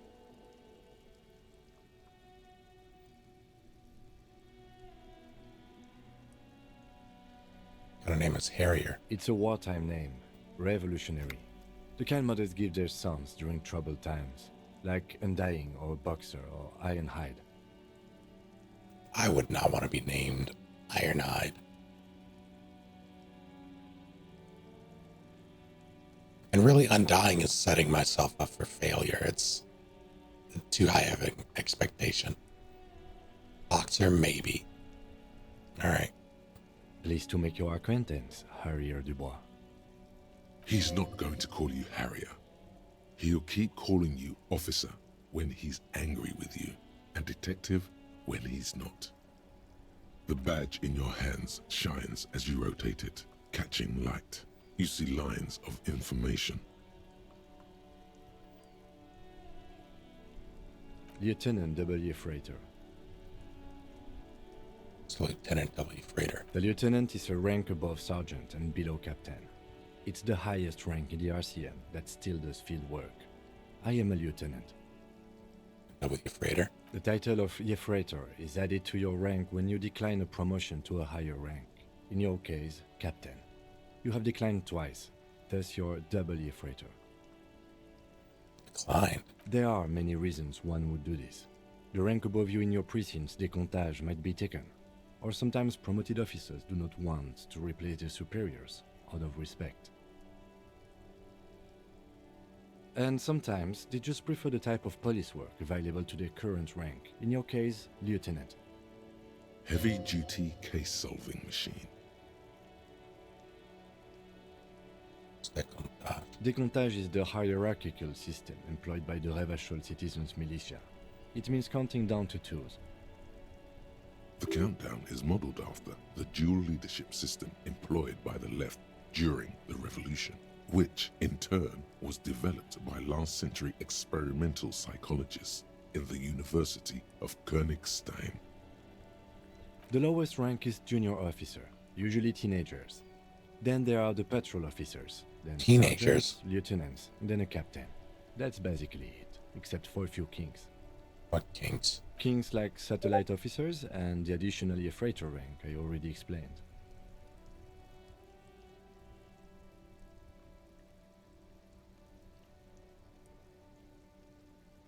God damn it, Lily. Enjoy Yellow Overhaul.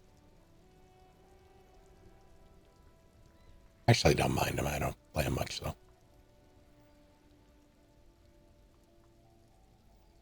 I need to roll. I don't really need to roll. There's nothing. Maybe costumes that I could get. 2 for 2, though.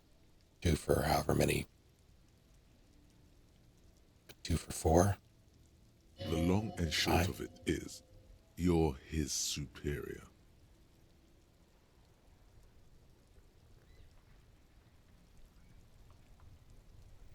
Satellite officers. You are given the title of satellite officer if your partner is quickly promoted through the ranks and you rise with him.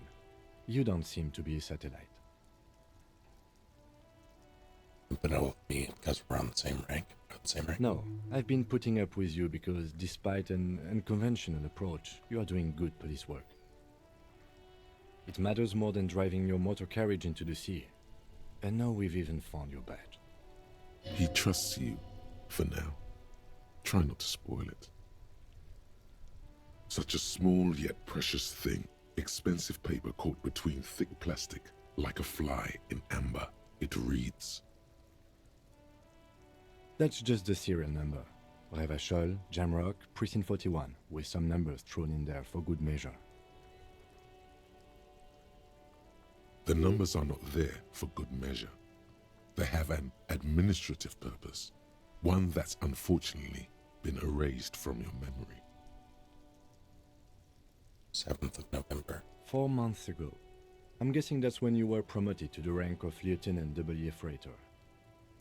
A new badge usually comes with a new rank. You seem to have been doing well then. You're pretty sure you weren't doing well, but better? Probably yes. A lot can happen in 4 months, especially in winter.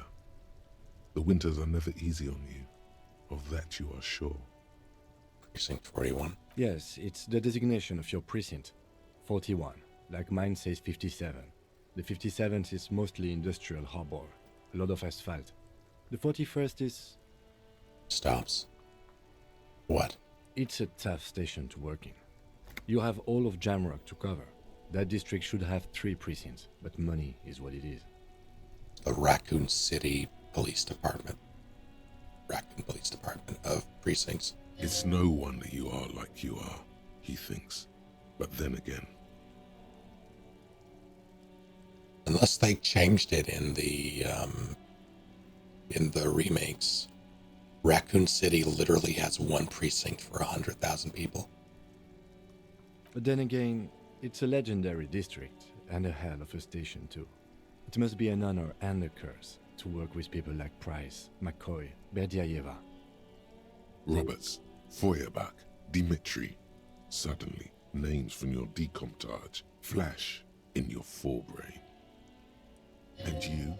Is it an honor to work with you? Don't ask him, ask yourself. The badge in your hand shines as you rotate it, catching light.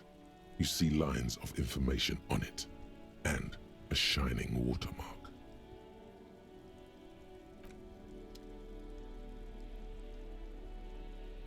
All right.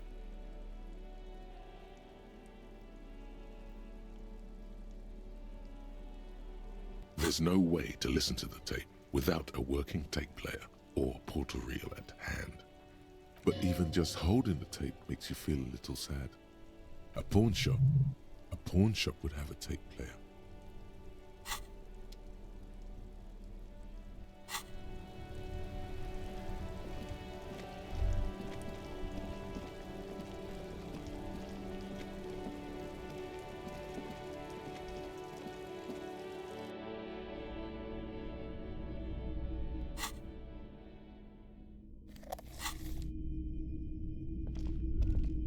Hello, hello. Let me know if... The boomboxes wait on the shelves, and your boombox, that gold and amber Harmon Waushi, stares at you longingly with its tape-reel eyes.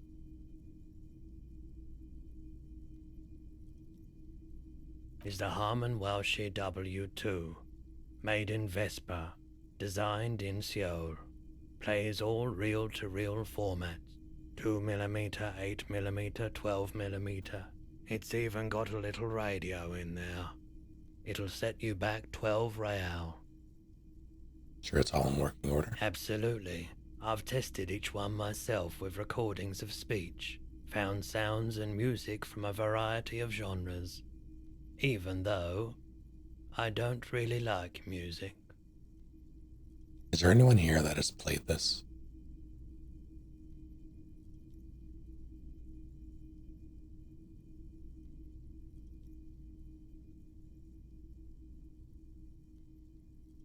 This is me asking, at this point in the game,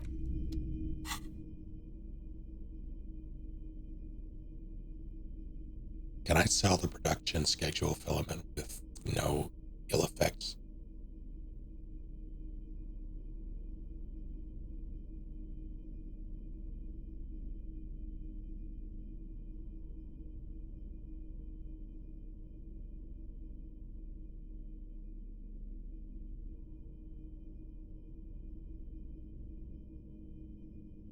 Yes or no?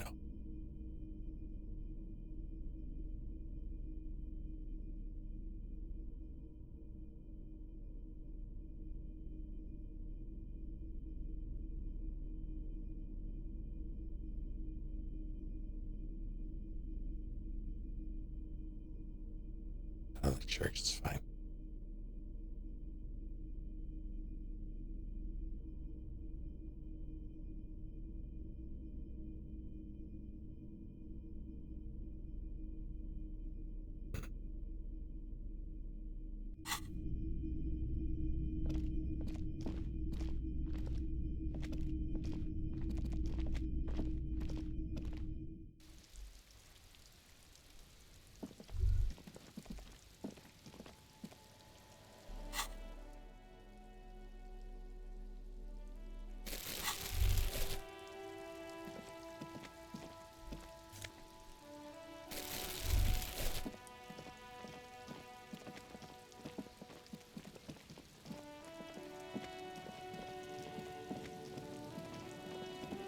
I need rent money.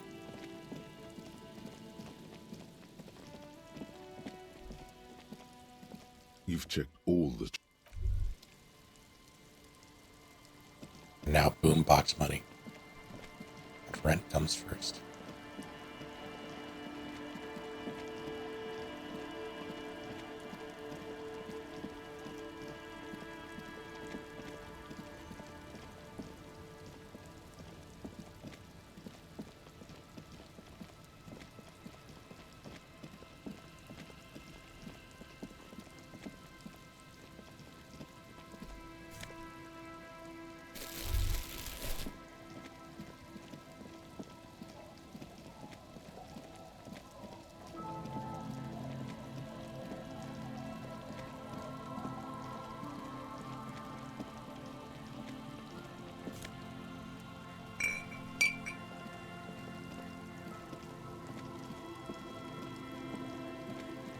There has to be so many.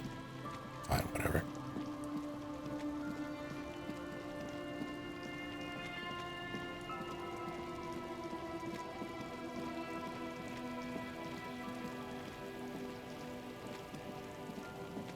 What? Relax, it's not yours. You didn't crash every MC in Revachol. Hopefully.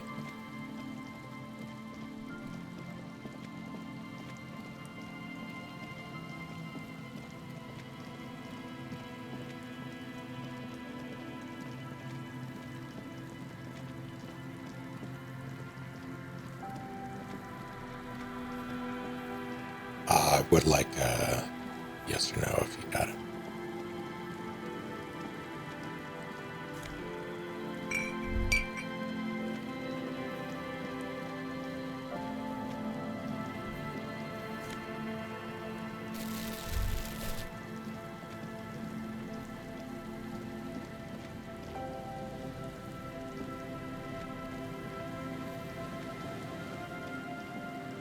Sell it all. Happy days.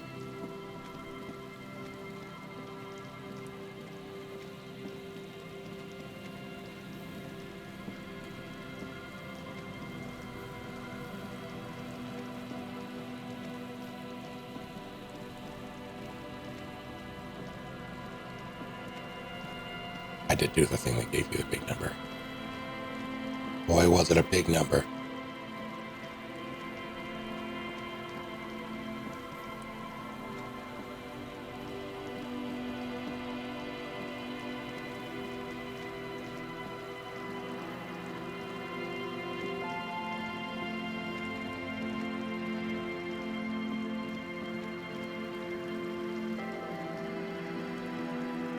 Yeah, there's no way that thing has ink after that.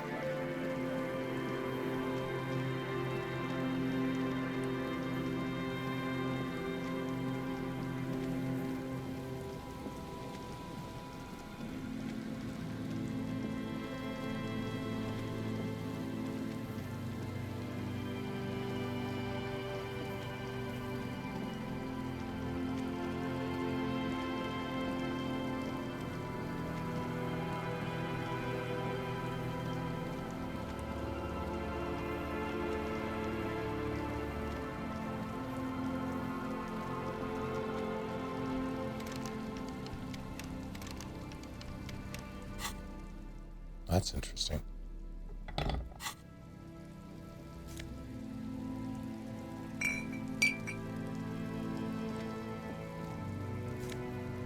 Oh my god.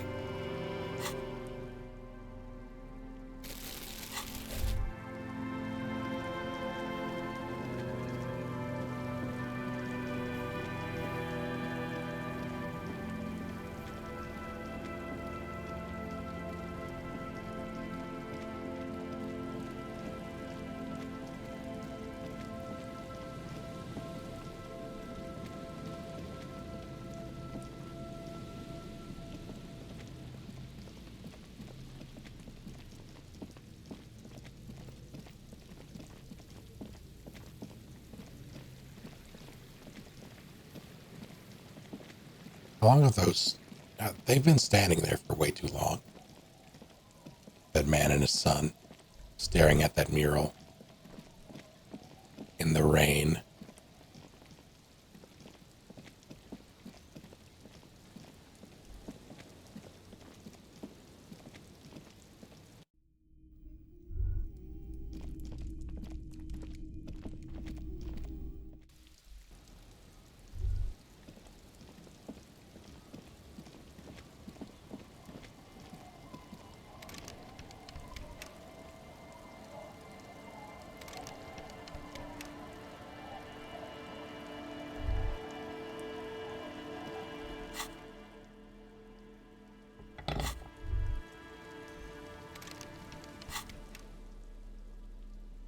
Wait.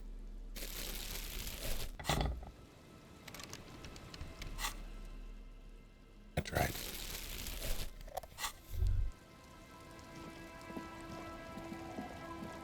Mind if I steal your shit? Thanks. Don't die, Constable. Thank you for hanging out.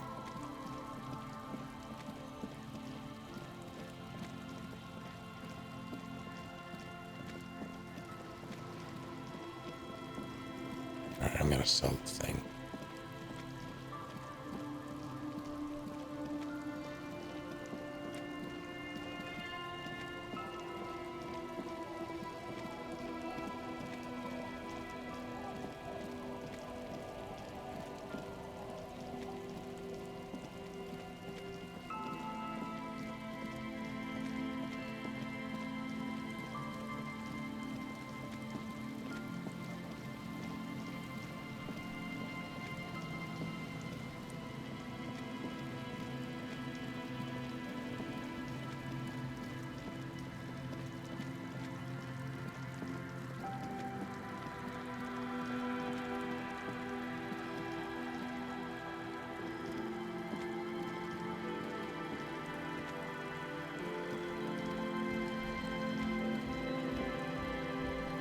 again.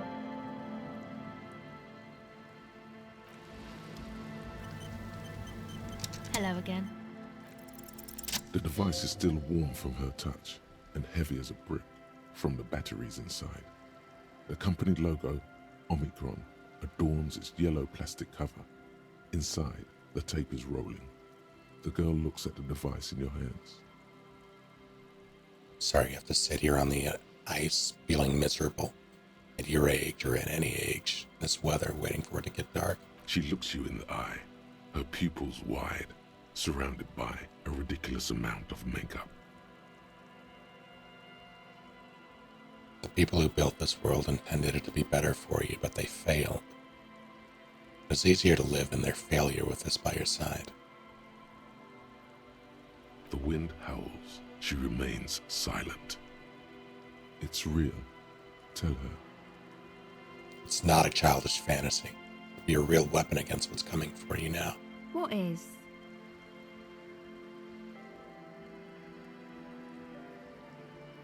Nothing. Got this. Don't be scared. Okay, I'll stick to it. Something changes between you two. She looks at you differently now. As an equal. A fellow human being. So thanks, I guess, for the psych session.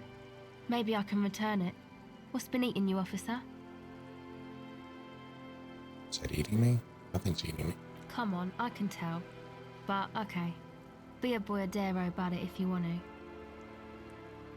I guess there is something that's been making my life hell. What is it? Christ.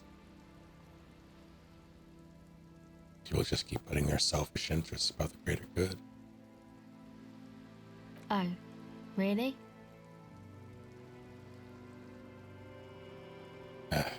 So, the thing that's been eating you is the slow pace of social progress? That's probably not it, is it? No, it sounds like you just got chick issues. Could be right, but I don't know for certain. Well, think about... Anyway, was there something else?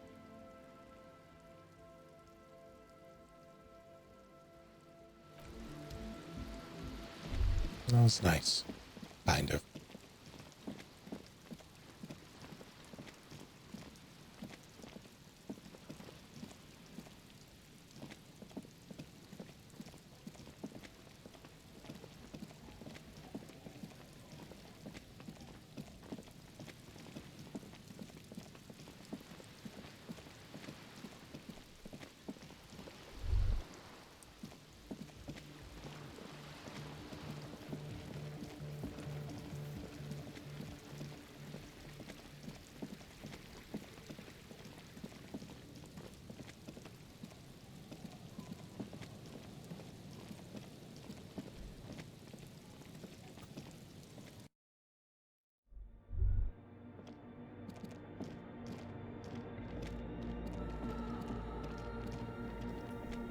Hello.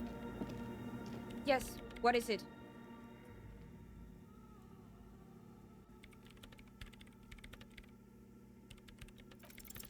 Still nothing. Sorna isn't even looking at you this time.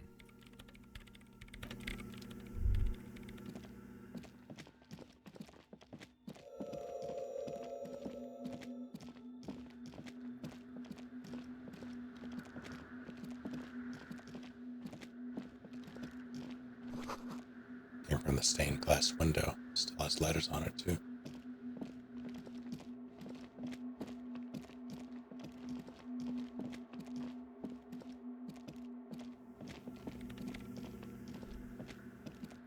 The mother of humanism stands above you, a precious and complex wax painting on a single pane of glass. A crack runs across the length of her body, her face oval and sad. Looks like I can't get this figurine to her. Why? She's a stained glass window. That does seem to be a problem. Maybe you meant something else? Like what? Is the test still on? I don't know. What are we thinking of? Part of your mind has gone on to other things already. Only a strange little sadness remains. The mother of humanism towers above you. a wax painting on a cracked pane of glass. Nothing has changed in her expression. A jigsaw of broken shards falls into place in front of you, a ghostly reconstruction of the stained glass window. Before it was shattered, there was an older woman beneath the younger one, and a text, a light motif below them both. What shattered this mosaic? Unknown. Something during the raid the lieutenant mentioned, or just hooligans looking for something to break. The escutcheon on her throne says, Irene the Navigator. She is depicted as an older woman wearing thick-rimmed eyeglasses, holding a golden Reichsapfel in one hand and a scepter in the other. This is the queen her innocence day advised. Above, she herself is whole. Small figures of wise men, common men, worshippers walk up the stairs to stand at her feet. Secret servicemen, 30 years, stand in a row guarding her. It must have taken years to produce this work in all its dizzying detail. The motto, what does it say? Below both women, in luminous black letters, Après la vie, mort. Après la mort, la vie de nouveau. And then along the left side, Après le monde, la gré. Après le gré, le monde de nouveau. After life, death. After death, life again. After the world, the pale. After the pale, the world again. This is the great leitmotif of humanism, a summary of the effect of the discovery of this Isola, the Insulindian, on human thinking. A tremendous sea change akin to finding life after death. Death, life again. After the world, the pale. After the pale, the world again.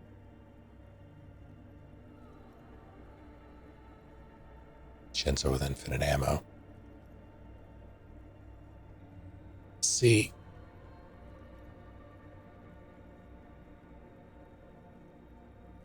His alpha does do more damage now a little bit. But you don't often kill with his alpha. It's usually his beta or a melee. Rather, you kill those more.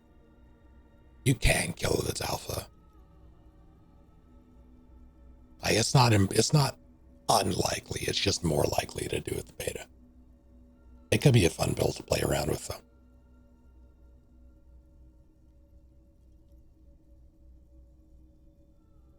Now, in that vein, sure got him. I'll try to roll for Monoma.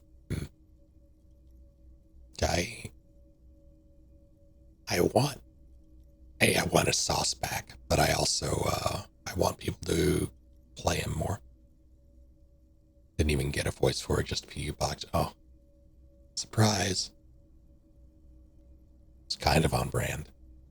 But imagine if you would, infinite special Shinzo. That's what I have on her, or at least one of the builds I have on him. It's so rude.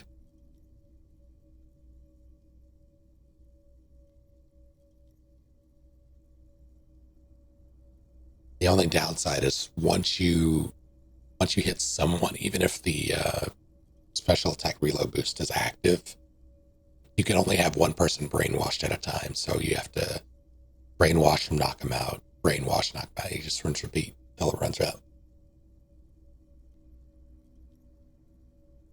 But you can mug someone so many times. They are making another RPG.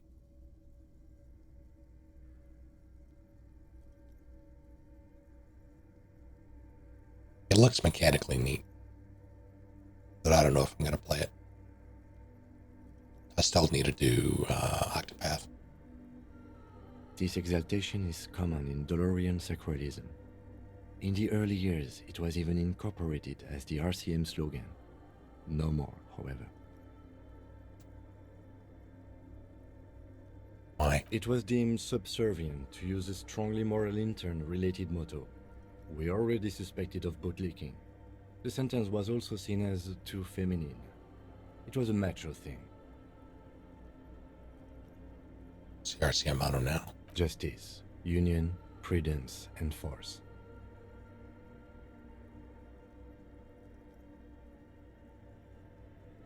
Christ. Why? I like the other one better. So do I. The mother of humanism towers above you, a wax painting on a cracked pane of glass. Nothing has changed in her expression.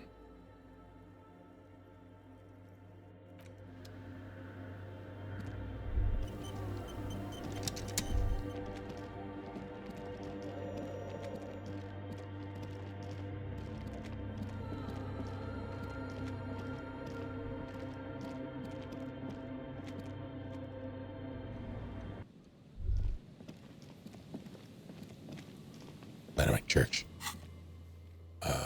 Travel.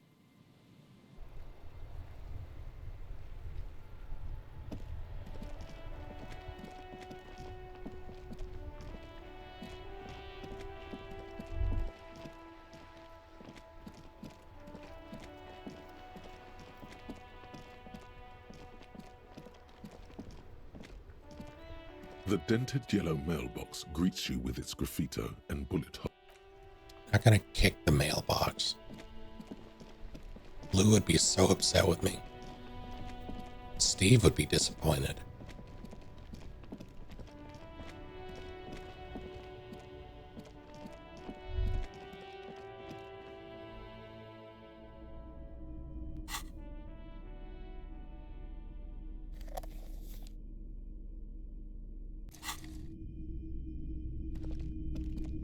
Hello, hello.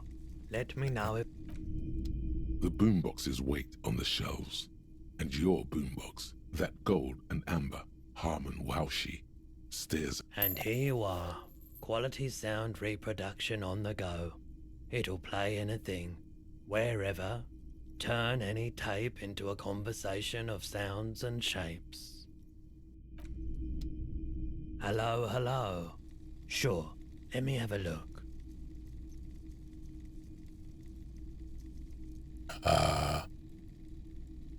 Anything else you're thinking of selling?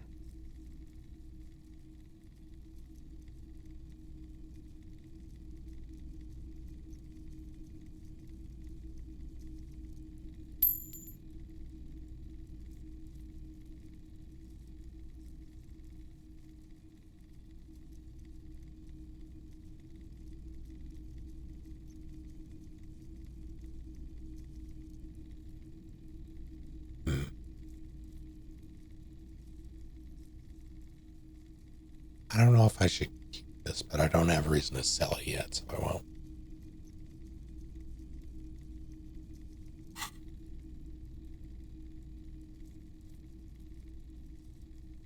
Oh, no.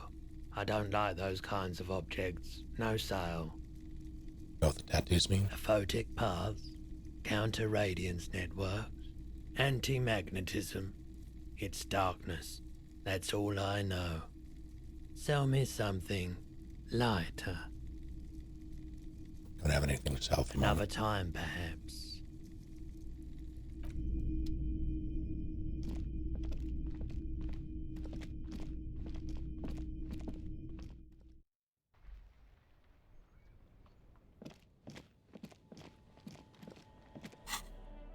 Well,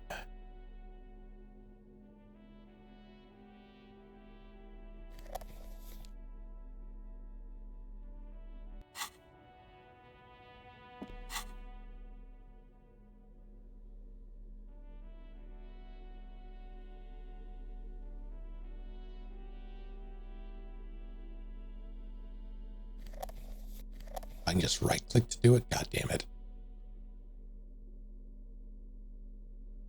The porter reel is just what you needed. The reel's attached to the apparatus with a satisfying click. The tape is routed behind the magnetic reader. You press Press the large button marked Commencer, and the tape starts spinning. There's a small delay before the song starts playing. Then the organ starts playing a simple, melancholic tune echoing in the hallway. A lone singing voice joins in, telling you about the tiniest church in Cessons, surrounded by even tinier yard. You almost feel the seaside mist on your skin. It's mega sad. Within seconds you know this is the one, the real shit you've been looking for. The one you trust your room to. This one tells it like it is. This is your tune. A click, then silence for a bit. Then the tape stops spinning. I think I could sing this. Of course you could sing this. You could take sad to a whole new level with this.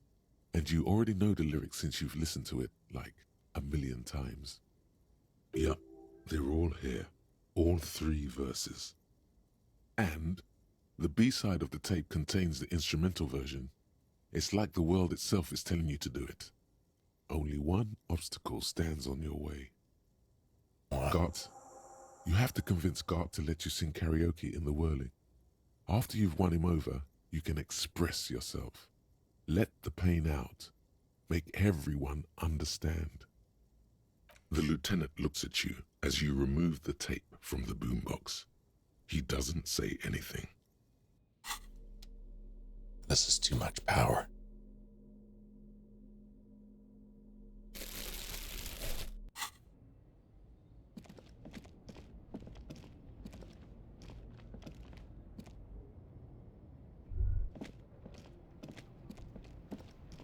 You keep coming back. That's good, officer. Keep browsing those clothes. You see 2 lowly, defeated speakers, thralls, slaves basically, perched atop them like conquerors surveying the land. A pair of found, durable wear sneakers, Ultra Series. I can see you've a taste for luxury, officer. Can't keep your eyes off those sneakers? A pair of found Ultras. The design is impossibly sleek and simple. A futuristic silhouette with a sleek monochrome colorway, a jet black upper, and a silver-lined midsole. Dedicated, victorious, sporty, these found sneakers are a must-have for a track and field legend. Those sneakers, mister. Those sneakers are the latest found sneakers. Super air, super fine, super cool. Only 50 real. Only? That's madness. Oh my god. That's actually really useful. These once respectable speakers have been conquered, reduced to a mere prop by the indomitable found Ultras atop them. No, don't look at the speakers, officer. Look at the sneakers. The sneakers are the stars here. Or little speakers. No, don't pity them, officer. These are old Samaran garbage. Don't even look at them. Check out these super cool, fun Ultras instead. Samaran trash? That sounds like they're from the Samaran People's Republic, produced under the dictatorship of the proletariat.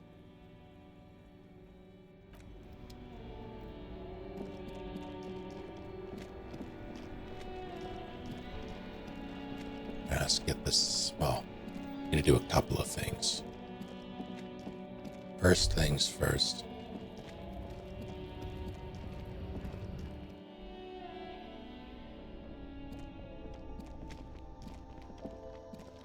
The tear machine stands. Your bottles clunk into the machine, and the money appears with a satisfying jingle.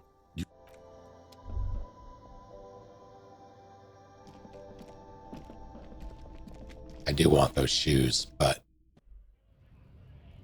I can't afford it. Wait, what happened? Hold on.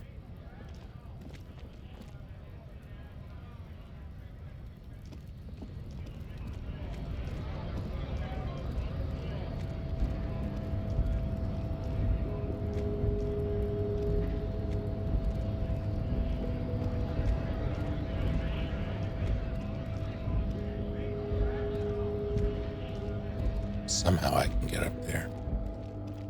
Who did I want to talk to?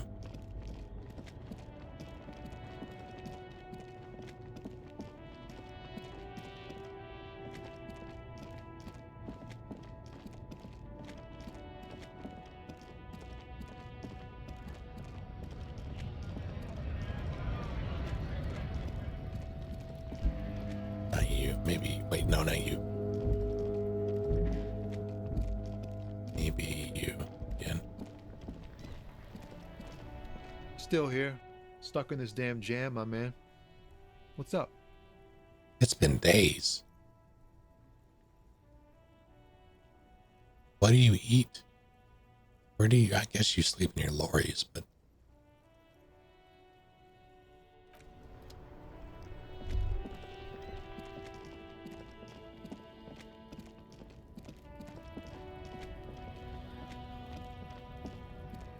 Looking for something? What's the argument all about? It's about biological determinism, natural law, the sorting of the races. Not the most popular topic nowadays, with the coalition in charge and all. You might want to change the topic. That is, bury your head under the sand like common sheep. Oh, you're just a racist. I'm not just racist. Look, I've read books, huh? The science of racial theory has all been proved, even if some people don't want to accept it. People who've studied these things say that you and me are superior by design, so naturally, we Occidentals should be in charge. Oh?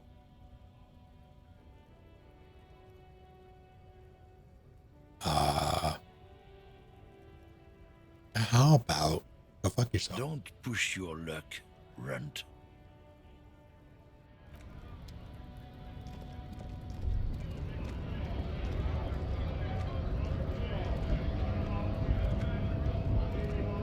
Right to work! What am I supposed to talk to about this? Maybe I talked to.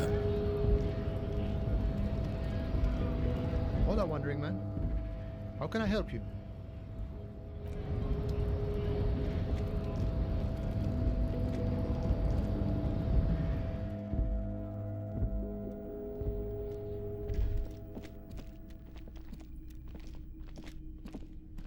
The file cabinet stands steady as ever. The drawer slides.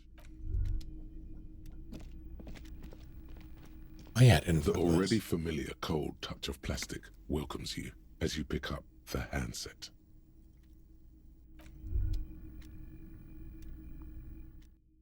Because I didn't want to pay the money.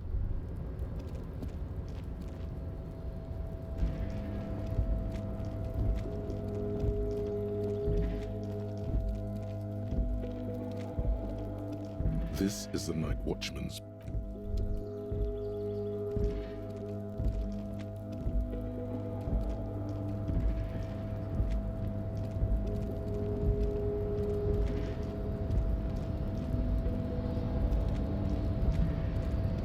Is it time?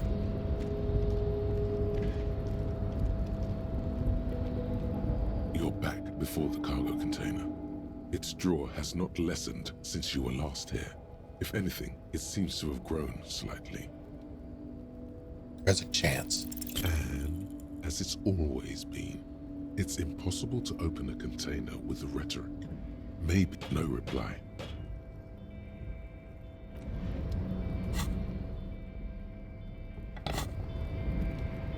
You're back before the car.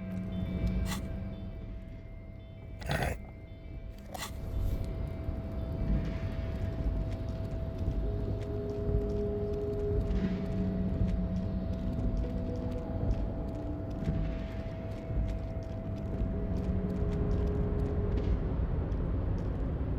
Oh, hey, mister.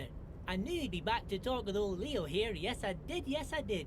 It's like Lady Larice said when she opened a bathhouse. No trouble at all, mister. No trouble at all. It's... Oh.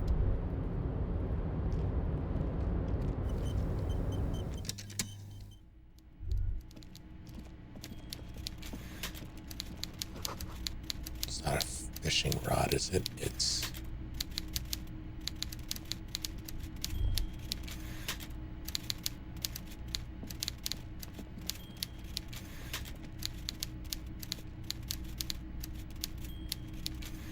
Mr. Dubois, every worker...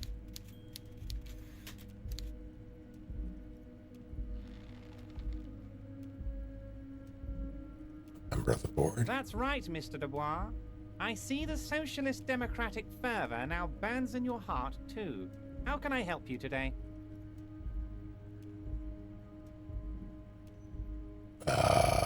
Stop this madness. I don't know what that means, Harry, but I love it. I love your initiative. Knowing you're out there keeping things running lets me focus on the big picture stuff. Don't even tell me what was going on. Alcoholic brew, stronger, stopped it, strike. I'm just gonna let you surprise me, Harry.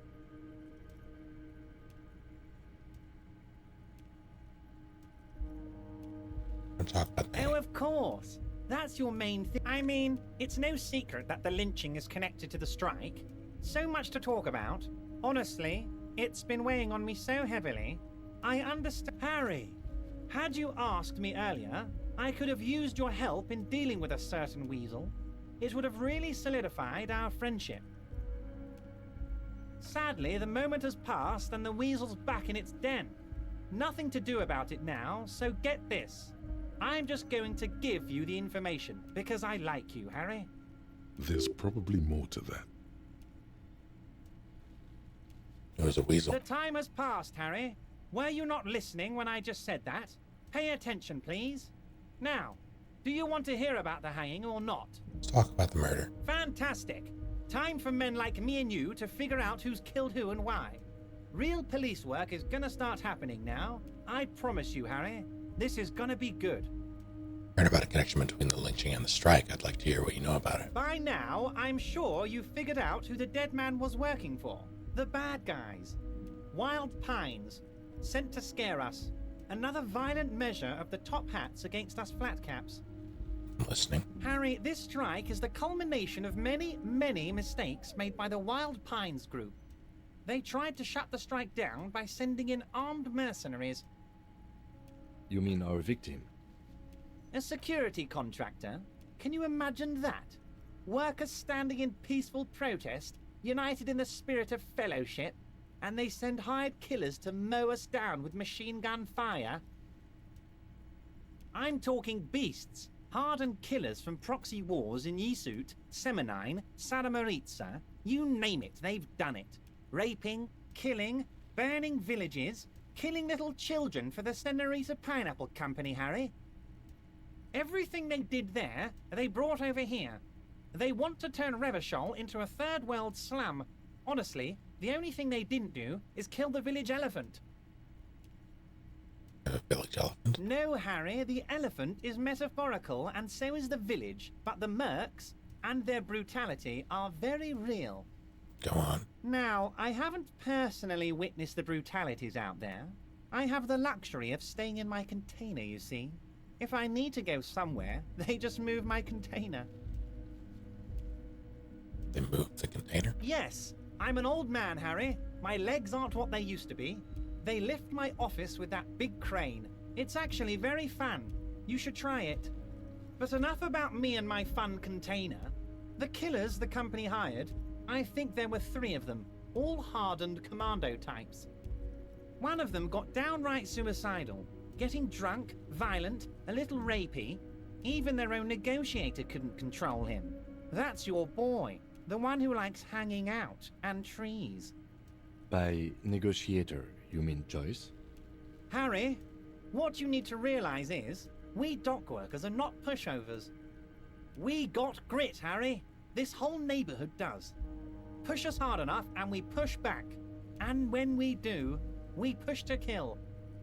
Who exactly did the pushing? There's a militant wing inside the Union. A group of people whose duties don't involve manual labor, but peacekeeping in the neighborhood, making sure everything runs smoothly. That sounds a bit like organized crime. A little bit. They're like you guys. Idealistic people who want to make sure bad things don't happen. And if they already have, well, punishment must follow. Again, that sounds like organized crime. Oh, but yeah. So these idealists killed our victim? One day Titus Hardy, leader of this peacekeeping faction, comes up to me and says, "Boss, socialist democratic fervor drove us to take it upon ourselves to kill this beast that was burdening the land." He probably worded it differently, but that was the idea. Sure sounded to me like they killed him. I gave them 2 weeks paid leave and told them to lay low to avoid retaliation. Aren't you worried we might arrest them for this? Oh, I'm not at all worried about that. These are not the kind of men who get arrested. They're Martinez boys, tough and gritty. I'd like to see the man who takes them in. Besides, I sent my lawyer girl to look after them. If he's just boasting, then it sure doesn't feel like that to you. He's not worried. He places a lot of faith in that lawyer girl. Perhaps this is a tactical error. Anyway.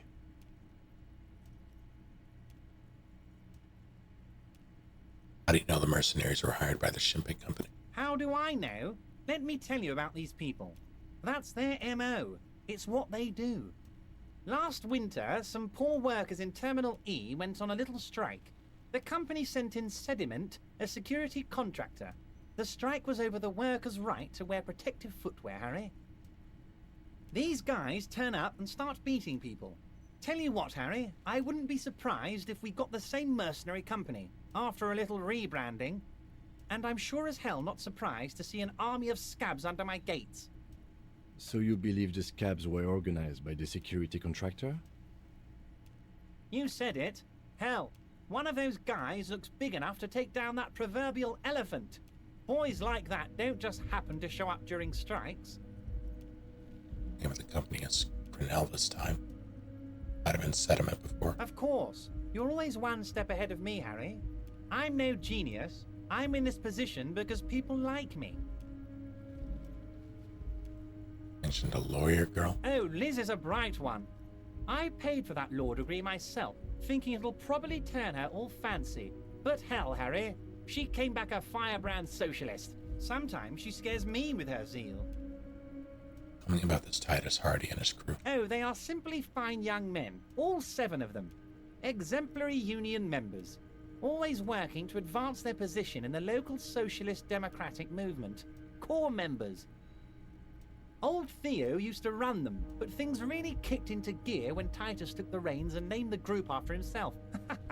Gotta love his initiative. Interesting. Who's second in command? They're almost all of them great guys, born leaders. Whatever happened, I'm sure they only had the best interests of Martinez and Revachol in mind. Work with them. Hell, interview them. But don't fight them. They really are just like you. Men who like beer, women, and some order on the streets. I met these Hardys. Can you ask them to cooperate? But of course! It's the least I can do for my good friend Harry. I'll do it right after we've concluded this talk. You can now go and tell Titus about this. See what he has to say. Also, Harry, here's 5 real. Why are you giving me? I'm not giving you anything. I'm just holding out 5 real. Needless to say, this is another move. Don't take it. I don't need it. Oh, I wasn't offering it to you, just holding it out there. But I'm willing to share information. Was there anything else? Good talk. Was it a good talk? I'm not sure we made much headway here. I was hoping we'd bust the case wide open. Heck, I even wanted to tell you what I really want to achieve with the strike. I don't know what happened, Harry. I wanted you to feel like Mr. Martinez. And of course, I also wanted you to find your gun. But it's like I can't completely trust you. Yet. Yet? Yes, Harry. It's like I can't fully trust you if you're not a man of the left. I want to, but I just can't. A man of the left, so you have to be a social democrat. He's been hurt too much in the past by men who aren't social democrats.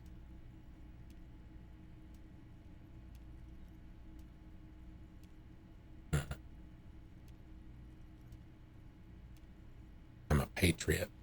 Just between us, I don't care for those lefty dinks either. It's all about power, and here's how we're gonna get it. I need you to be my kingsman, Harry. What does that mean? Kingsman? Yes. Please, let's be that. And what would this entail? Once again, I require nothing unethical or illegal of you.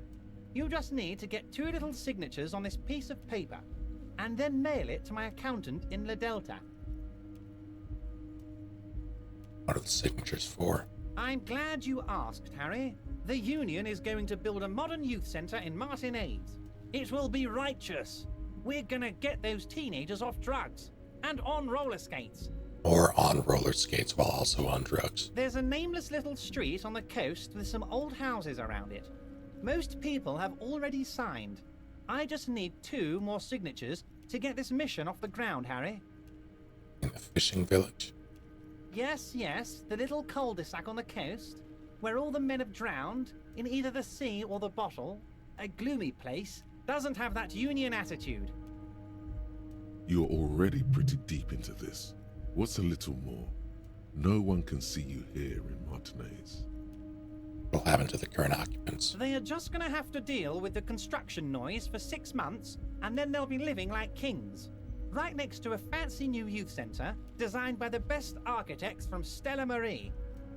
What do you think of this? It depends. I don't think what we just got from Mr. Clare was very useful.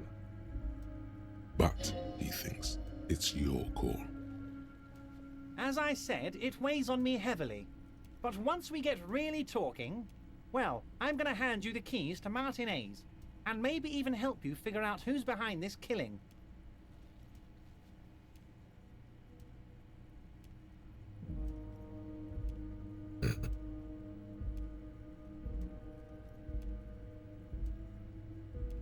I don't really... Like, there's no way I can trust this man.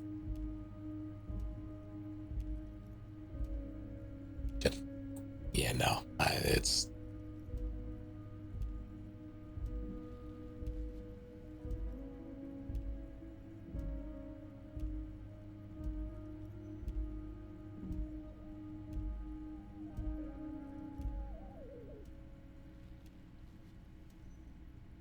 No. Perfectly acceptable. No one's gonna force you into anything, but I don't know about that gun of yours. You see, I'm a vengeful man, Harry. Part of how I got where I am is that, well, I can be quite nasty sometimes. But the good news is, the moment you change your mind and want to look into this matter, just tell me, and we'll be buddies again. The lieutenant's eyes meet yours, and he shrugs. Okay, fine.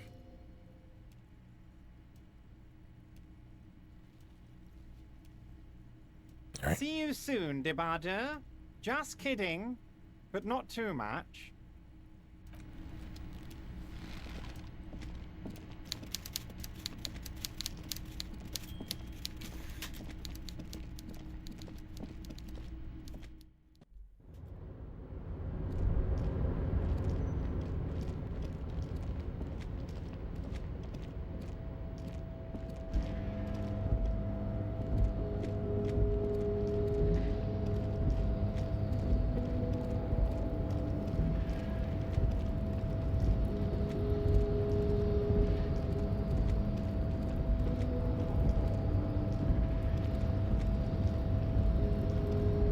Rusting control panel with several. The crane does not return to its original.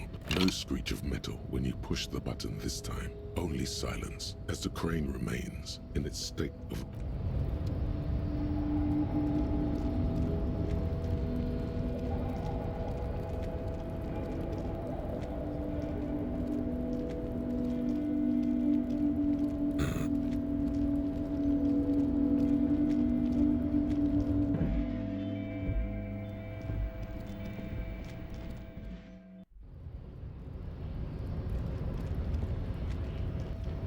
I'm still not sure how to advance. Let me see if I can figure it out.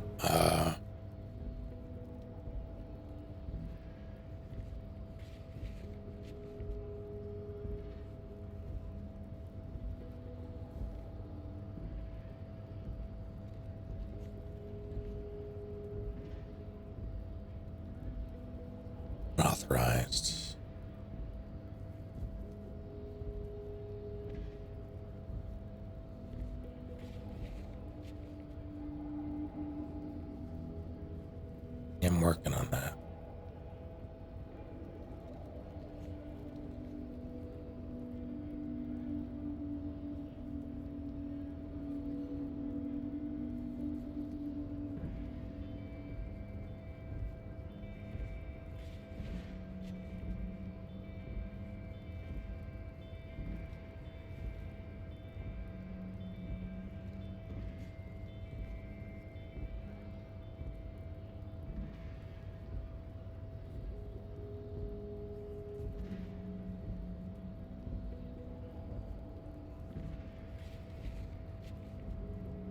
I didn't do that.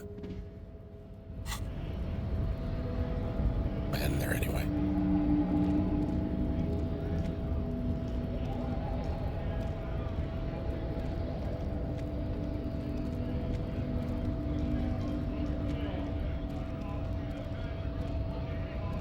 Right to work!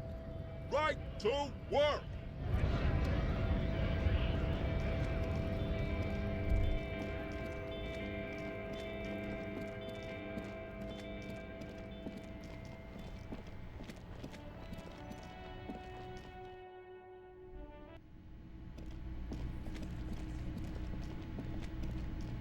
There you go. I couldn't possibly shower thanks on you as enthusiastically as my wife has, but I am grateful for your assistance, officer. He tries to play it cool, remain professorial, but inside, this man is itching for some news on those traps.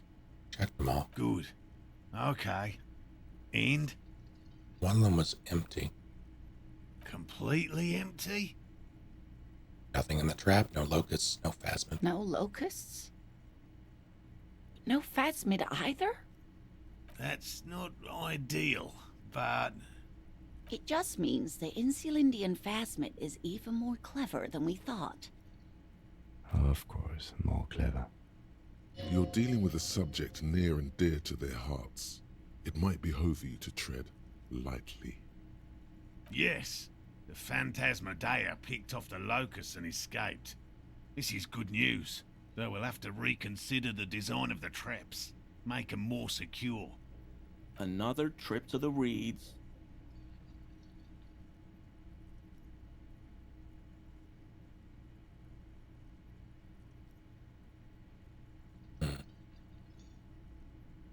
Deft hunter, this phasmid. Of course. Be sarcastic. Unless you have an alternative hypothesis you'd like to venture, mine stands, okay? Actually, no. Excuse me for getting emotional. This is a big deal for us. You've helped us twice now, and brought some great news too. My gratitude, and the gratitude of the Société Cryptozoologique de Revachol, is yours. Heartfelt gratitude. But does it feel like closure? What really happened? Some kind of foul play might be afoot. Theft? Thank you, it's an honor. We should probably return to our main investigation here. This has been refreshing, but... Helping cryptozoologists isn't really a priority for our organization, is it? The lieutenant looks out the window, impatiently. Consider the way the empty trap was disturbed, as though shaken. Most likely the hands of a young person. Hands small enough to fit inside the trap, too. You should ask the red-headed boy, Kuno. I think a little hooligan called Kuno may have stolen the locusts. A little hooligan? But what would a child want with bags? Tasty snack. Oh, my dear Morel. You've been an old man for too long. Kids love to torment insects almost as much as they love to torment old folks. I'll talk to the little gremlin and see if anything comes up. Delinquents. My favorite. Doesn't sound like it's really his favorite. Oh, you've been such a dear to us. Please, let us know whatever you turn up. I have a feeling we're getting so close. Well, I see you've got all the help you need. I'll see you tonight at my place. Let's play suzerainty, but no more field trips for me. This is a slippery one. He may respect the law, but mostly wants to pass under the radar. You won't get a chance to talk after you walk out of here. He hasn't been particularly forthcoming before. He may well still be hiding something. After he's left, it's too late. Really, Gary? We're getting somewhere here. I'd love to play suzerainty, but... Lena, I'm sorry, but you're not getting anywhere. It was some kids. I know the little mutants around here. Leave anything out in the open and they'll steal it, even if it's bugs. He looks at his tea. Morel, it's been fun, really, but I need a bath and I have deliveries to handle. When this tea is done, I gotta run. No need to apologise, Geary. You've been more than helpful. We'll have to take a rain check on that game of Sue's Reinty today, though. We're gonna follow this through. Not so fast, Geary. I really owe you one for getting us out of those reeds, officer. Finally got all that soot out of my hair. Name's Gary.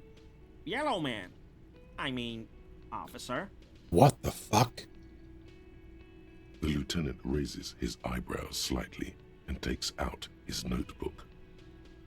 Yellow Man, might this be the owner of that mug you found in the trash? This is something to ask him about, after a little probing first.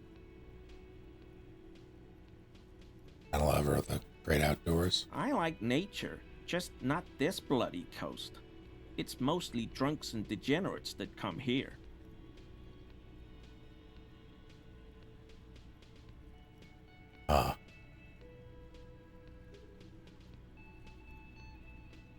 This man respects authority too much to see you for what you are. Pretend thou art a sober man.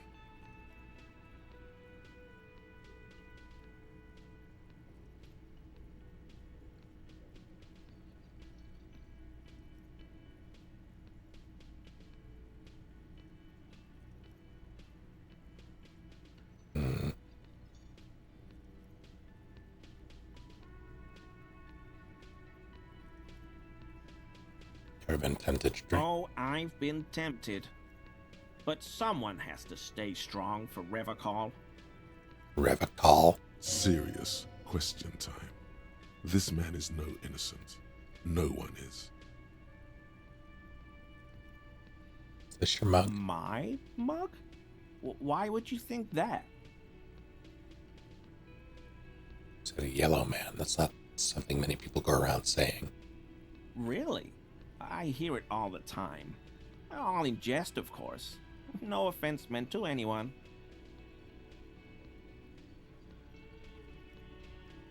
Still seems suspicious. You mentioned the mug was found at the scene of a lynching. Okay, I admit it. I threw the mug away in the trash container behind the hostel.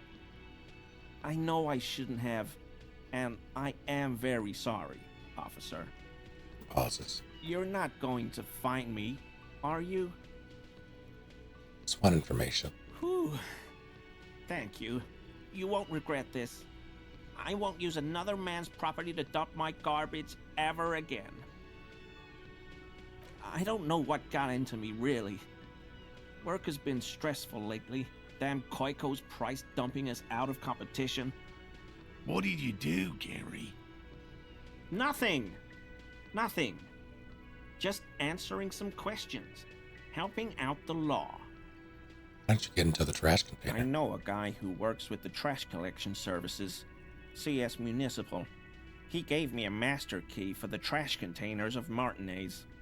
Why do you need to get into everyone's trash? So I can use the Whirling's trash compactor to store my own stuff. Garbage disposal is expensive as hell. The damn Hemians run it like a mob. I'm sorry, okay? I thought I could cut costs. I shouldn't have. I shouldn't have disgraced myself. Disgraced? No need for the histrionic, sir. It was, after all, just a trash container. He studies his reaction. Gary doesn't answer. Gary, did you put the clothes of a murder victim, a man who was hanged behind the whirling in rags, into that trash container? Officer, please. Let me explain. It's not like that. Dude. I was only cleaning up. I live right across the yard from where he was hanged, and I saw him stripped naked. All the clothes lying around in the yard, smelling. People are animals, you know? Yes, what happened? Then I came out to clean up the rags, because no one else would. I put them into the Whirling's trash, along with a broken mug, admittedly. He changes his mind mid-sentence. Okay. I was coming to throw the mug away, and, well, I threw the mug there and the clothes too. Right. It was just civic duty. The lieutenant marks drolly. Exactly. That's exactly what it was. Civic duty. Wouldn't know anything about the victim's missing armor, would you? Armor? No. I mean, yes. Of course. I know he was wearing armor, but I don't know anything about it. An infant could see he's not telling the truth, but he's too scared to admit more wrongdoing. Let's move on for now. I hope I could help your investigation, in my small way. Know anything about him? I told you everything I know, sir. I'm truly sorry for the mug, but I have nothing to do with that. He shifts uncomfortably in his clothes. Uncomfortable shifting around doesn't make him the killer, though. It's something else. You're surprised to see my colleague, Lieutenant Katsuragi. Not many Sealites here, or anywhere, other than Sale. I meant no offense, truly. Do you remember how, when we met Measurehead and I said the next racist will be a really good one? Yes. Well, this is that racist. He gestures towards Gary as though he were presenting a work of art. Will you grant us 3 wishes, Gary? Hey, man, all I meant was there are not many Sealites around here. I'm just stating a fact.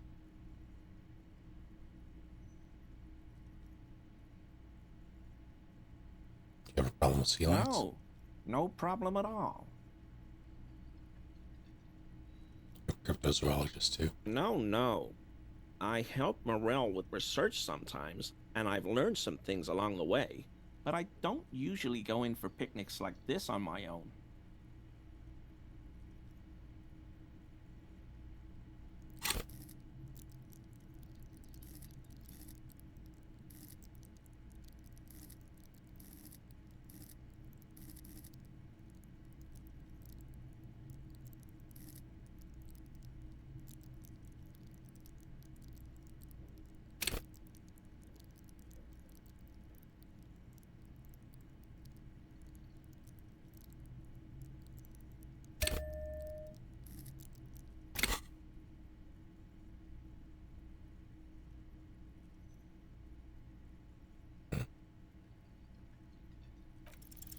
That shirt oh my God, very uncomfortable on him. Look at the buttons, barely keeping that thing together, as if something is ready to rip out from underneath. Something worn underneath. Yes, like a piece of ceramic armor, for example. One that makes a clicking sound when the plates meet each other, resembling pearls or marbles, stolen from the corpse in the yard near where he lives. I see you're a connoisseur of high-quality combat gear. I knew you'd figure it out, officer. I'm sorry I didn't tell you at once. I was Unbuttons the shirt. I was ashamed of what I did. And I didn't want you to know. You see gleaming white ceramic shine underneath. A thin layer of interlocking plates covers his gaunt torso. We're not detecting falsehood, sire. He's gearing up to admit the truth. This shame is surprisingly sincere. Gary, what's going on? Gary's a racist, Lena. I took the hanged man's cuirass. I didn't mean to. Also that. God damn it, Gary. I know. He sounds like such a dweeb. Shame on you. The crypto-fascist. Give cuirass to the officer at once. The woman looks at you, her eyes soft and pleading. Gary didn't mean to interfere with your investigation officers. He's just thick-headed and poor as dirt. But he's always helped us, given us a place to stay. And he's followed Morel into God knows what jungles. He's a loyal friend. Why did you really put those clothes in the trash? Everyone was picking those pieces off him, and I was watching them do it. And they'd scattered his clothes all over the yard. Everything was smelling. Looks at his feet. So I went there to take out the trash and started cleaning up. All those rags on the ground, him swinging up there, and I had a lapse of honor, sir. I thought, he's a foreigner. They all say he wasn't from here. Only the cuirass was left, so I stripped it off him. It was early in the morning. No one saw me. I took it with me. It was a mistake. Had I known it'd give you guys trouble, I wouldn't have... Fuck. We're detecting sincere contrition here, sire. He's not trying to flatter anyone.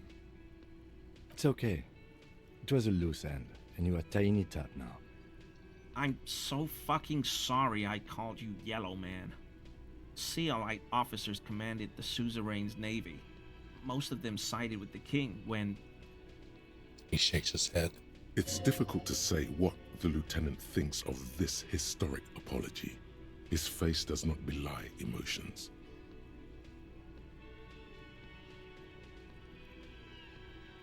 You know who killed the hangman? I always thought it was the Union. Some Union hardasses lynched him because of the strike. But almost everyone in town knows that. I wish I could tell you more. Shakes his head. This is all he knows. You lied to me. Because I was weak. I should have told you the moment I saw you, but... He's a scaredy cat. The woman looks at Gary, her eyes motherly. Give me the armor. He sighs again, hangs his head, and unbuttons his shirt fully. A cuirass that matches the dead man's boots comes into view. Soon it is in your hands, smelling of his sweat. But so light to hold, like a bag of cotton. Are we done here, Gary? Yes, absolutely. I will never do anything like this again. Thank you for your cooperation. Just gonna... Shame on you, Gary. What do you mean, -1 empathy?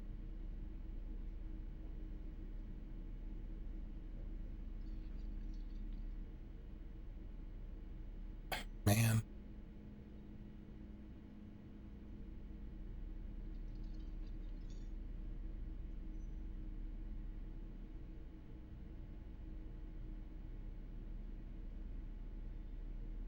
Wait, there's hope.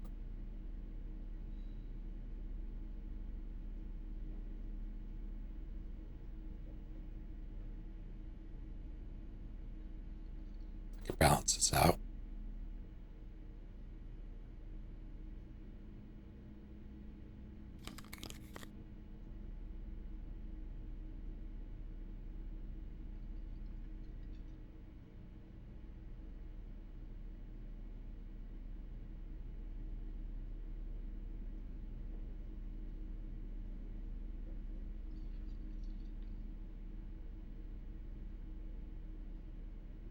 Counterpoint.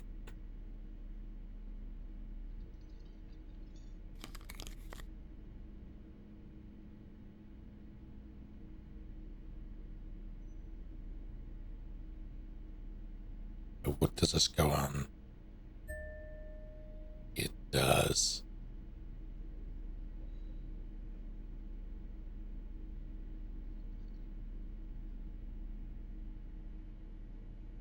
That's one logic.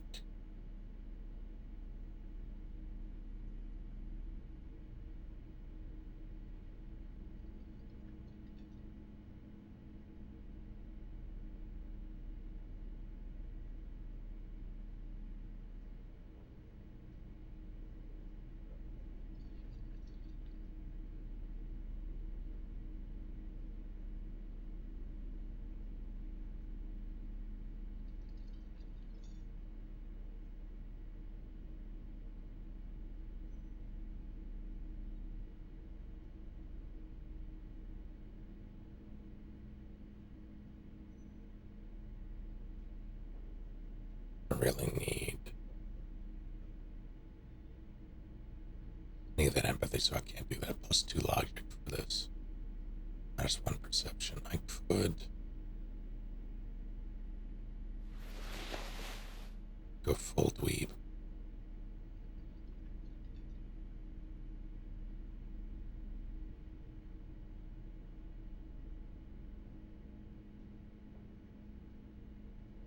Sink my next thing into perception, I guess.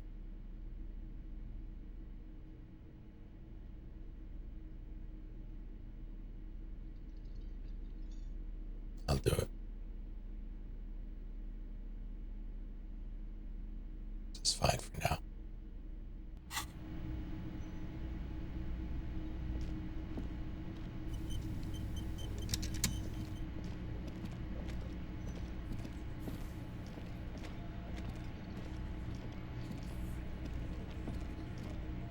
I've got nothing to say to you. Looks like the circus left town, but the clowns are still here.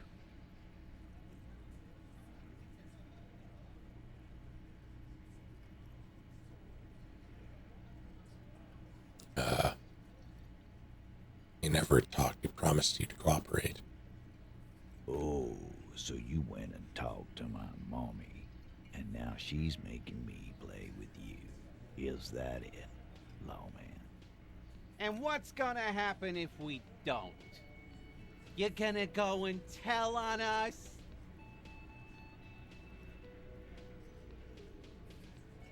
Person word, right? Yeah, I heard him. Now fuck do you think I'm doing here? You'd have your ass handed to you if it wasn't for the boss man's word. Let me state this very clearly, capo. Hello, officer. I'm Titus Hardy, and these are my boys. Hardy boys. How may we assist you? Explosive laughter follows. To his men, Titus Hardy is a golden god.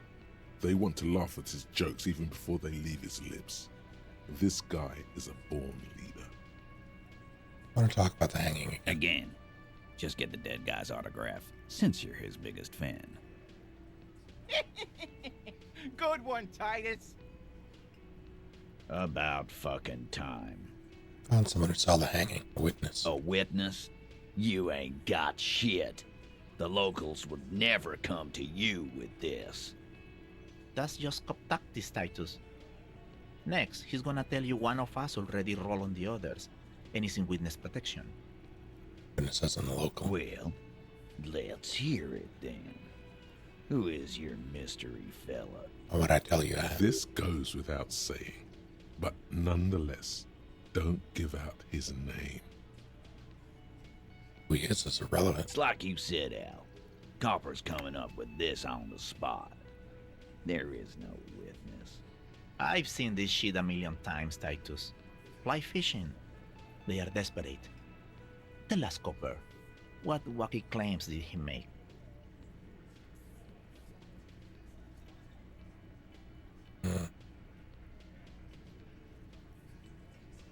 Two people of Turkey descent, one miss. Arab guy?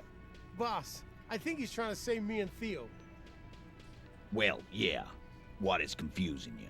Eugene, Theo, and Elaine were there too. I already told you. We were all there. And the set the hanging went down very quietly. No shouting, no commotion. It's you assholes that feel the need to go around like a fucking brass band. The Hardy boys are dead silent. Yeah, it's like they put cowbells on you before they send you to the streets. What's with the cowbells, policeman? And the set it all looked like a surreal play. That means absolutely nothing to me.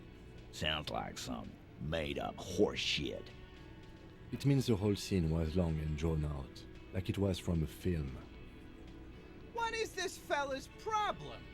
Sorry we didn't make it more action-packed. It wasn't the first thing on our minds, you see? Shanky, it's Shanky, right? I thought there's something wrong about the lynching story. Now I know there was. You don't know shit. I know you are lying, Shanky.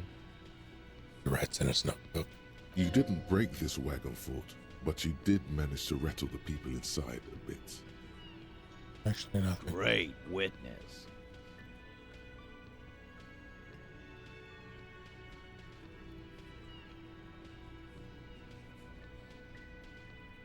Let's try. Establish authority. Yes. Authority. Feverish thoughts race through your mind. Oh my god.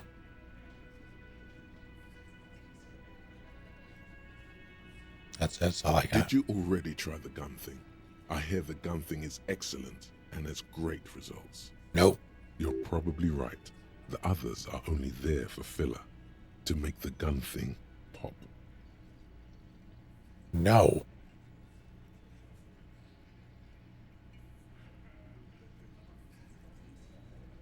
You don't think keeping this town from going to hell and you're not helping. And what exactly is it you've been doing that's so goddamn special? Shitting yourself in front of us. Going around, harassing kids on the street. Kids who've done nothing wrong. All the while talking racist shit. Don't think we aren't watching, fascia. People here trust us. We're getting complaints.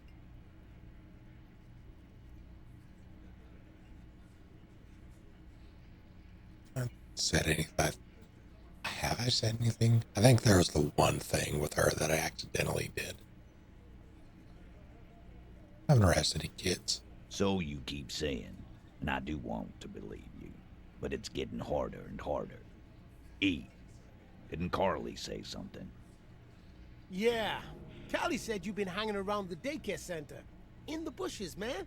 By the jungle gym. Trying to set up some weird field trip. To your station. That's in your home.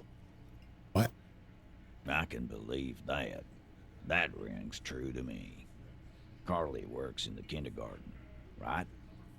There is no Carly, and there is no kindergarten. It's a joke, and we are getting derailed. Please stop hanging around the jungle gym. Whatever you're doing there is making you look awful, and it's not helping you with these guys at all. What? Starting from the right. Boot size 44, sitting on his right. Across at the other table. Hobnailed working boots. A symmetric burn on his neck, resembling the letters loss. And then, standard working boot. Steel reinforced. The emblem on his vest says Rowing Club. A little patch below it reads T. Hardy, Captain. In the far corner, standard working boot, steel reinforced toes, size 44, 40-something, non-alcoholic beverage in hand. You squint. Is that a plectrum? Where? On his neck. Forget it. It's not important. Let's call this one the musician. Size 41, with the light step. Not a child, after all. In the middle, heaving and wheezing. In conclusion, these 7 are the actors on the crime scene. The footprints were theirs, but there's a discrepancy. Exactly. You've stood there for about 4 seconds, not saying anything. The fuck is with you, fella?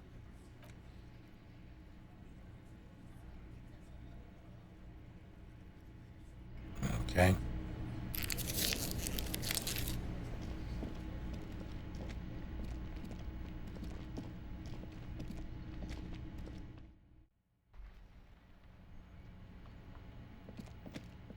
Time to talk to Kuno and then call it for the evening.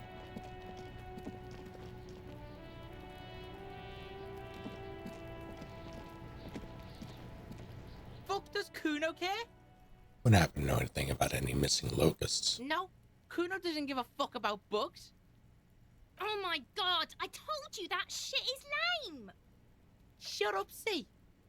Now they're gonna take you to lame prison!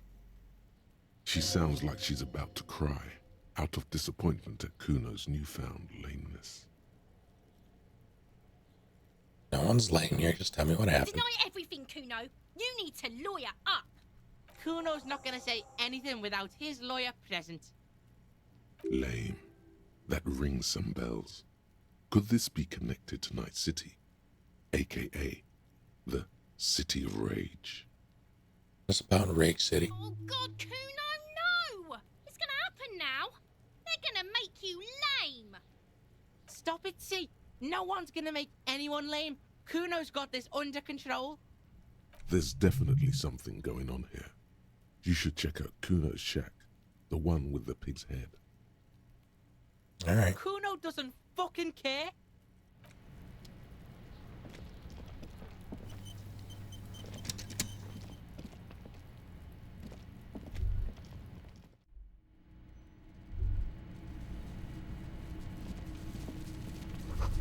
Crawling of locusts in here. All around you, the hisses and chirps of locusts fill the musky air.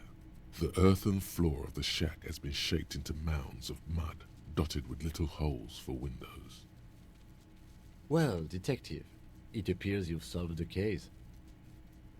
The lieutenant looks around, writes something in his notebook, and turns to you. Of the locusts. For the missing locust case, which is a sub-case of the imaginary insect case. So at least that's going well. So that's what I was thinking. Yes. I feel we are nearing a real breakthrough. We should talk to Kuno about this, get him to stop. I'll let you handle the Kuno side of things. You are doing just fine. Am I? It doesn't feel like I'm doing just fine.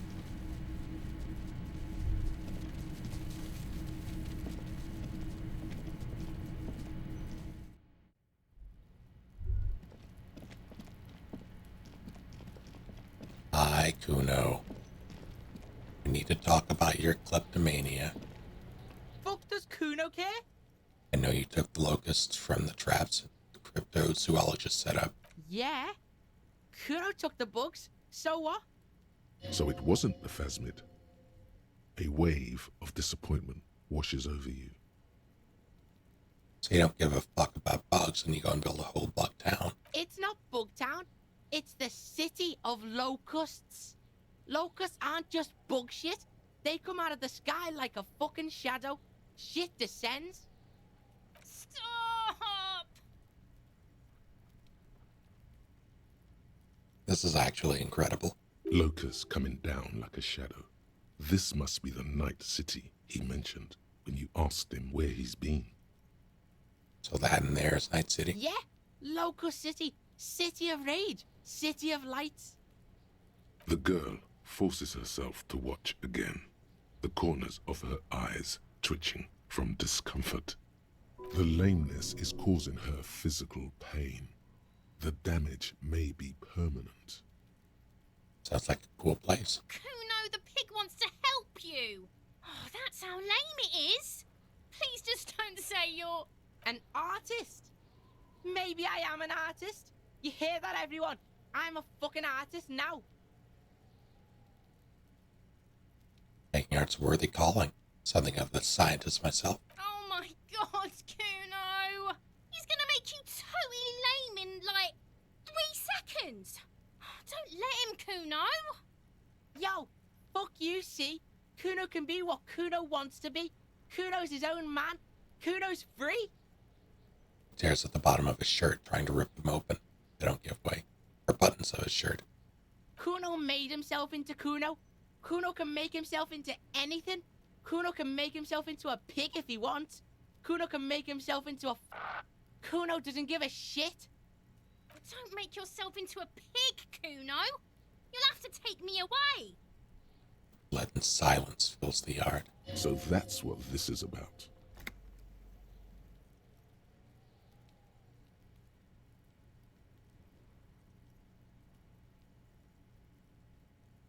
Without a word, she disappears entirely behind the fence. For once, the boy is lost for words. He turns completely red now, with splotches of white beginning to appear across his face. Use this momentary confusion to take control of the situation.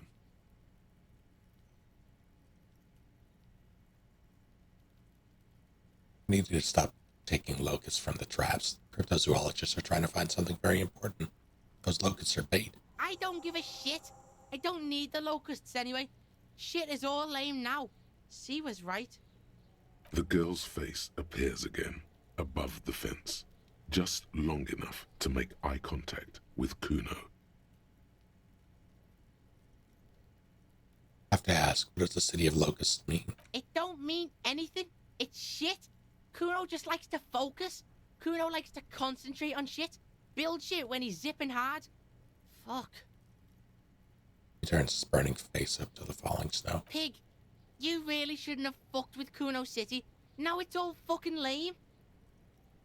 What's gonna happen to the locusts? Kuno's gonna let the fucking locusts die. Oh. Better be off. The fuck are they trying to catch anyway? With the traps? Insulindian phasmid. He recognizes the name. You know what it is? Bitches think Kuno doesn't know shit. The fuck out of here. Kuno's tired of this shit. There's silence between the two children. They're not saying anything to each other, nor looking in each other's direction.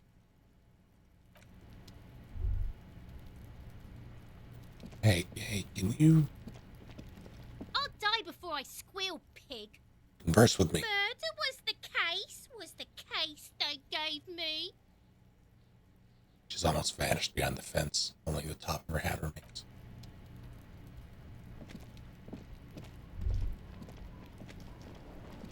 The trash container stands. The smell of rotten food rises to greet you. You see soggy cartons, dirty rags, and organic waste. The container sounds a muffled gong. I don't need to know.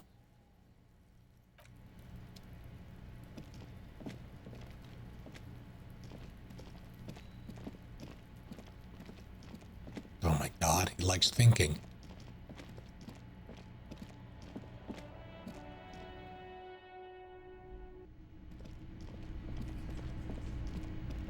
I got terrible news. Hello, officer. I think I almost have it. A new trap design, that is. I know you're skeptical, but I have a good feeling about this. I had a chat with this kid, Kuno. Promised to stop stealing the locusts. So it was just a child. Purses his lips, crestfallen. Thank you for telling us, sweetie. This is good news, right? It means we can try again. She acts chipper, but something's changed in her tone. A hidden worry. Something is secretly gnawing at her confidence. It's not this Kuno kid or the missing locusts. It's something else. Yeah, you're right. We just need to restock the empty trap. Then we'll need to inspect the traps one more time. And then maybe we can.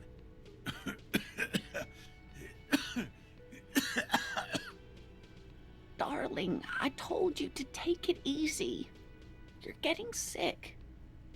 Maybe it's time to go home. You're right, you're right. We can come back next season when it's warmer.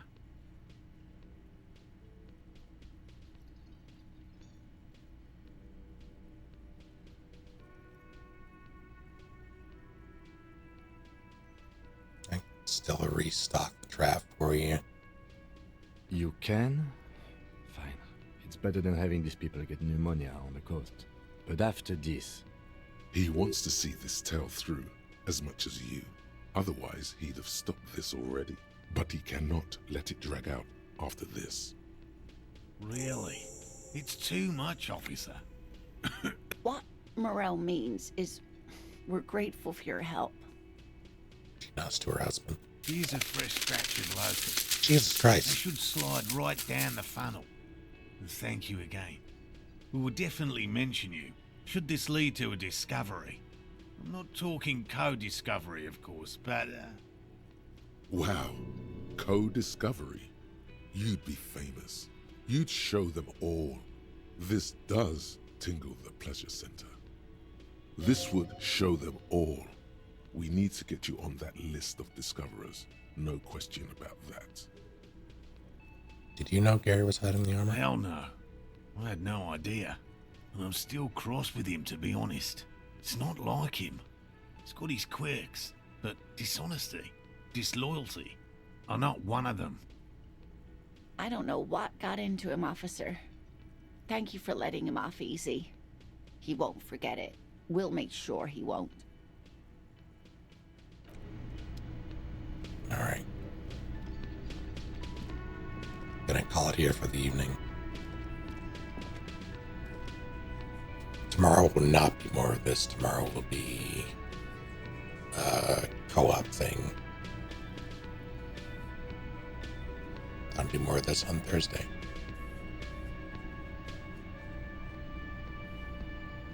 Until then.